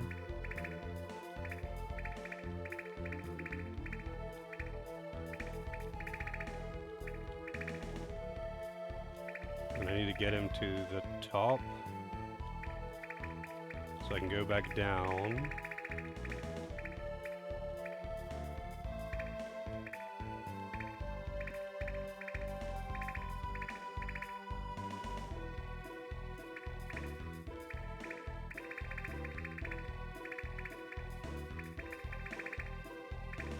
And I'm off by 1.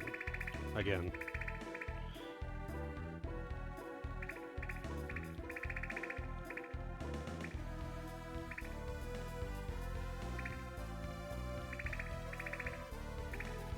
Wait, is this enough to be here? No, it's not, right? Yeah, I have to be on the other side of...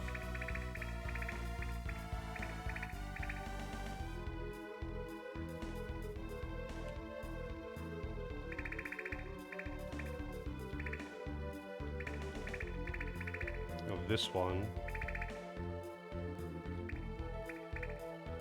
But I can't be... I would have to be getting him stuck on that one when I am next to...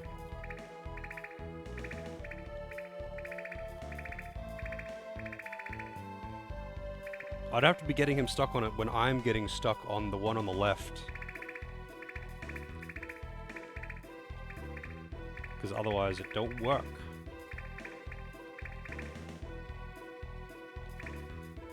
Yeah, I'm just gonna reset it.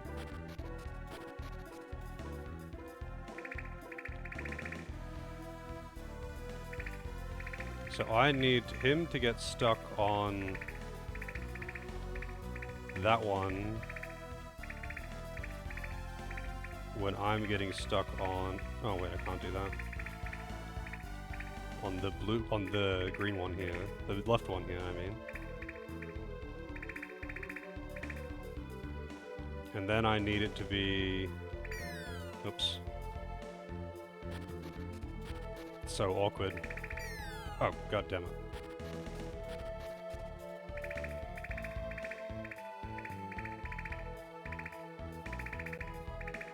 How am I gonna get... How do I actually have to line this up? It's so much easier to work with the bottom brick, but you can't use that. You have to use the left one. Why can't it be up-down that's inverted, not left-right that's inverted?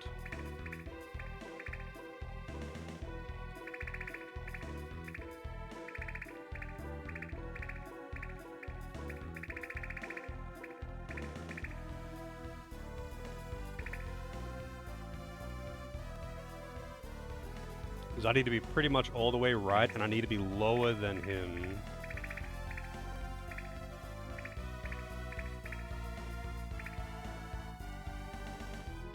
Or if there was more than one brick for him to get stuck on, but there isn't.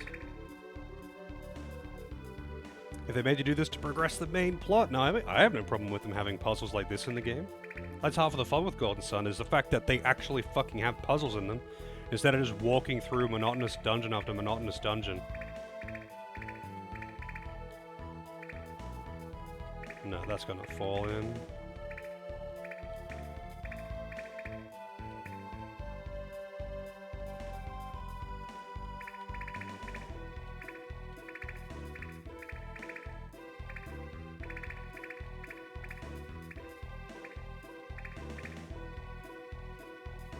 How about from the right? Because the right side of his rock is a hole.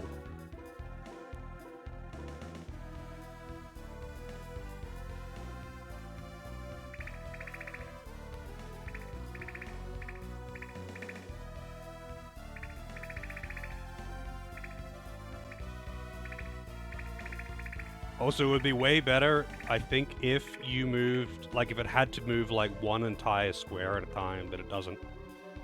Because the movement's quite smooth in this game. But that means you can get awkward desyncs. Oops.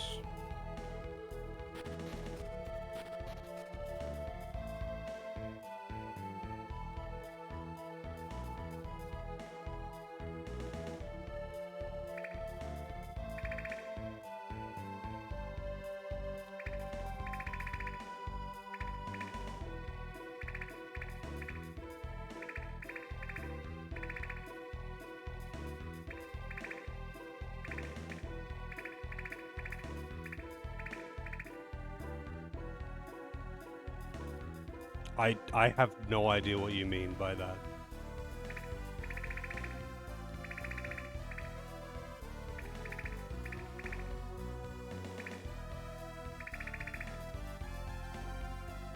I need to get to... Oh, whoops.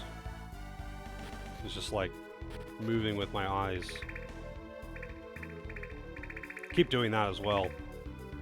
Just like while I'm looking at what I want to try and do, I'm just like moving as if my D-pad was controlling the cursor.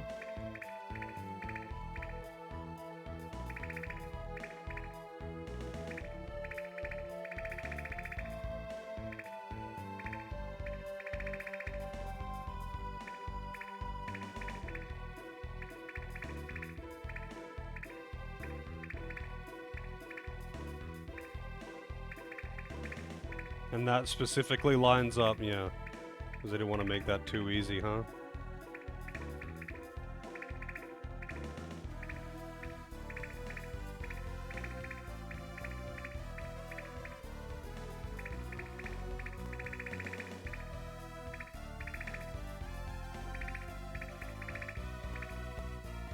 Damn it.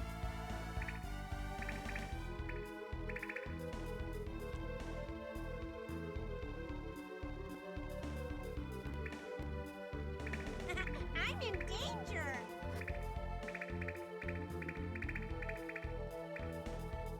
Evil Blankenfish with the raid.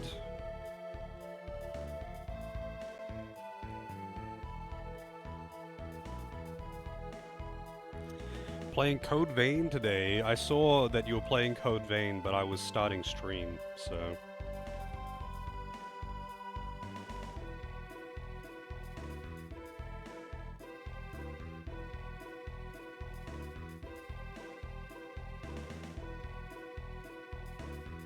But how's the Code Vein going? That is one that I need to check out at some point. Golden Sun's going pretty good. Cleaning up optional content before... doing the final boss. I've already half done the final dungeon.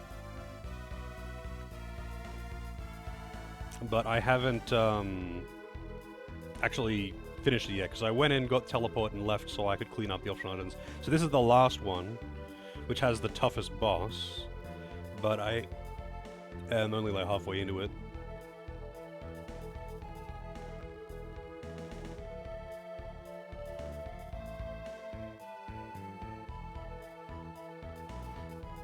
How is Code Vein though? You having fun with it now? You said that you were kind of like feeling a bit off in the first, like, well, the start of the game, I guess.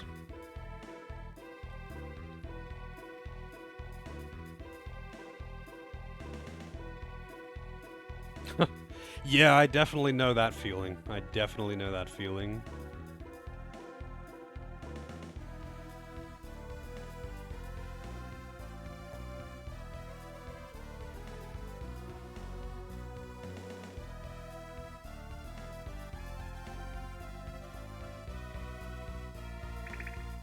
Oops, let me reset this and try again. I kind of lost I lost what I was doing.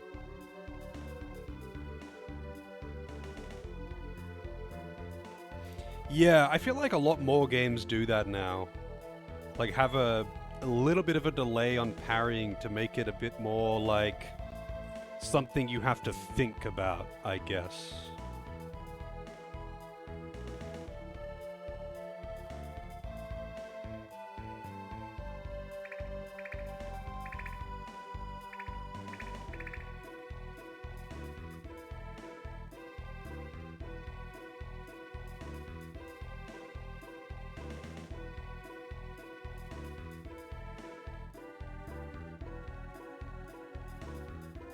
Parrying in Souls is crazy slow. It is, yeah. Parrying in Souls is pretty difficult. And I find in most Souls games, they make parrying kind of just easier, just like snappy.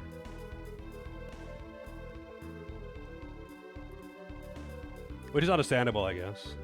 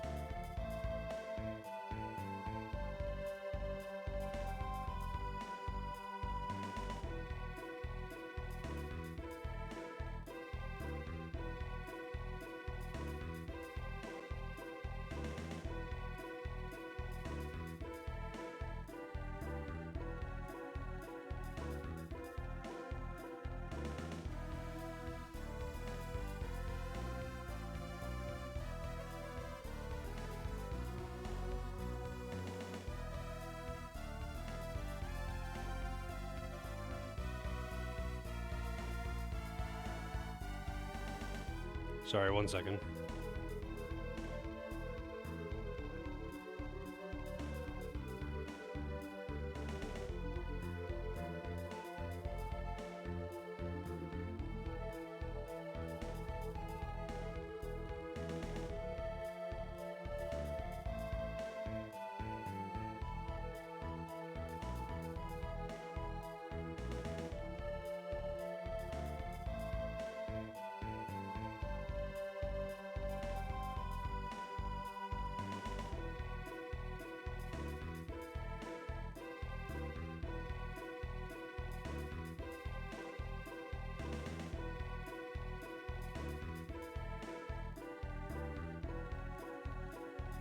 Anyway, let's retry this again because I, once again, kind of lost track of what I was doing. I'm being messaged periodically. I'm trying to only respond periodically, but you know.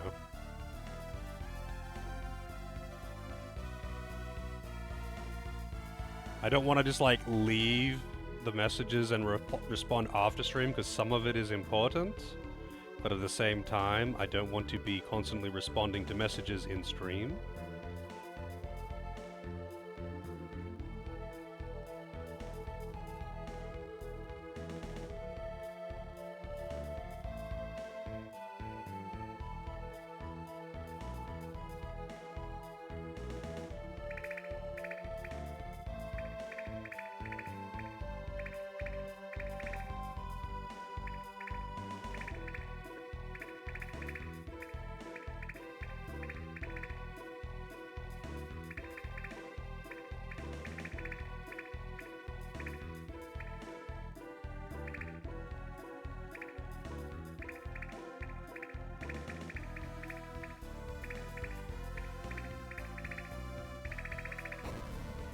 Okay.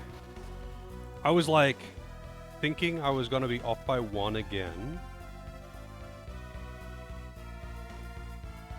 Because I was being cautious this time of only moving it like only getting it stuck for 2 tiles at a time rather than just doing it arbitrarily. And it works, I guess. Anyway, I find that, like, in games that use parries, they're either, like, instant, 0 lag, it just fucking happens, or it's got a big fucking noticeable delay, like Souls. And on one hand, I like having the instant parry because it's just free. It's just fucking free. You don't have to think about it. You just use it reactively. You don't have to think about it. You don't have to whatever. But I do appreciate that, like the Souls parries of, you know, you have to preempt it, essentially. Not, like, fully preempt it. You don't have to, like, go, I think he's going to do this attack next. I'll use it now. But, like, I guess you just have to be, like, way more familiar with it, and I kind of like that.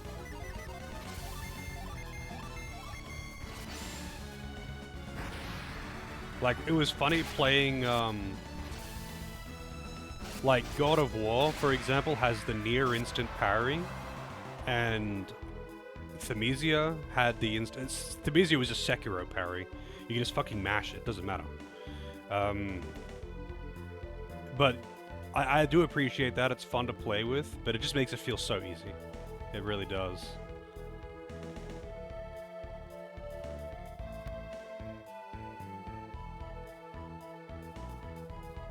God of War parry looks slow. I mean, it wasn't instant, but it was...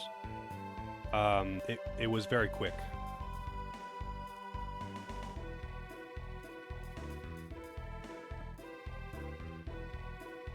There was only, like, a few frames at most of no parry at the start of the window.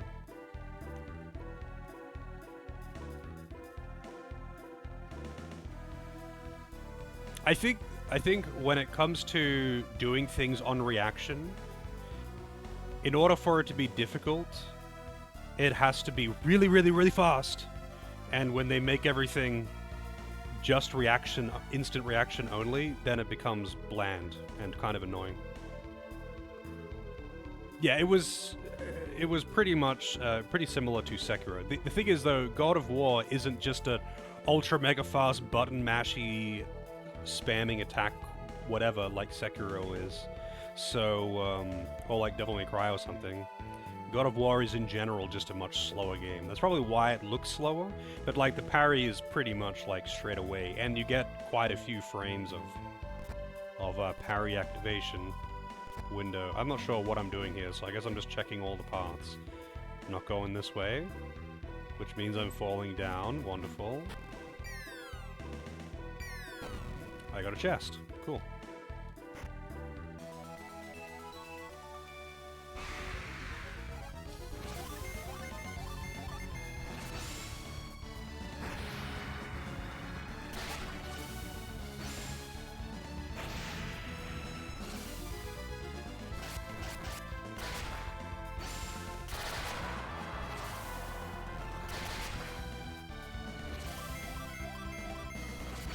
I mean, that's how it is for me anyway. So, like, if it's just way too fast and you're just spamming buttons all the time, you can animation cancel anything instantly into anything, and parries are instant. The only way that that can be difficult is if they just make it mega fast. And that's kind of boring. If it's just so fast and all you're doing is button mashing and kind of hoping for the best, or just able to animation cancel anything to react to anything, then it's either too easy or too hard, and there's no real middle ground. Whereas when it's a little bit slower and it requires a little bit of anticipation, I think it's just like a different kind of methodical approach, and I appreciate that. Alright, what's over the left side then?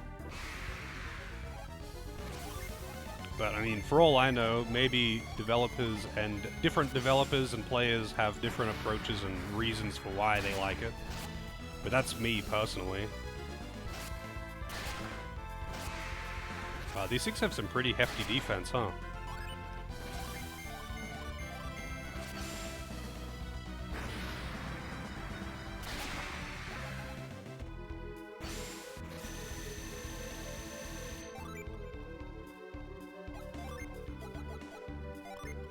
But that's the reason why I don't really like it when games have got free animation canceling from anything into anything, because it very quickly devolves into, oh,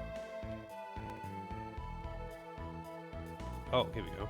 It very quickly devolves into just being either free, or if they want it to be hard, just requiring crazy reaction speeds by making everything super fast. Neither of which I particularly like.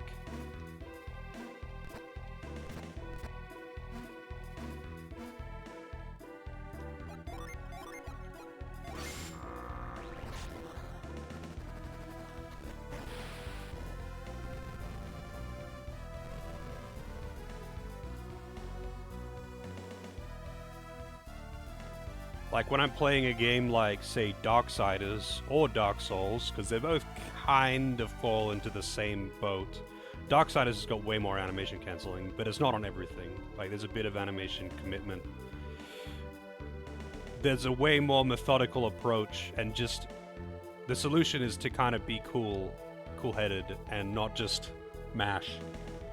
Get punished for mashing. The parrying is really quick, but you also can't animation cancel into a parry. Not with everything, anyway.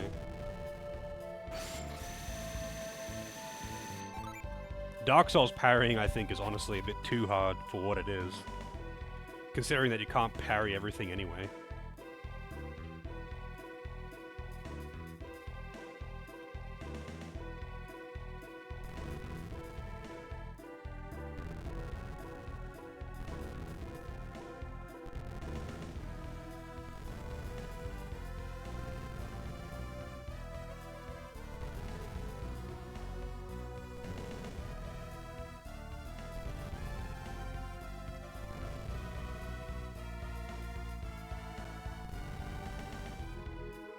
Save before completing the puzzle? Why? Does it, like, lock you into the fight or something?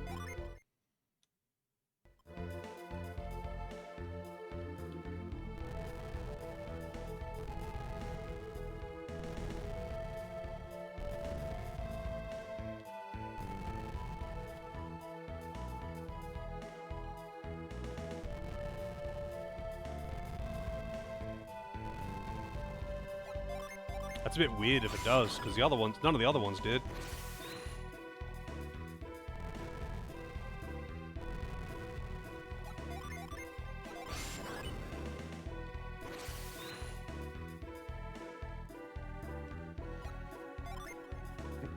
I mean, I'll just do one of these ones.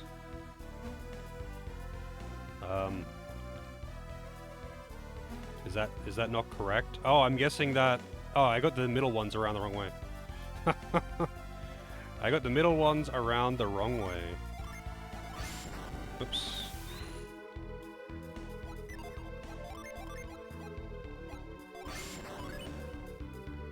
Close enough, yeah.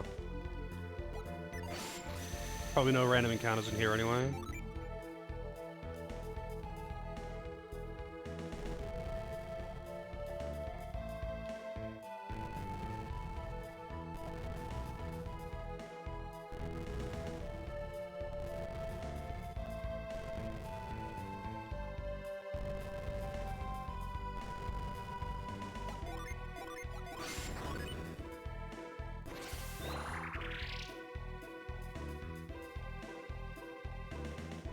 Alright, let's do one of those since I'm lazy.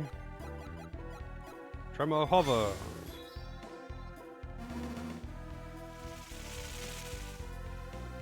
Oh yeah, it just chucks you straight in with Doulahan. I am the shadow. Alright. Doulahan, which is apparently considered to be the hardest boss in Golden Sun. Let's see if I can do it with just buffs and not abusing Jins, because he uses Jin Storm, which is largely considered to be the stupidest thing in the entire franchise. But fortunately, only 2 bosses in only Golden Sun 2 use Jin Storm.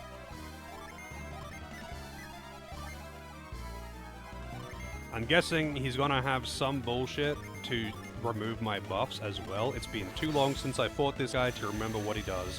Other than Jin Storm, which is some of the trashiest design I've ever seen. You can technically manipulate his AI to be able to know what turns he's going to use it on. And I obviously, yeah, okay, he just removes my buffs. And obviously I don't know how to do that, because I'm not a speedrunner who has dedicated their entire life to one video game. So I just have to hope that when he uses Jin Storm, I don't get absolutely fucked in the arse. Because that's what it does.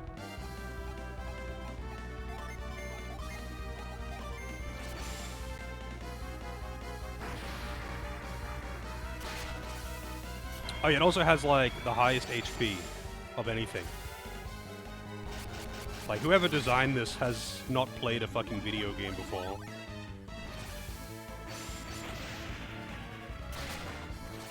That hit really hard.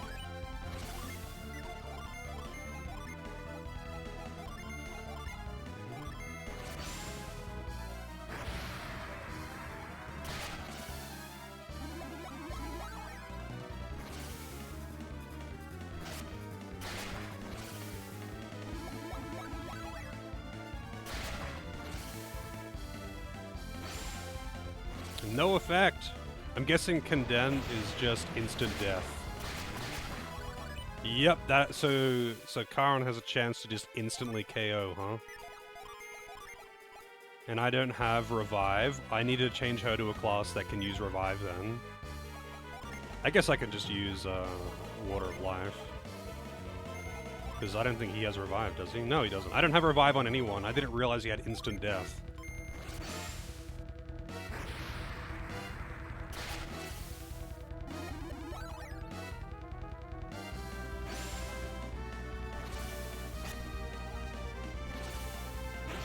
There's Jin Storm. See how everyone's HP just went down to nothing? Do you know what Jin Storm does? Jin Storm disables the class magic system for like 5 turns. Isn't that wonderful in a game that's based around a unique class and magic system? They just decided, hey, you know what would be really fun? Let's make a mechanic that disables that because we can. And he can just pair it with AoEs that just instantly kill you if you don't have classes equipped. Oh yeah, absolutely. If I die, I'm just swapping into the OP team because like bad content doesn't deserve respect. But I just cannot understand how someone could develop such a dog shit mechanic. Like, I don't get it. And it's so just accepted across the community, it seems, that it's just fucking terrible. But here it is. Here it is. So now, I don't have any Djinns, and I'm not going to have them for up to 9 turns. Because you only get 1 back per turn, and it's random which ones you get back as well. Like, it's actually so insanely bad. The only solution is to not have, the only way to avoid it is to already have them on cooldown.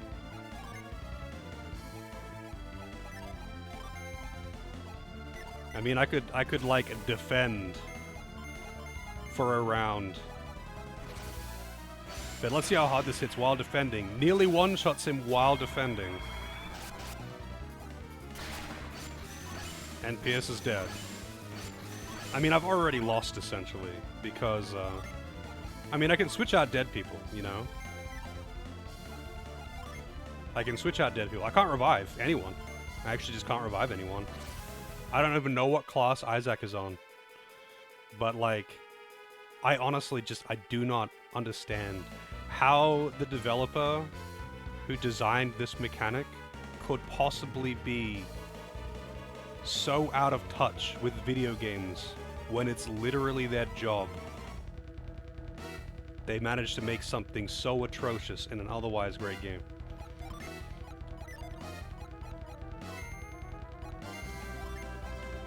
Oh, it means she's got Code and Cure somehow.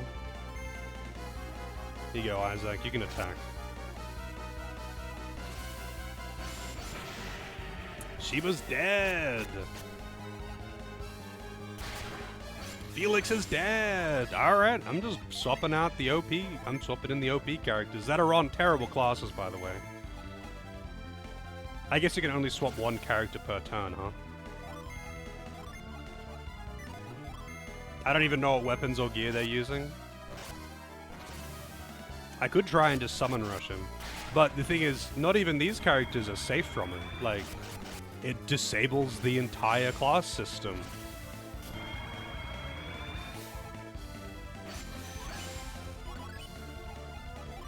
Alright, who are you gonna be? You're gonna be Ivan.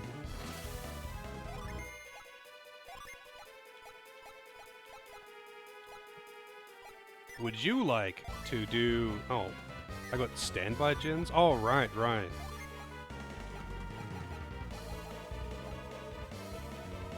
Because they're all Isaac standby Djinns, I guess.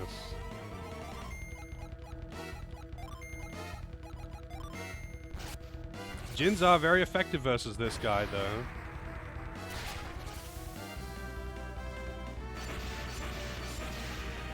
Oh, that hit really hard.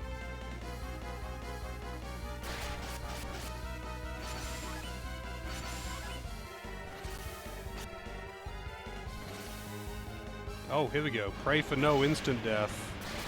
Oh, there's an instant death. I guess we're using the full sub party, huh? And they're all just gonna spam. They're all just gonna spam attacks. Random bullshit, go! Yeah. I'd like to meet the person who designed this, just so I can ask them what happened to their life.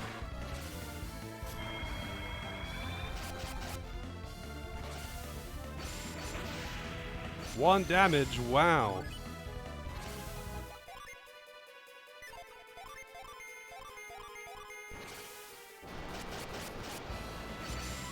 I mean, this isn't a hate kids thing. This is just a very out of touch with video games thing.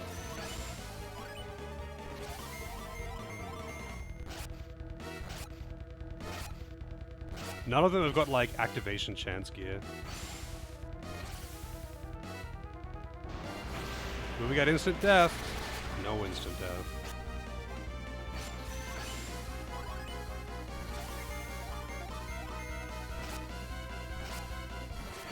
I mean, I could spam Jins and summons.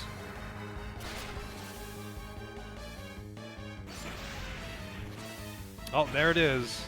So now they don't have any Jins on.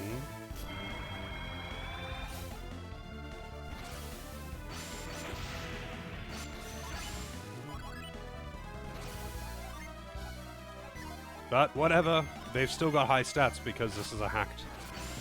These are hacked characters. They don't do very much damage with these, though. Actually, Megiddo still hits kind of hard, I guess.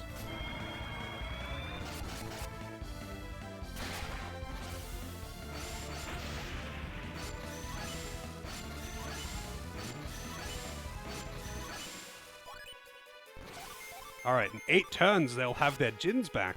I hope he doesn't do Jin Storm again before that. That would be really unfortunate, huh?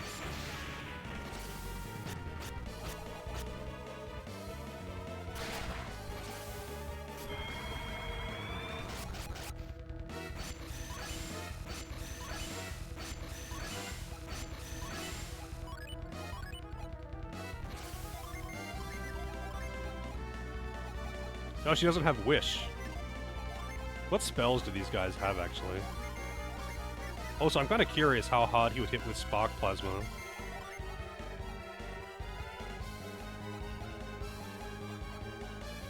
Froth Spiral. What is his most expensive spell? Pyroclasm. Oh, he's got Pure Apply. Wow. He's actually got Revive as well. No one has Wish. Only Mia has Wish when she has Jins. And that did not do very much damage. None of those spells do, because spells don't scale in Golden Sun.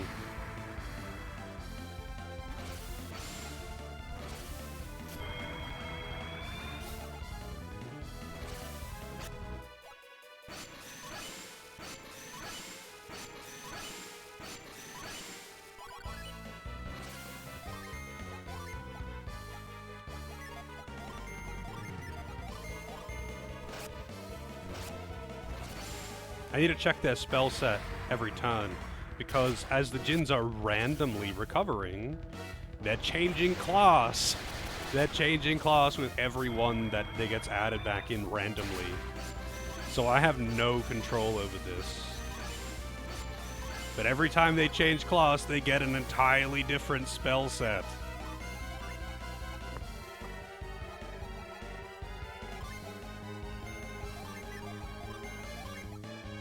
Ah, here we go. Pure Wish. Thank you for changing to something useful. Hey, Wabon.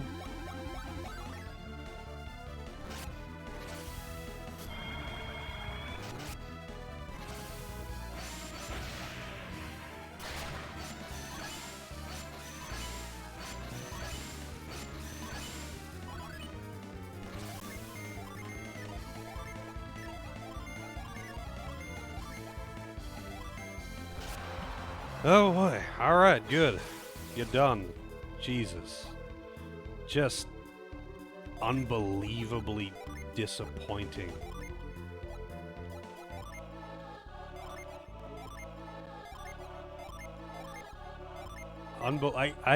My disappointment in the developers for making that mechanic has no limit. Infinite disappointment.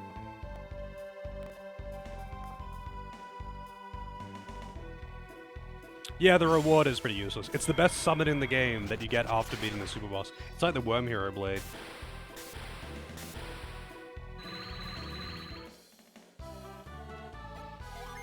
Wait, what is the requirement to summon Iris anyway? It does like 50% boss max HP. What's the mechanic? It's called Jin Storm. It puts all Jins on standby. On everyone. It puts all Jins on standby. So, and it reactivates them in a random order. So it makes everyone's stats go to absolute garbage, and because it takes 9 turns to get all of your gins back, you have no idea what class you're going to be every turn on everyone. They could turn into casters, they could turn into physical attackers, they could get their heals back, they could get nothing. You just have to hope like fuck that you don't get fucked by it. And the only way around it, really, reliably, is AI manipulation to know exactly what turn he's going to do it on. There's only 2 bosses in the game that do it. You can AI manipulate it, but that's so fucking stupid. Like, if that's the solution to your mechanic, and that isn't even a good solution to it, it just means that you know when you're gonna get fucked so you can pre-lube your asshole.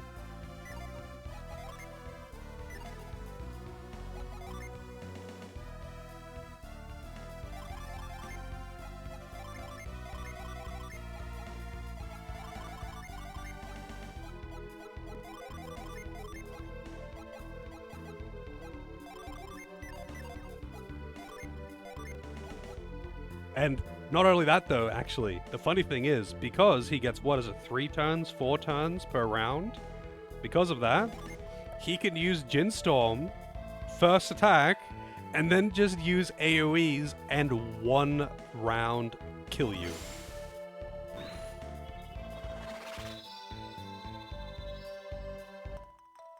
Pretty cool, right? Pretty well thought out, well designed mechanic, huh?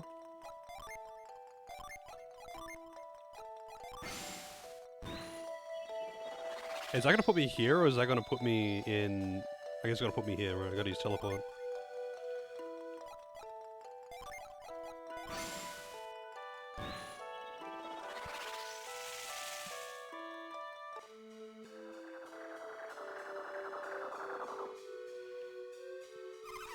Oh, get away, kid.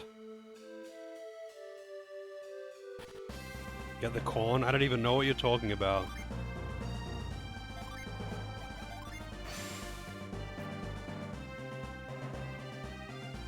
Procs.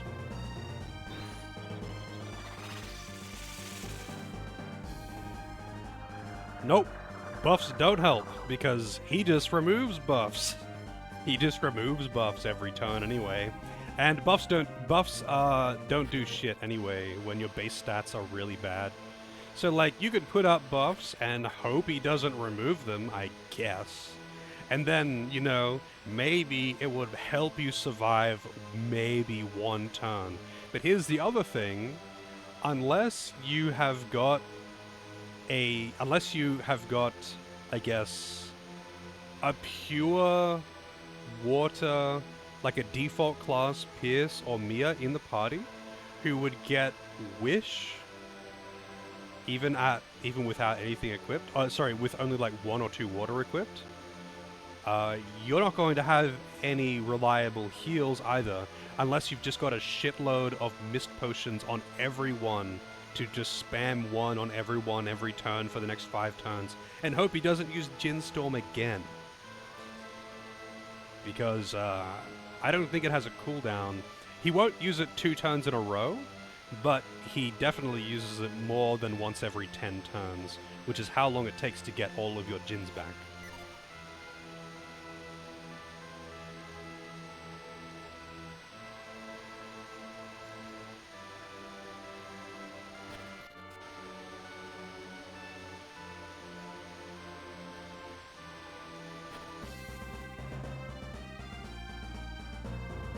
And it's the same with the final boss, except the final boss has less high stats. The final boss of the game is the only... So there's only 2 things in the series that know that spell. It's Dullahan and the final boss, whatever its name is. Not Fusion Dragon TM. And they're the only 2 things that use it. The only reliable way is to manipulate. I mean, the final boss can still absolutely fuck you, but the final boss isn't as powerful as Dullahan. He's still just... Like, the final boss is pretty much on par with all of the other bosses besides Dullahan. The other super bosses besides Dullahan. Also, I do not remember what I was doing in here. I mean, the final boss still gets like 3 actions per turn and has AoEs, so it can remove your classes. Which, you know, removing the classes brings everyone down to like 200 HP. He could very easily just AoE and kill you.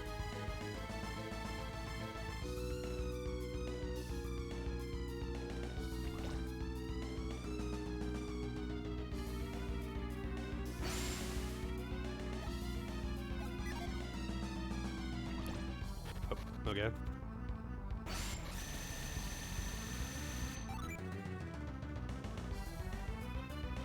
The funny thing is, my party, my main party, I mean, I guess a high 30s is not under-leveled or something.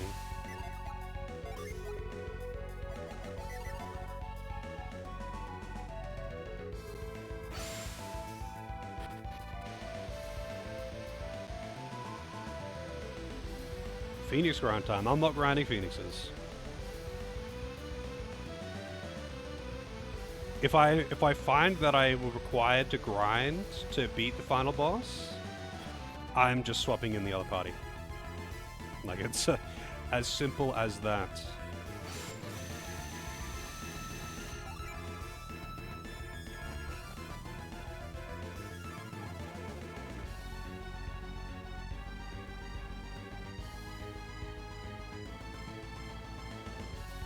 Alright, so I'm trying to get up there.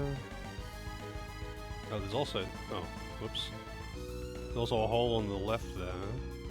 Can I actually reach that, though? I wish I could zoom out. That would be great.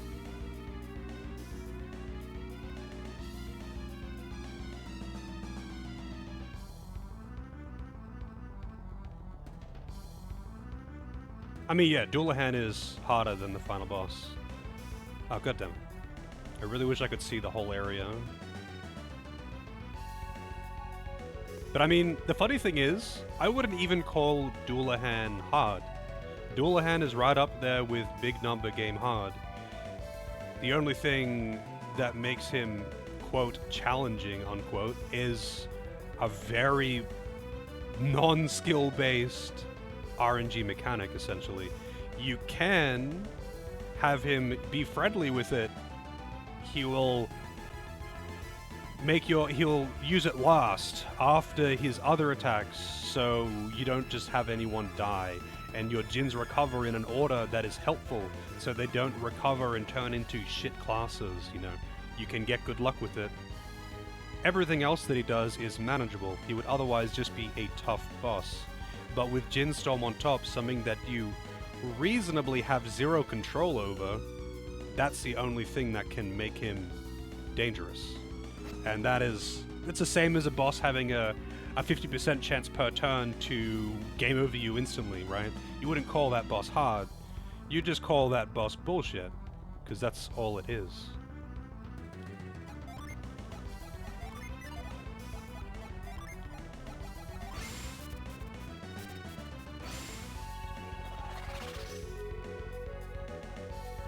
Alright, hang on a second. I'm gonna need to...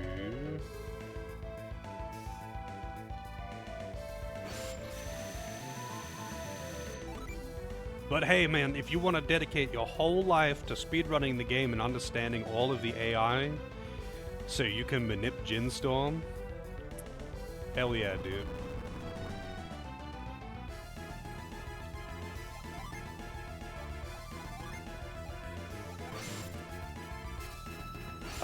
You can only change... I don't know if you recover Djinns in the back row, actually, but you can only change...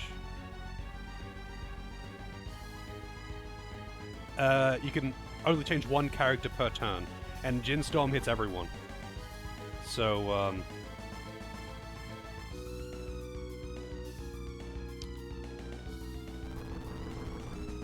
you can't just go, oh, use Djinn Storm, quick, swap to the back line. See, that would be the responsible way, and it would be a kind of a way of forcing you to use both parties. But that's not how they implemented it, because you can't do that. So that would make it an okay mechanic. It would mean that you have to swap the parties. But that's not how the party swap mechanic works. Because if it was like he uses Djinn Storm and then for the next, like, say, 8 turns or 7, it takes like 7 turns for them to be competent again. So if you use Gin Storm and then it disables all your Gins, and then they're not going to be very useful for like 5+ turns, you would swap the whole party to the back line, and they have to be competent and well equipped to be able to fight, and their Gins are fine. So then you would alternate between the parties. But that's not how they did it, because whoever designed Gin Storm is a fucking idiot. So it doesn't work like that. Also, I don't think I can freeze this, can I? Because it'll melt next to the fire, won't it? Yeah, it will. Huh. Wait, then how do I even do that? Because it won't stop there. That's for sure. Oh, I would have to not move it. I'd have to do that one earlier. I'm dumb. I'll reset the room. Also, how's it going, Hisui? Yeah, the way to... I just have to do this one first. I don't know why I thought I had to do that last. Like, there are lots of ways that you can have things to make you use both parties, but, like, they need to actually work together for that to be a thing.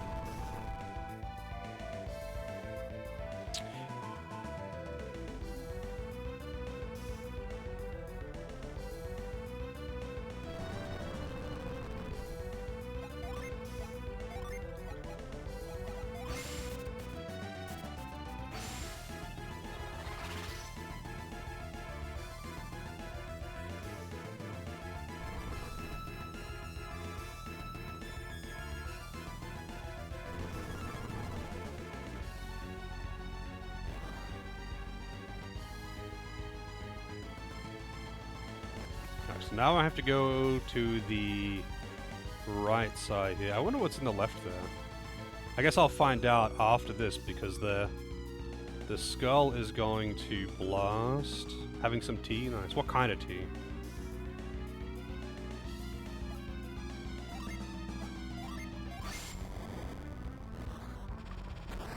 Just gonna blast out that ice so I can actually reach the other side.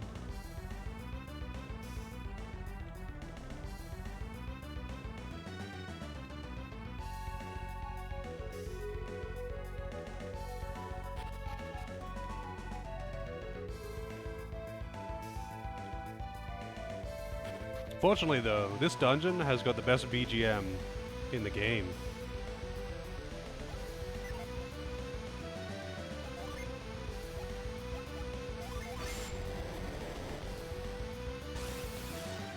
Dolphin?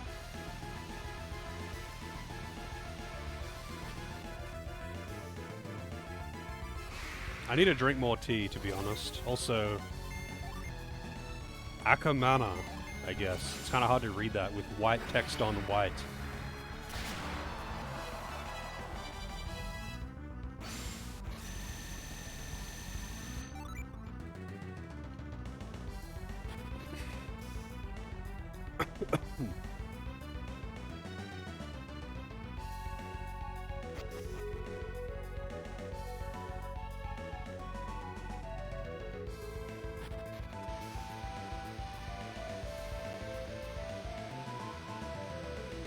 I don't actually remember how much is left of this dungeon. Like, I don't, like, the up to getting the Mars Star, I don't know how much of a percentage that is, like, of the total dungeon. I feel like it's about half, but I'm not sure. It's been way too long. I only remember bits and pieces.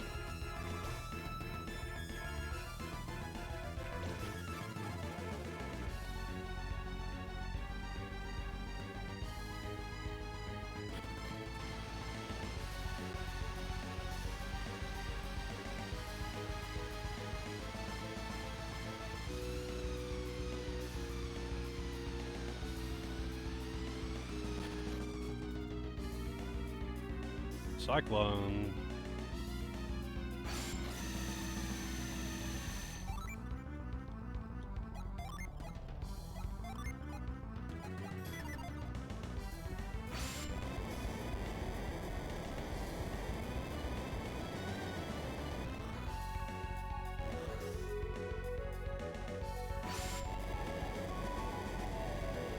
Half an hour.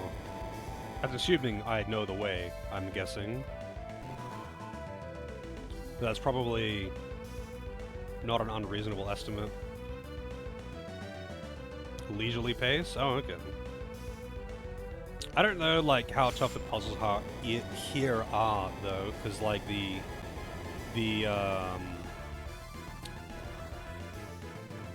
main game puzzles are usually pretty, not easy, but, like, they're not as tough. They usually have a pretty generous hint or pretty generous, like, margin for, not margin, like, multiple ways to solve it kind of thing. Man, all of this pick a pipe. I didn't realize I was playing Mario Maker right now. Yep. Haha, you picked the wrong pipe.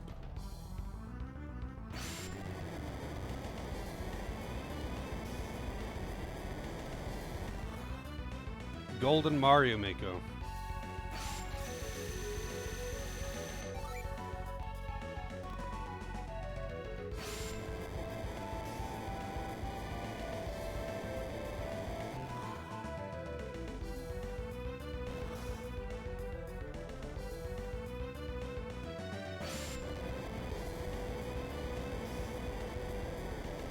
Oh man.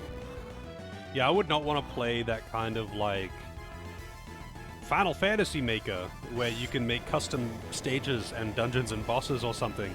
That would be so bad. That would be so fucking bad for like JRPGs anyway. Because it would just be like the people would be like, I'm gonna make the hardest thing ever by spamming like the most obnoxious enemies. In this dungeon, literally everything is an ambush by 2 greater Malboros. Isn't that gonna be so fun?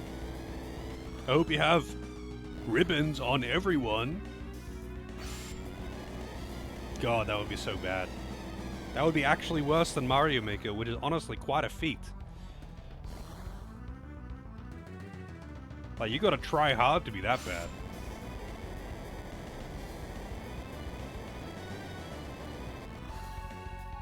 And don't get me wrong, there is some great stuff that has been made on Mario Maker. But for every, like, good stage that's been made in Mario Maker, there's at least 1,000 really bad ones.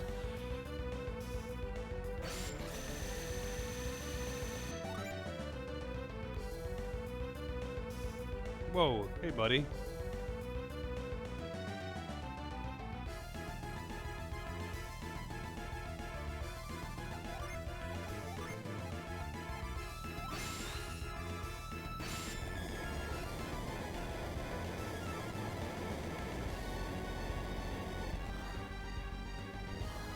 Man, they're really like wanting me to use Cyclone here, huh?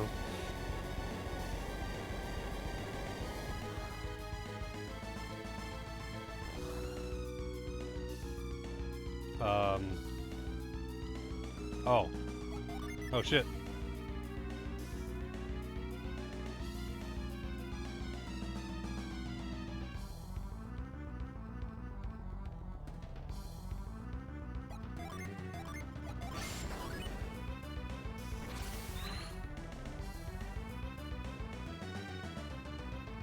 Oh, I could just get bumped off like this. I was like, how am I gonna get back down?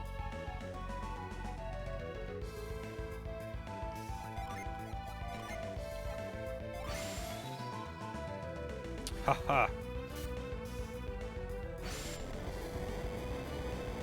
Who needs to block the flame when you can just fly over it? That was actually kind of neat, to be honest. Also, wow, a chest. I'm kind of curious what's in this. Will it be gear? Probably a potion. No, even better.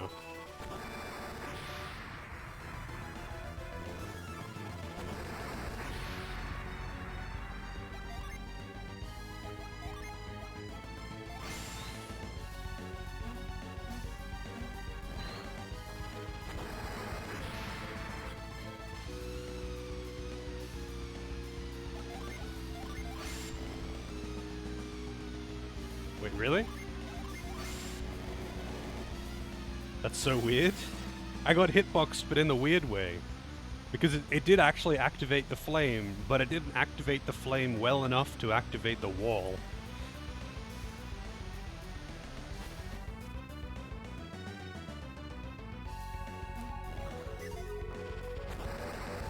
Oh, god damn it.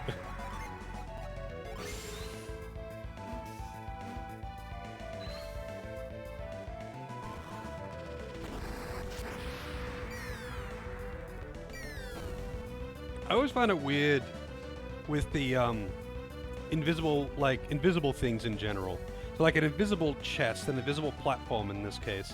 So it's invisible, you can't see it. I understand that. But it's like physically not there until you can see it. That's like, you know, on the same level as like, I can't see it, I don't know about it, therefore it can't hurt me. But you know, just because you can't see that bear that's right behind you and is about to bite your head off, it can very much still hurt you. So you would think that, you know, if there was like an invisible chest in front of you, you'd still stub your toe on it if you tried to walk over where it is. But nope, if you can't see it, it ain't there.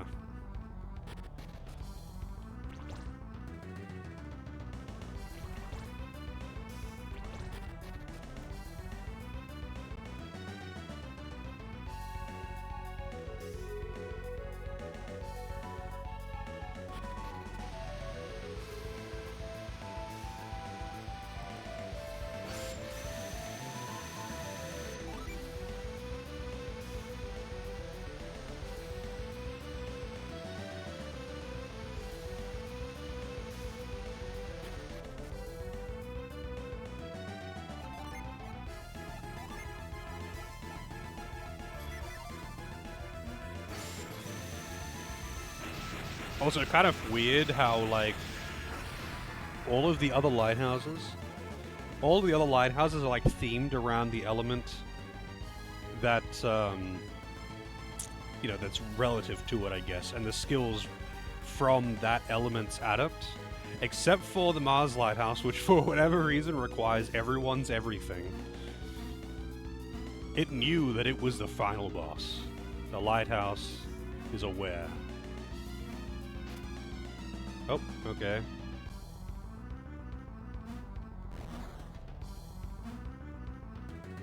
I wonder if that's gonna just stay lit. Or if I'm meant to be doing this fast.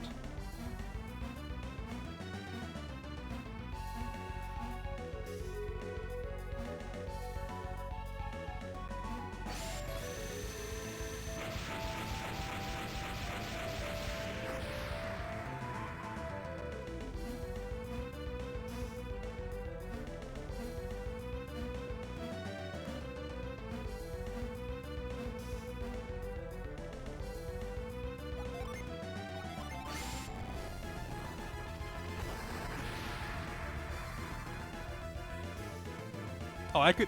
Interesting. When that little sequence was playing, I could still move.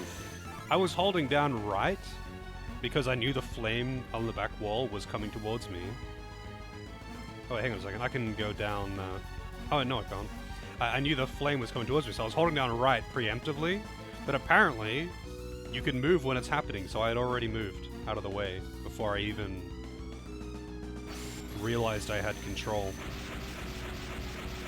I wonder how many other cutscenes are like that, how many sequences are like that, where it doesn't actually disable your control.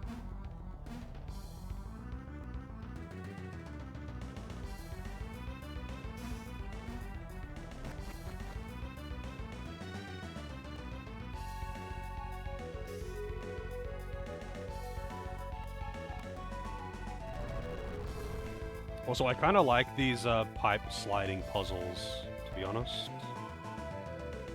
I think they're just neat. I don't see them a lot in other games.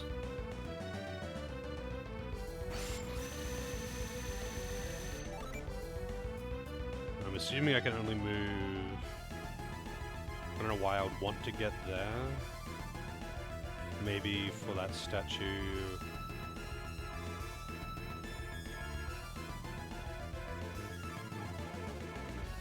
Yeah, it's for this.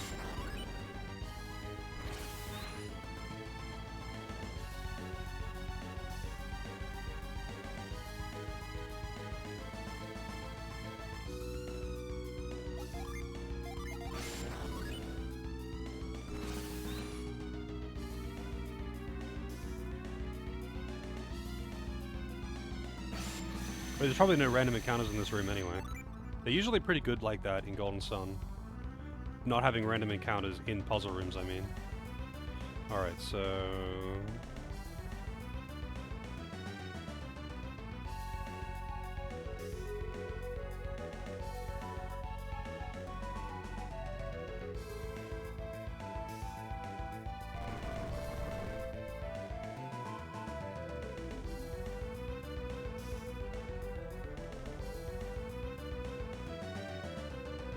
let's see if I get encounters in here.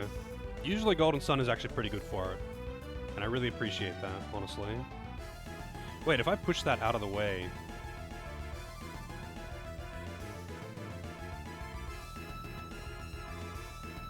I guess it's just to get out.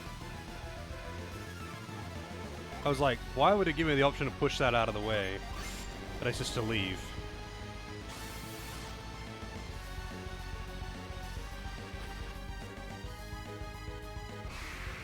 Nope, there are encounters in the puzzle room. Wow. I spoke too soon. I gave the creators of Ginstorm too much credit.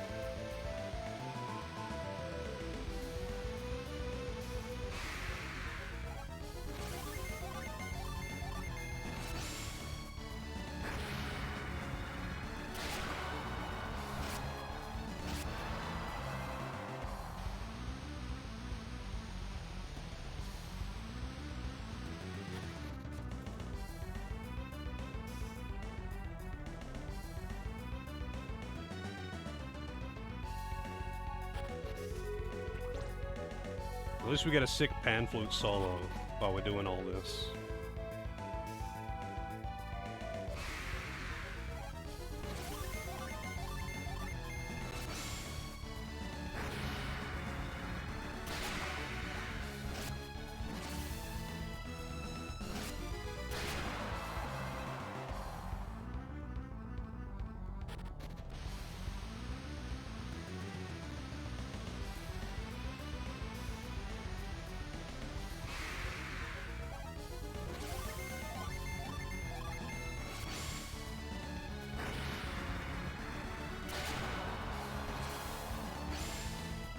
Bonk. I really want that animation, but with a hammer instead of a sword. How it just awkwardly kind of topples over. Hey, it's the, what's it called? The Veil Sanctum. Oh shit. Got him. It'll be the left one. The right one, sorry. You can't see it until you move it. It's kind of funny. Hang on a second, let me reset the room. Like, you would be able to see it, but the sprite behind it doesn't appear until you hit move. Like, you can see that it appears. Oh wow, even if you don't move it, it still hits you. That's actually kind of funny. You can see the edges of the sprite appear as soon as you start moving.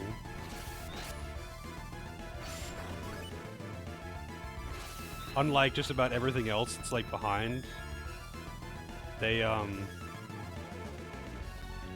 intentionally hid that one, so it really was pick a pocket.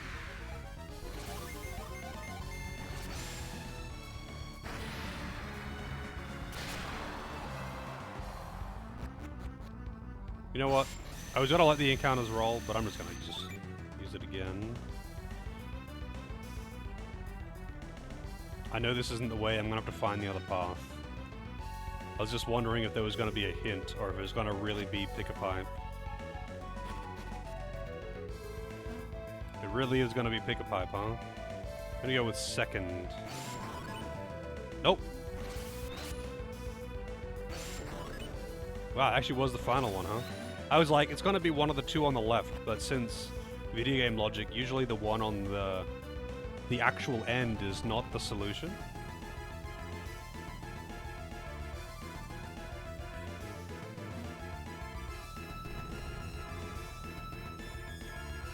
Oh, I see what I did wrong here.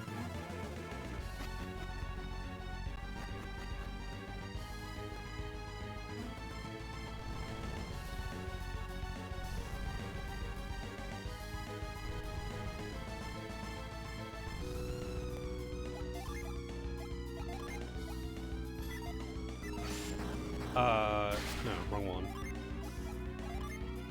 Carry. Not lift, carry.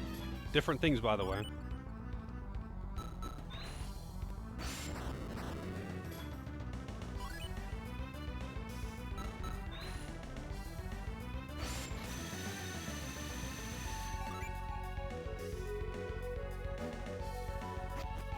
Fuck.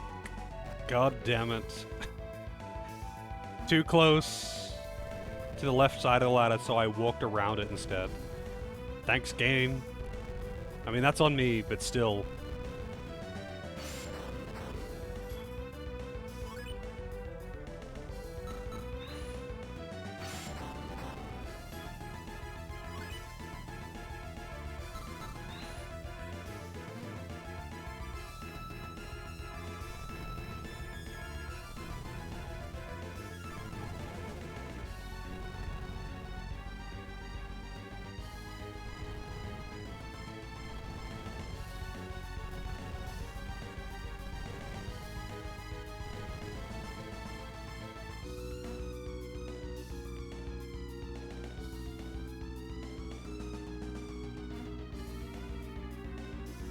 Huh? Wait, how do I deal with this? What are these?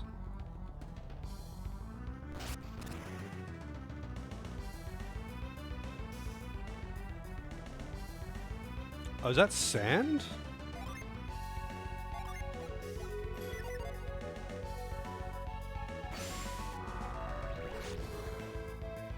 Yep. Does not look like sand. I thought it was like a flippable marble tile or something. Also, wow, this one's going to be kind of tight to get out of, or whatever. I was thinking maybe it's like another thing where you like use smash.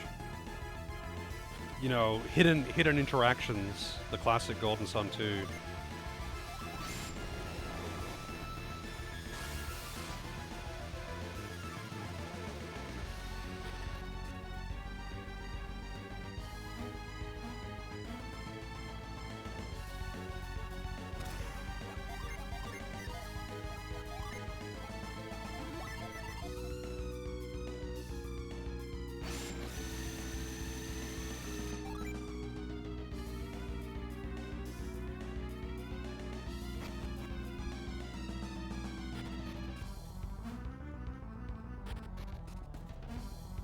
Alright.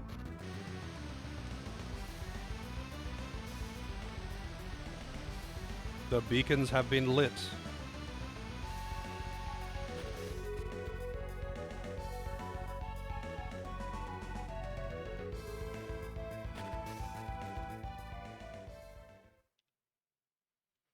The heavens await you.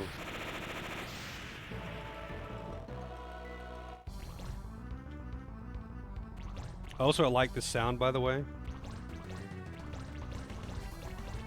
I don't know why, I just like that sound, alright?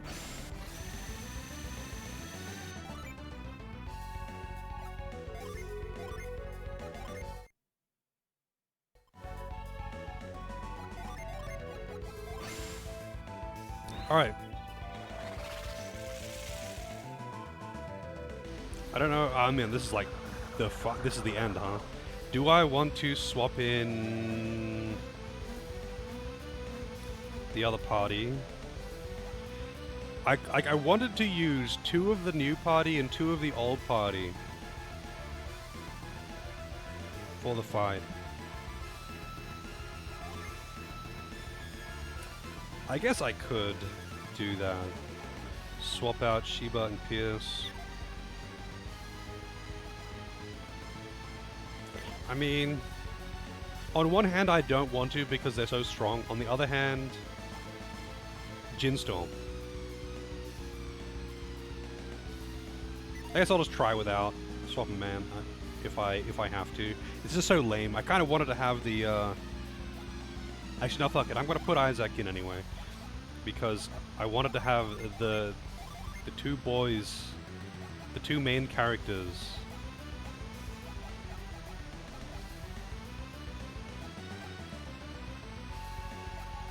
Also Mia, I guess. I'll do it. I'll just do it. Fuck it. I don't really care. I'll change up their classes though, so they're not something fucking useless. Alright, so I'll make him... What class do I want to make him? I'll make him Paladin. I feel like Paladin's kind of fitting for Isaac. Sheba, Felix, Isaac, and Mia. I kind of like Jenna. But, you know, Isaac and Felix are kind of the two strongest characters. But they're also both the main characters of the respective games, so it feels fitting to have them. And Mia's, like, the best healer. Also, I kind of like Mia. She's pretty bland. But she's got more going on than Sheba. And Garrett's Garrett, you know?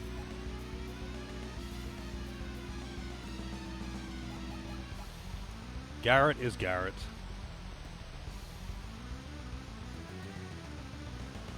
Paladin.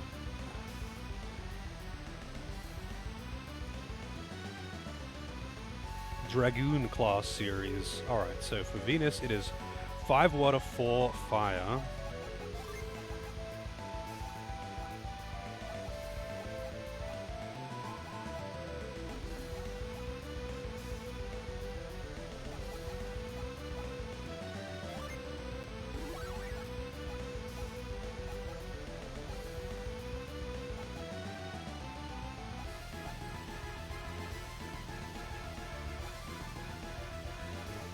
For some reason I thought there was 2. I mean, that one's nice, I guess.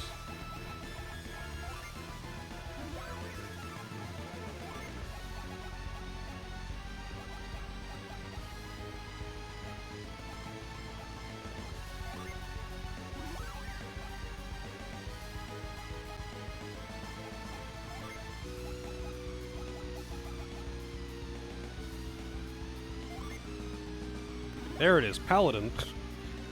There it is. So he's on Paladin.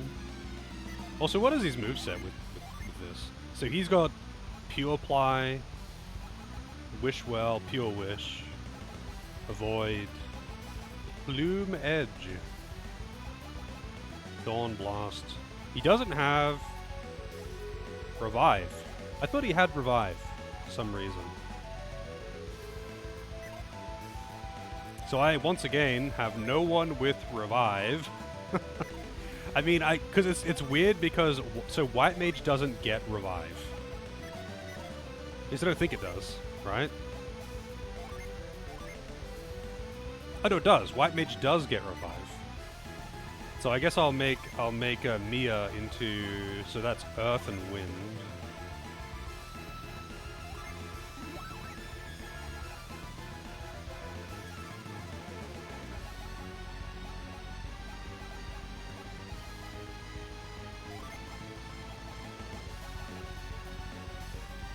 Speed up Jin recovery time. I didn't realize that was a thing. I've got like 1 water of life.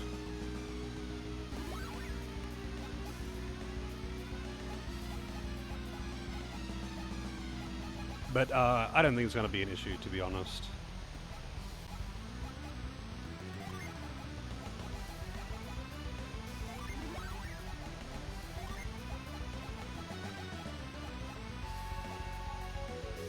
Take a deep breath and strike.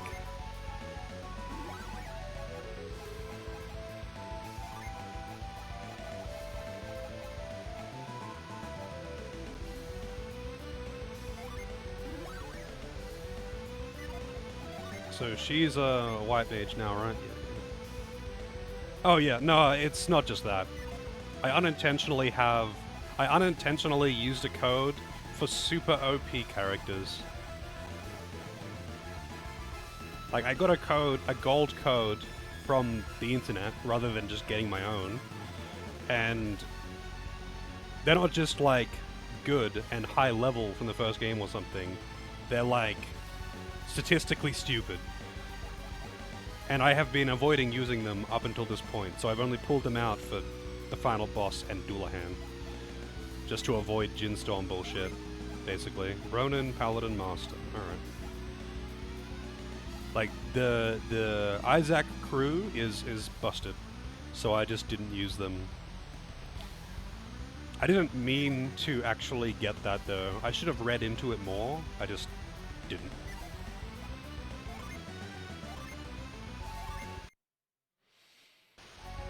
Like, when I got the code, like, from a random website...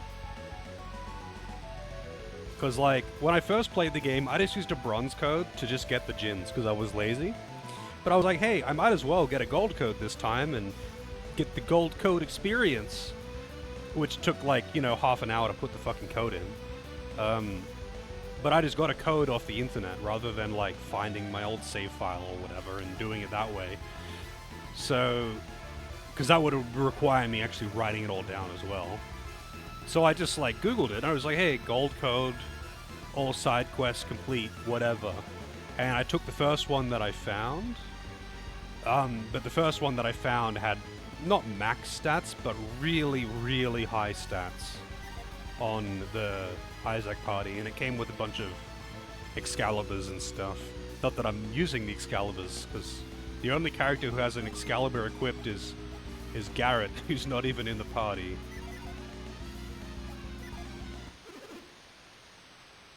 Betrayers.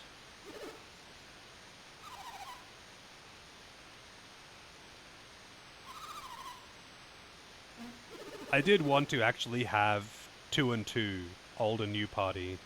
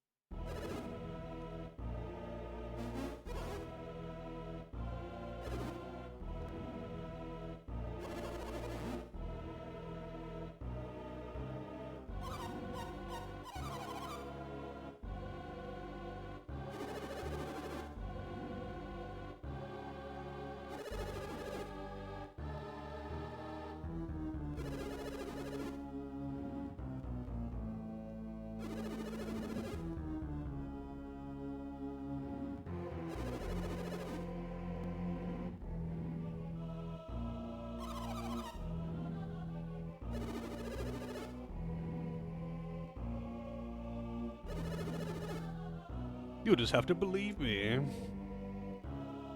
Nah, I have played the first game, yeah. I played the first game a bunch of times. This is the second time playing this one. And, no, I'm not playing on Switch. EBA version.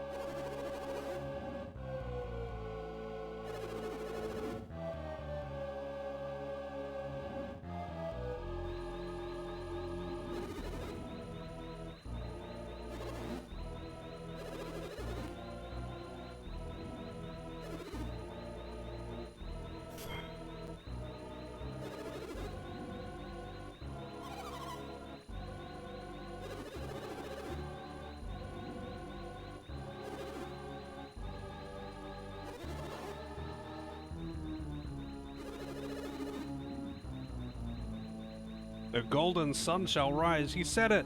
He said it. Golden sun.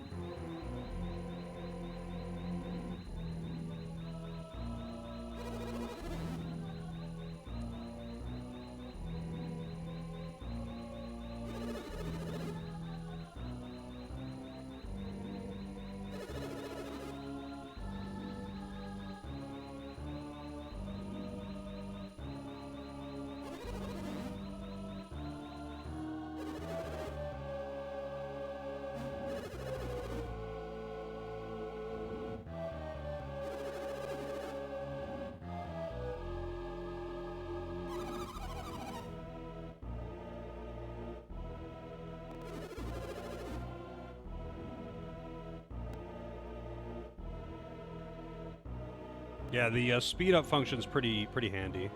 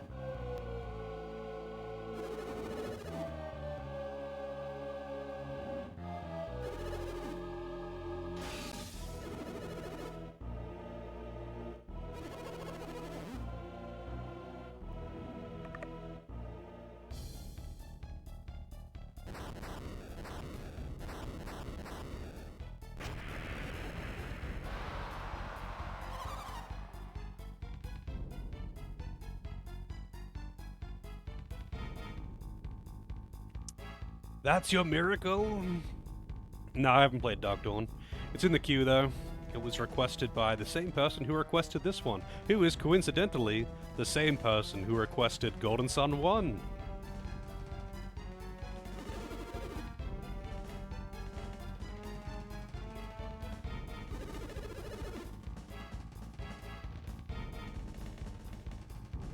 We already beat a two-headed dragon. How much tougher can this one be? That's actually a really good line.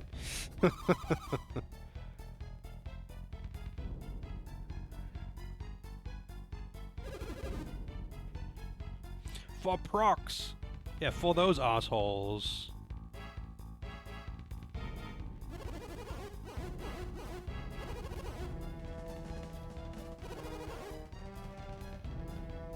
It's your parents.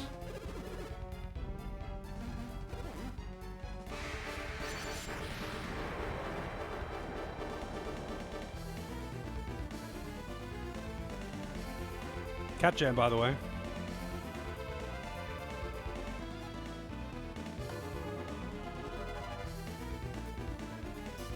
This sprite was not meant to be this high res. Not high res, like this stretched out.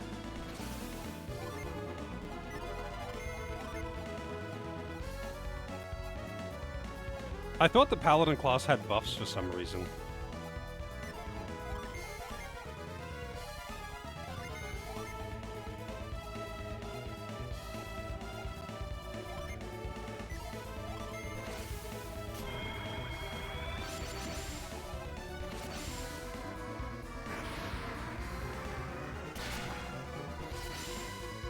Man, that is some low damage, actually.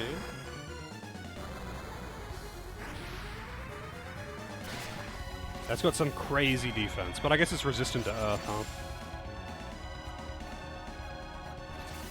Oh, it's defending.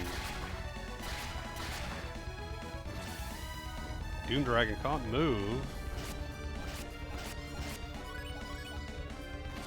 The funny thing about this boss as well is they didn't want you to summon rush it, which is neat, but they did that by giving it multiple phases with a moderate amount of HP rather than giving it a huge amount of HP, because summons do percentage-based damage. But like, dude, why even make him percentage-based damage in the first place if you wanted to avoid that situation?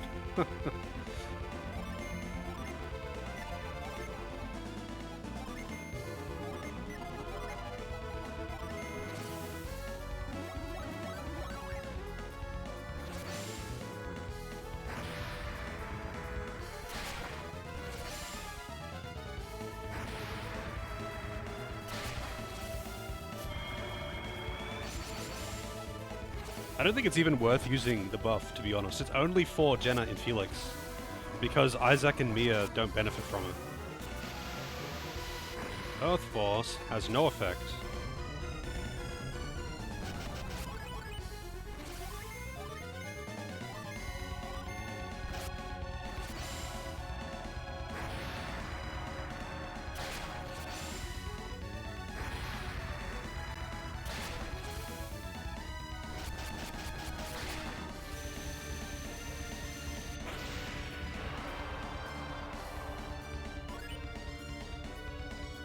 Alright, one head down.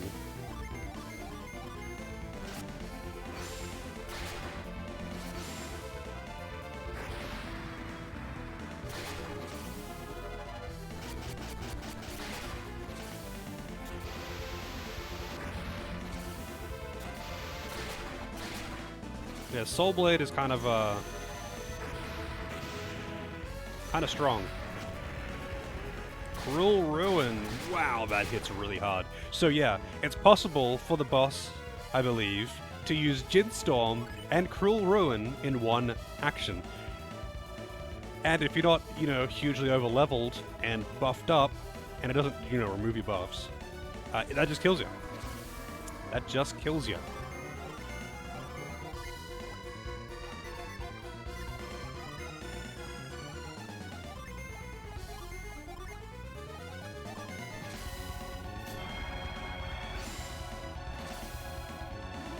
Protective aura. I don't know what that means.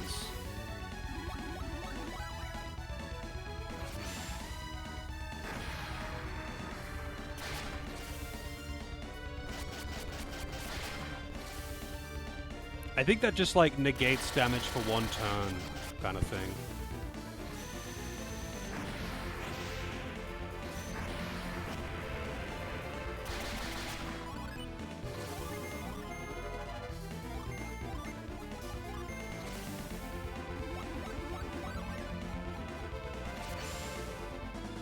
Yeah, I thought it was basically Flash.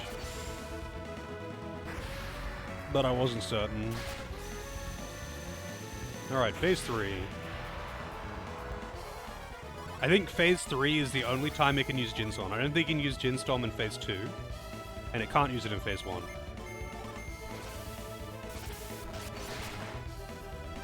Scissors! Scissors attack, yeah!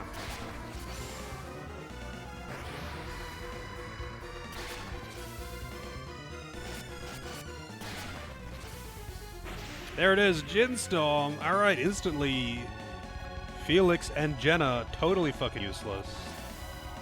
And there it is, Jin Storm Cruel Ruin.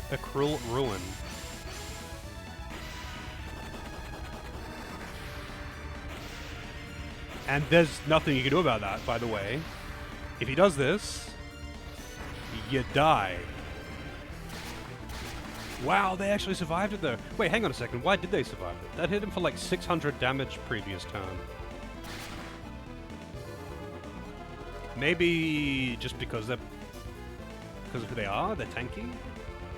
I don't know. Actually, hang on a second. Does Cruel Ruin do percentage-based damage? Because it did way more. It was hitting them for like 600 damage on the previous turns.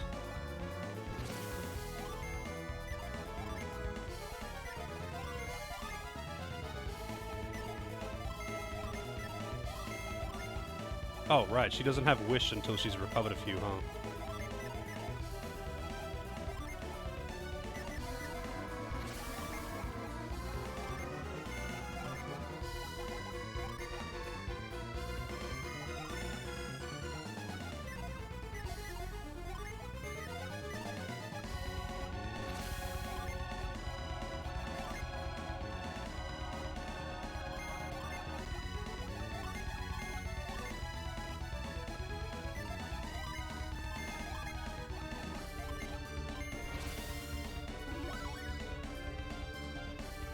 Oh, it does deal percentage-based damage. Okay. That's why. It's max HP, though.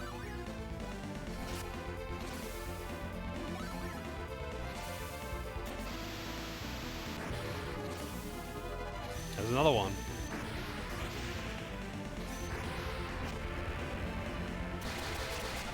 Oh, Jenna's dead. Wait, she had like full HP just then though.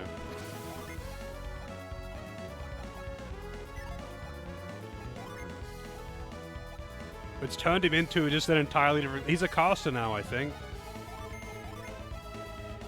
And he doesn't have heals anymore because it turned him into a fucking berserker. What is she? She doesn't have heals anymore either.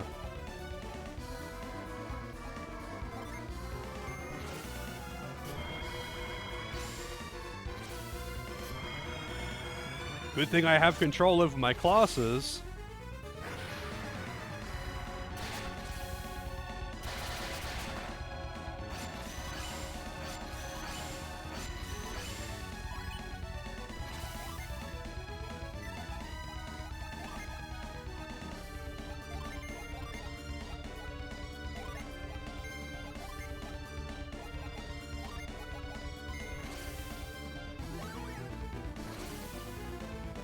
Percentage-based damage on characters that have got a shitload of HP is not nice, though.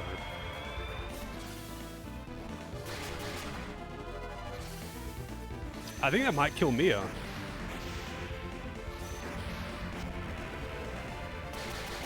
Nope.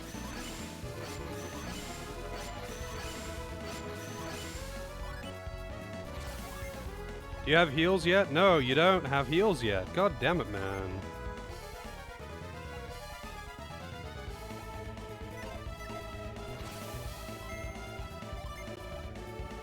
At least I've got heals on you.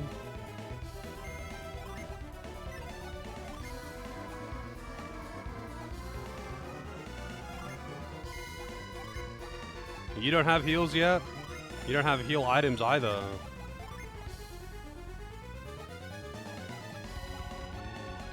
You can't HP drain this boss, by the way.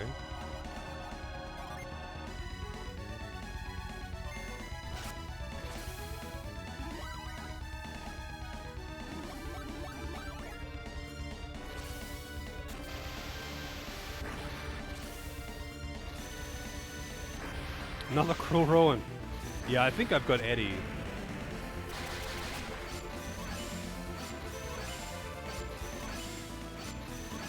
But I don't know if it's actually, like, usable right now.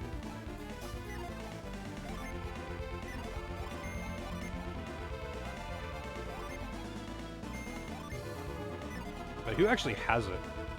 Not you.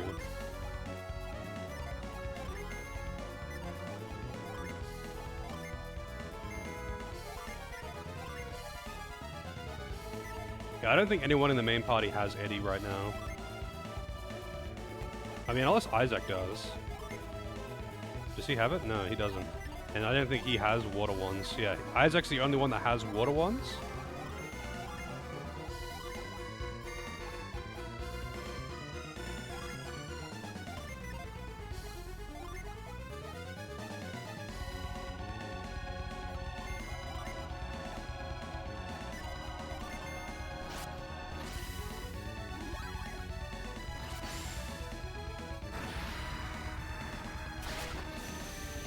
Oh, he's dead.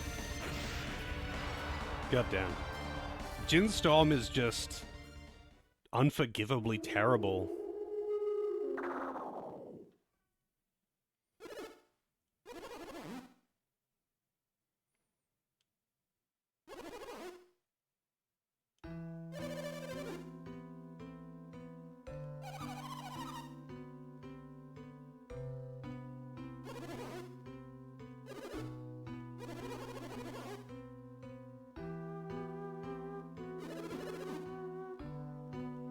Dude, look behind you.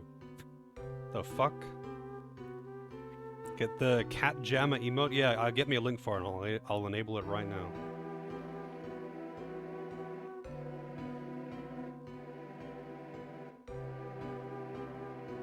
Hey man, that's what the emote suggestions channel is for. Post them. It's gotta be something pretty bad if I wouldn't enable it.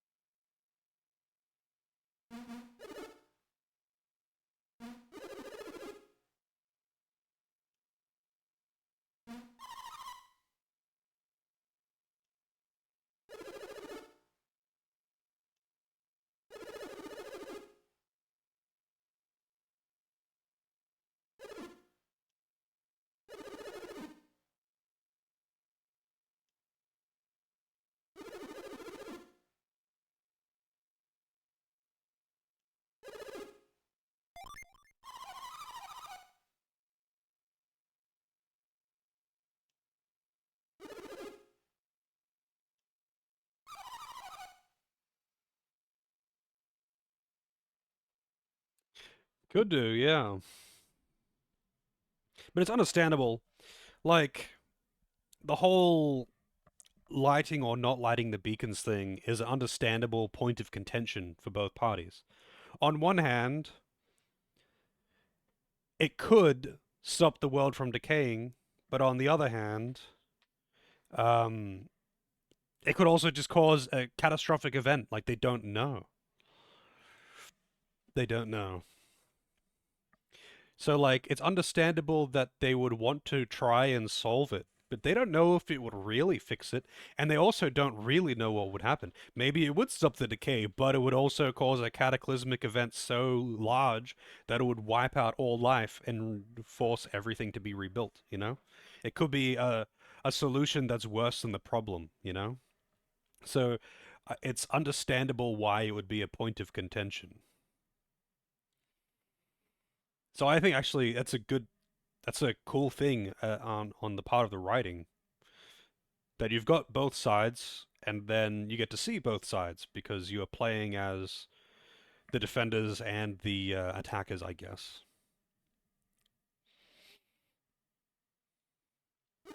Part of what makes the story cool.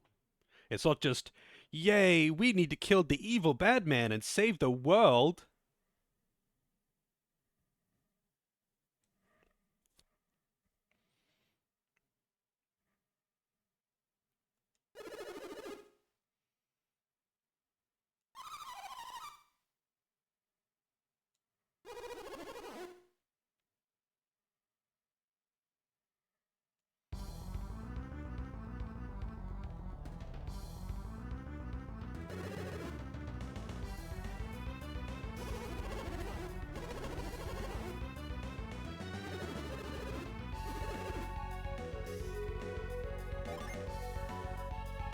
No! And then you leave. Take the elevator. Fuck off.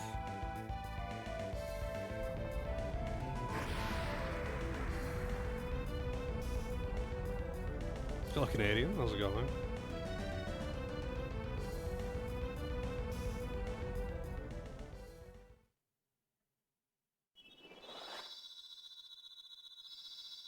Kind of funny that it divided the parties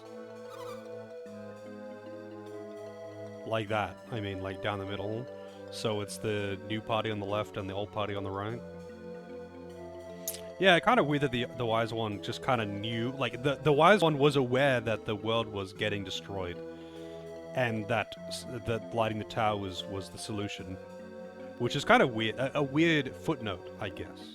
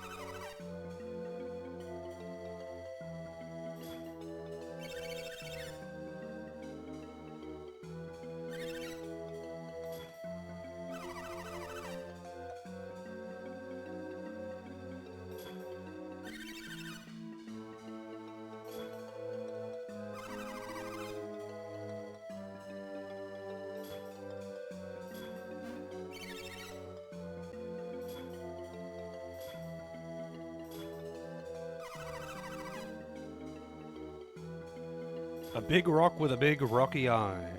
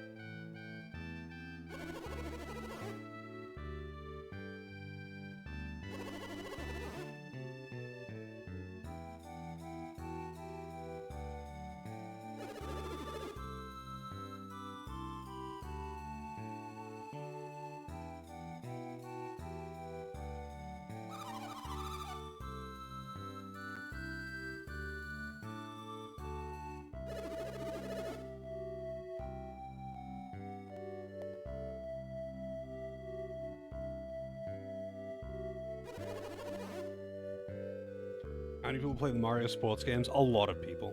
They're quite profitable, especially considering that they aren't like... They're probably pretty low cost games to make compared to most other games as well.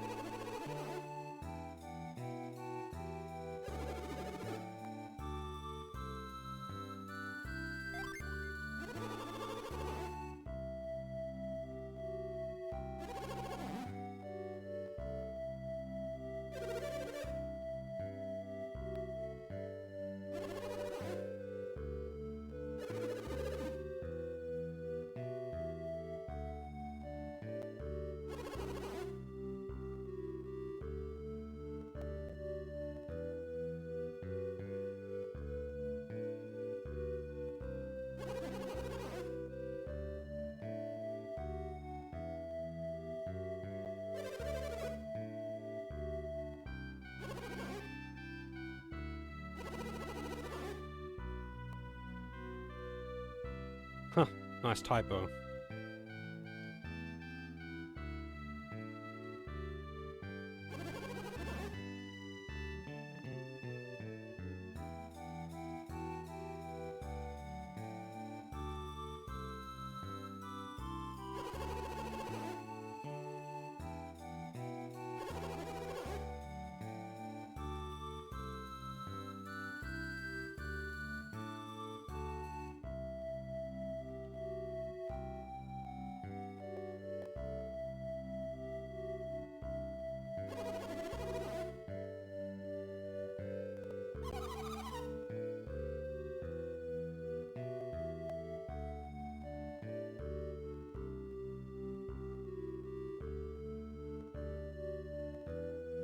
Blue Dragon on the 360. Yeah, I gotta play that one day. Didn't they get like fucking Iron Maiden or Deep Purple or some shit to make some of the music for that game? Like it was some weird, not like the whole band. Sorry, it was like it's like a couple big ticket people from old metal bands. For some reason, it's just like super out of place, and it's like cool, but really weirdly just like out of place for a JRPG, especially for one that was like pretty late in the grand scheme of things.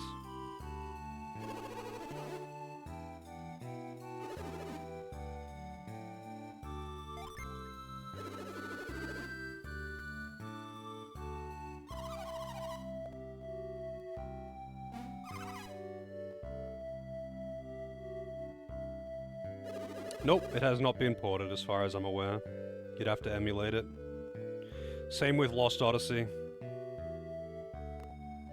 You can play it on modern Xbox systems though, through the eShop.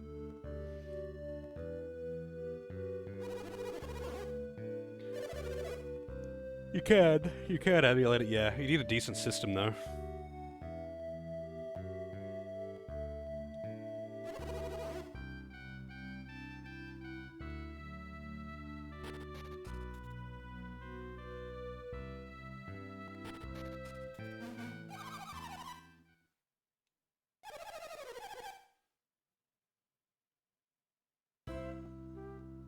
Yay, happy ending!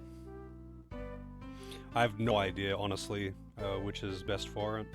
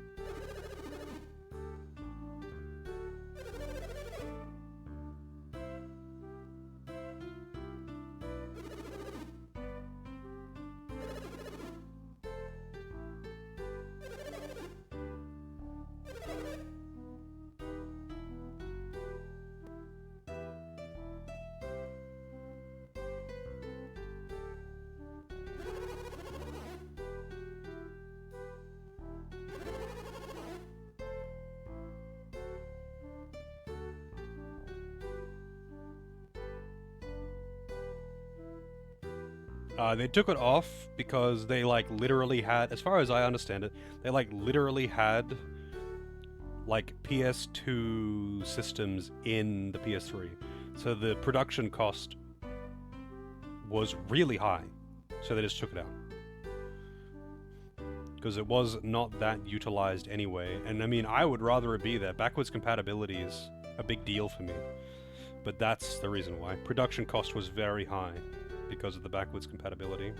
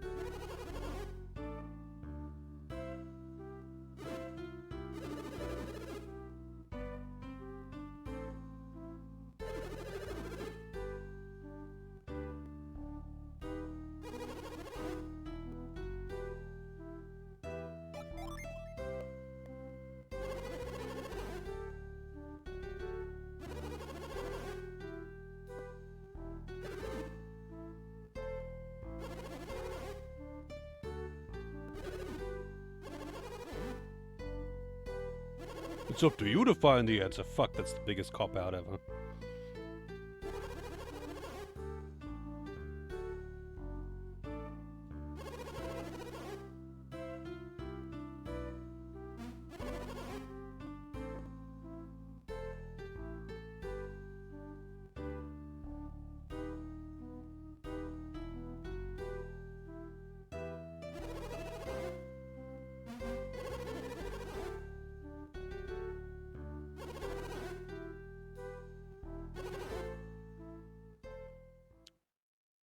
That hooray, that cheer at the end there for some reason.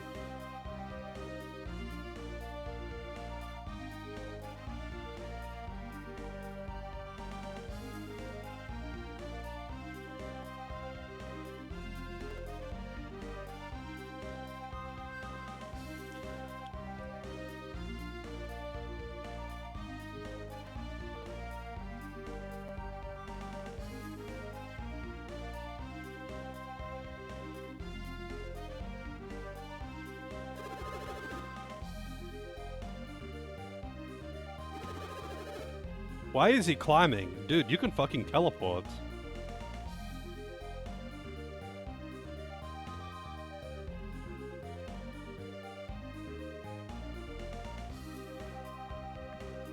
Funnily enough, I never met anyone that actually had the red ring. Like, I'm aware of the memes and that it was apparently very common, but just about everyone I know had one, and no one that I know had the red ring problem. Must have just got lucky. Wow. Surely that would have been under warranty, though.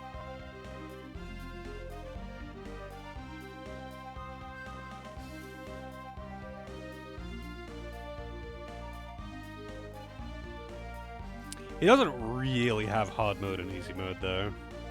Like, I mean, hard mode is yes. Easy mode is just starting, is just New Game Plus. Easy mode is just starting at max level, like at your current level in New Game Plus.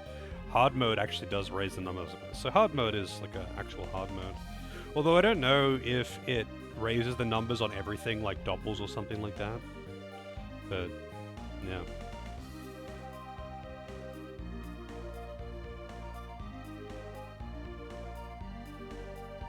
Twice! Fucking hell, man, that's rough. That'd be me. I never had an Xbox, though.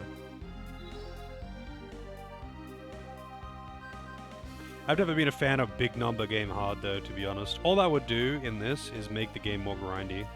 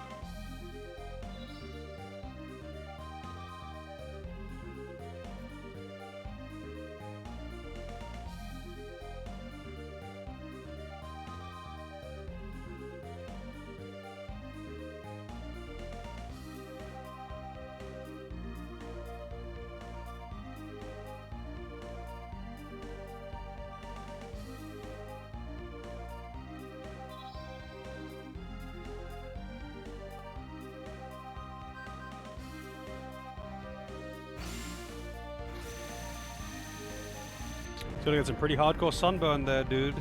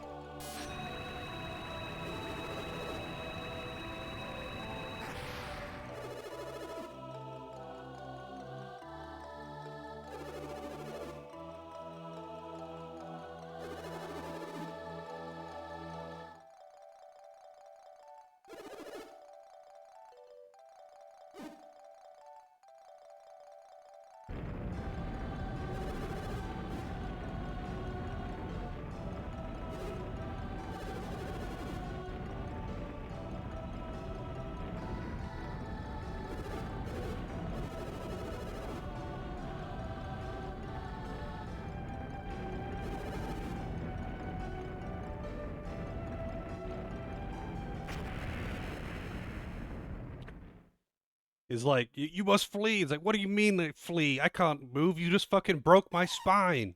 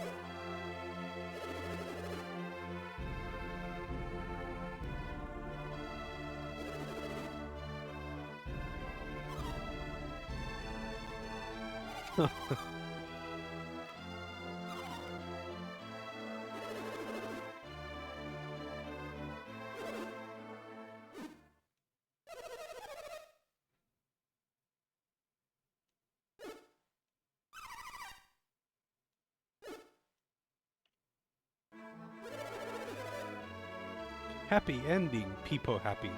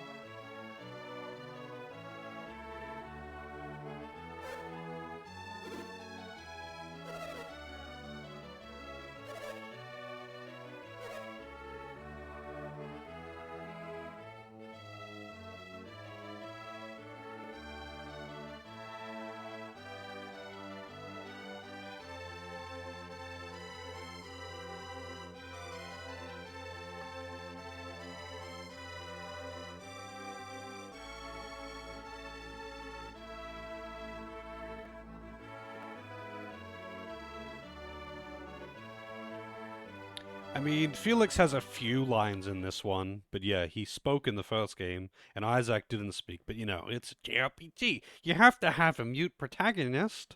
That's what Dragon Quest does.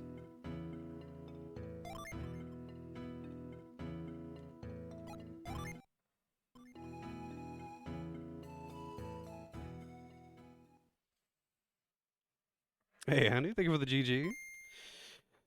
Alright. Game done. Cool shit.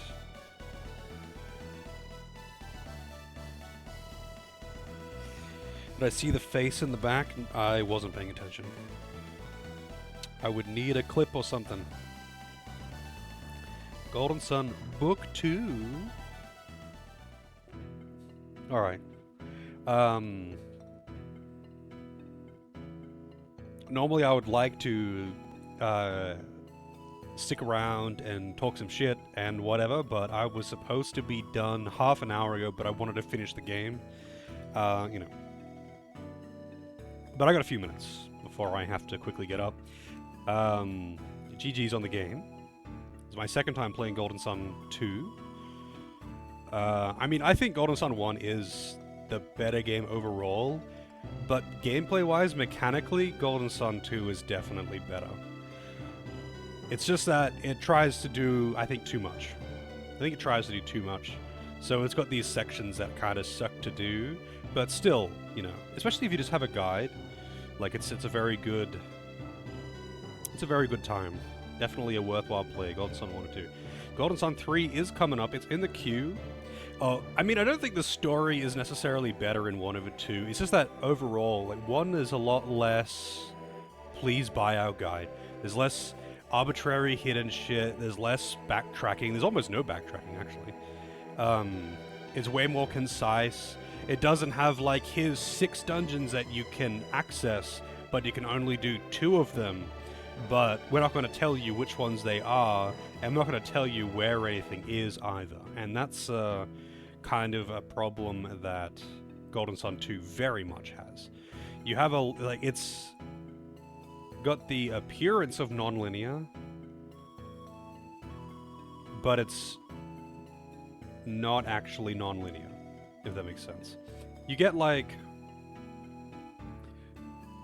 Yeah, like, you've got the freedom to visit a lot of places, but you can't actually do anything in most of them. You can do some things out of order, though. You absolutely can do some things out of order. Like, there's like 3 times where you've got the option to do several different dungeons in whatever order you want. It's just that because, like, in my opinion, if you're gonna have freedom to, like, if you want to have freedom, you gotta actually have freedom. You can't have, like, you can visit all these dungeons, but you have to do this one before this one before this one. And that's what Golden Sun 2 does a lot of. I skipped Dare Rock? Yeah, I did. I came back to it. Apparently Golden Sun 3 isn't... I've heard a lot of people say Golden Sun 3 isn't great. But I've also heard a bunch of people say that Golden Sun 3 is actually very good. It's just that it's not the one that people wanted. People wanted a direct sequel to Golden Sun 2. But it's not what Golden Sun 3 is. Golden Sun 3 is distant in the future. You're playing as different people. It's not directly, like, a direct sequel like this one is to Golden Sun 1. Like, yeah, I really like games that are non-linear and open world. However, this doesn't really give you freedom, it just looks like it gives you freedom. And because it doesn't give you any direction, you just have to do all of the wrong things or get lucky, essentially.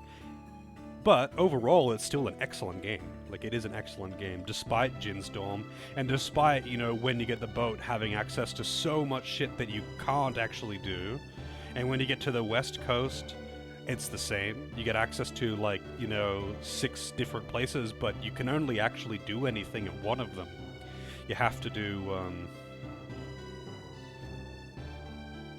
yeah, there's very, very little backtracking in Golden Sun 1.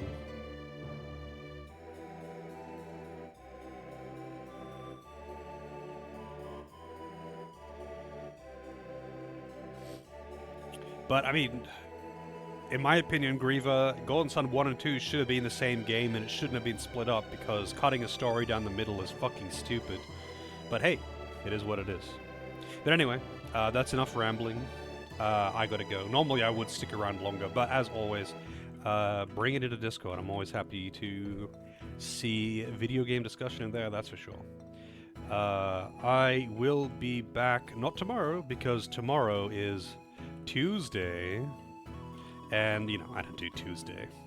But I will be back on Wednesday, starting on the next game. So hopefully see you all next time. But until then, have a good morning, day, evening, whatever is appropriate to your time zone. Hopefully see you all next time. And say hi to whoever you're gonna go watch next. No context, just be like, hey, this idiot says hi. But yeah, have a good one. See you all next time.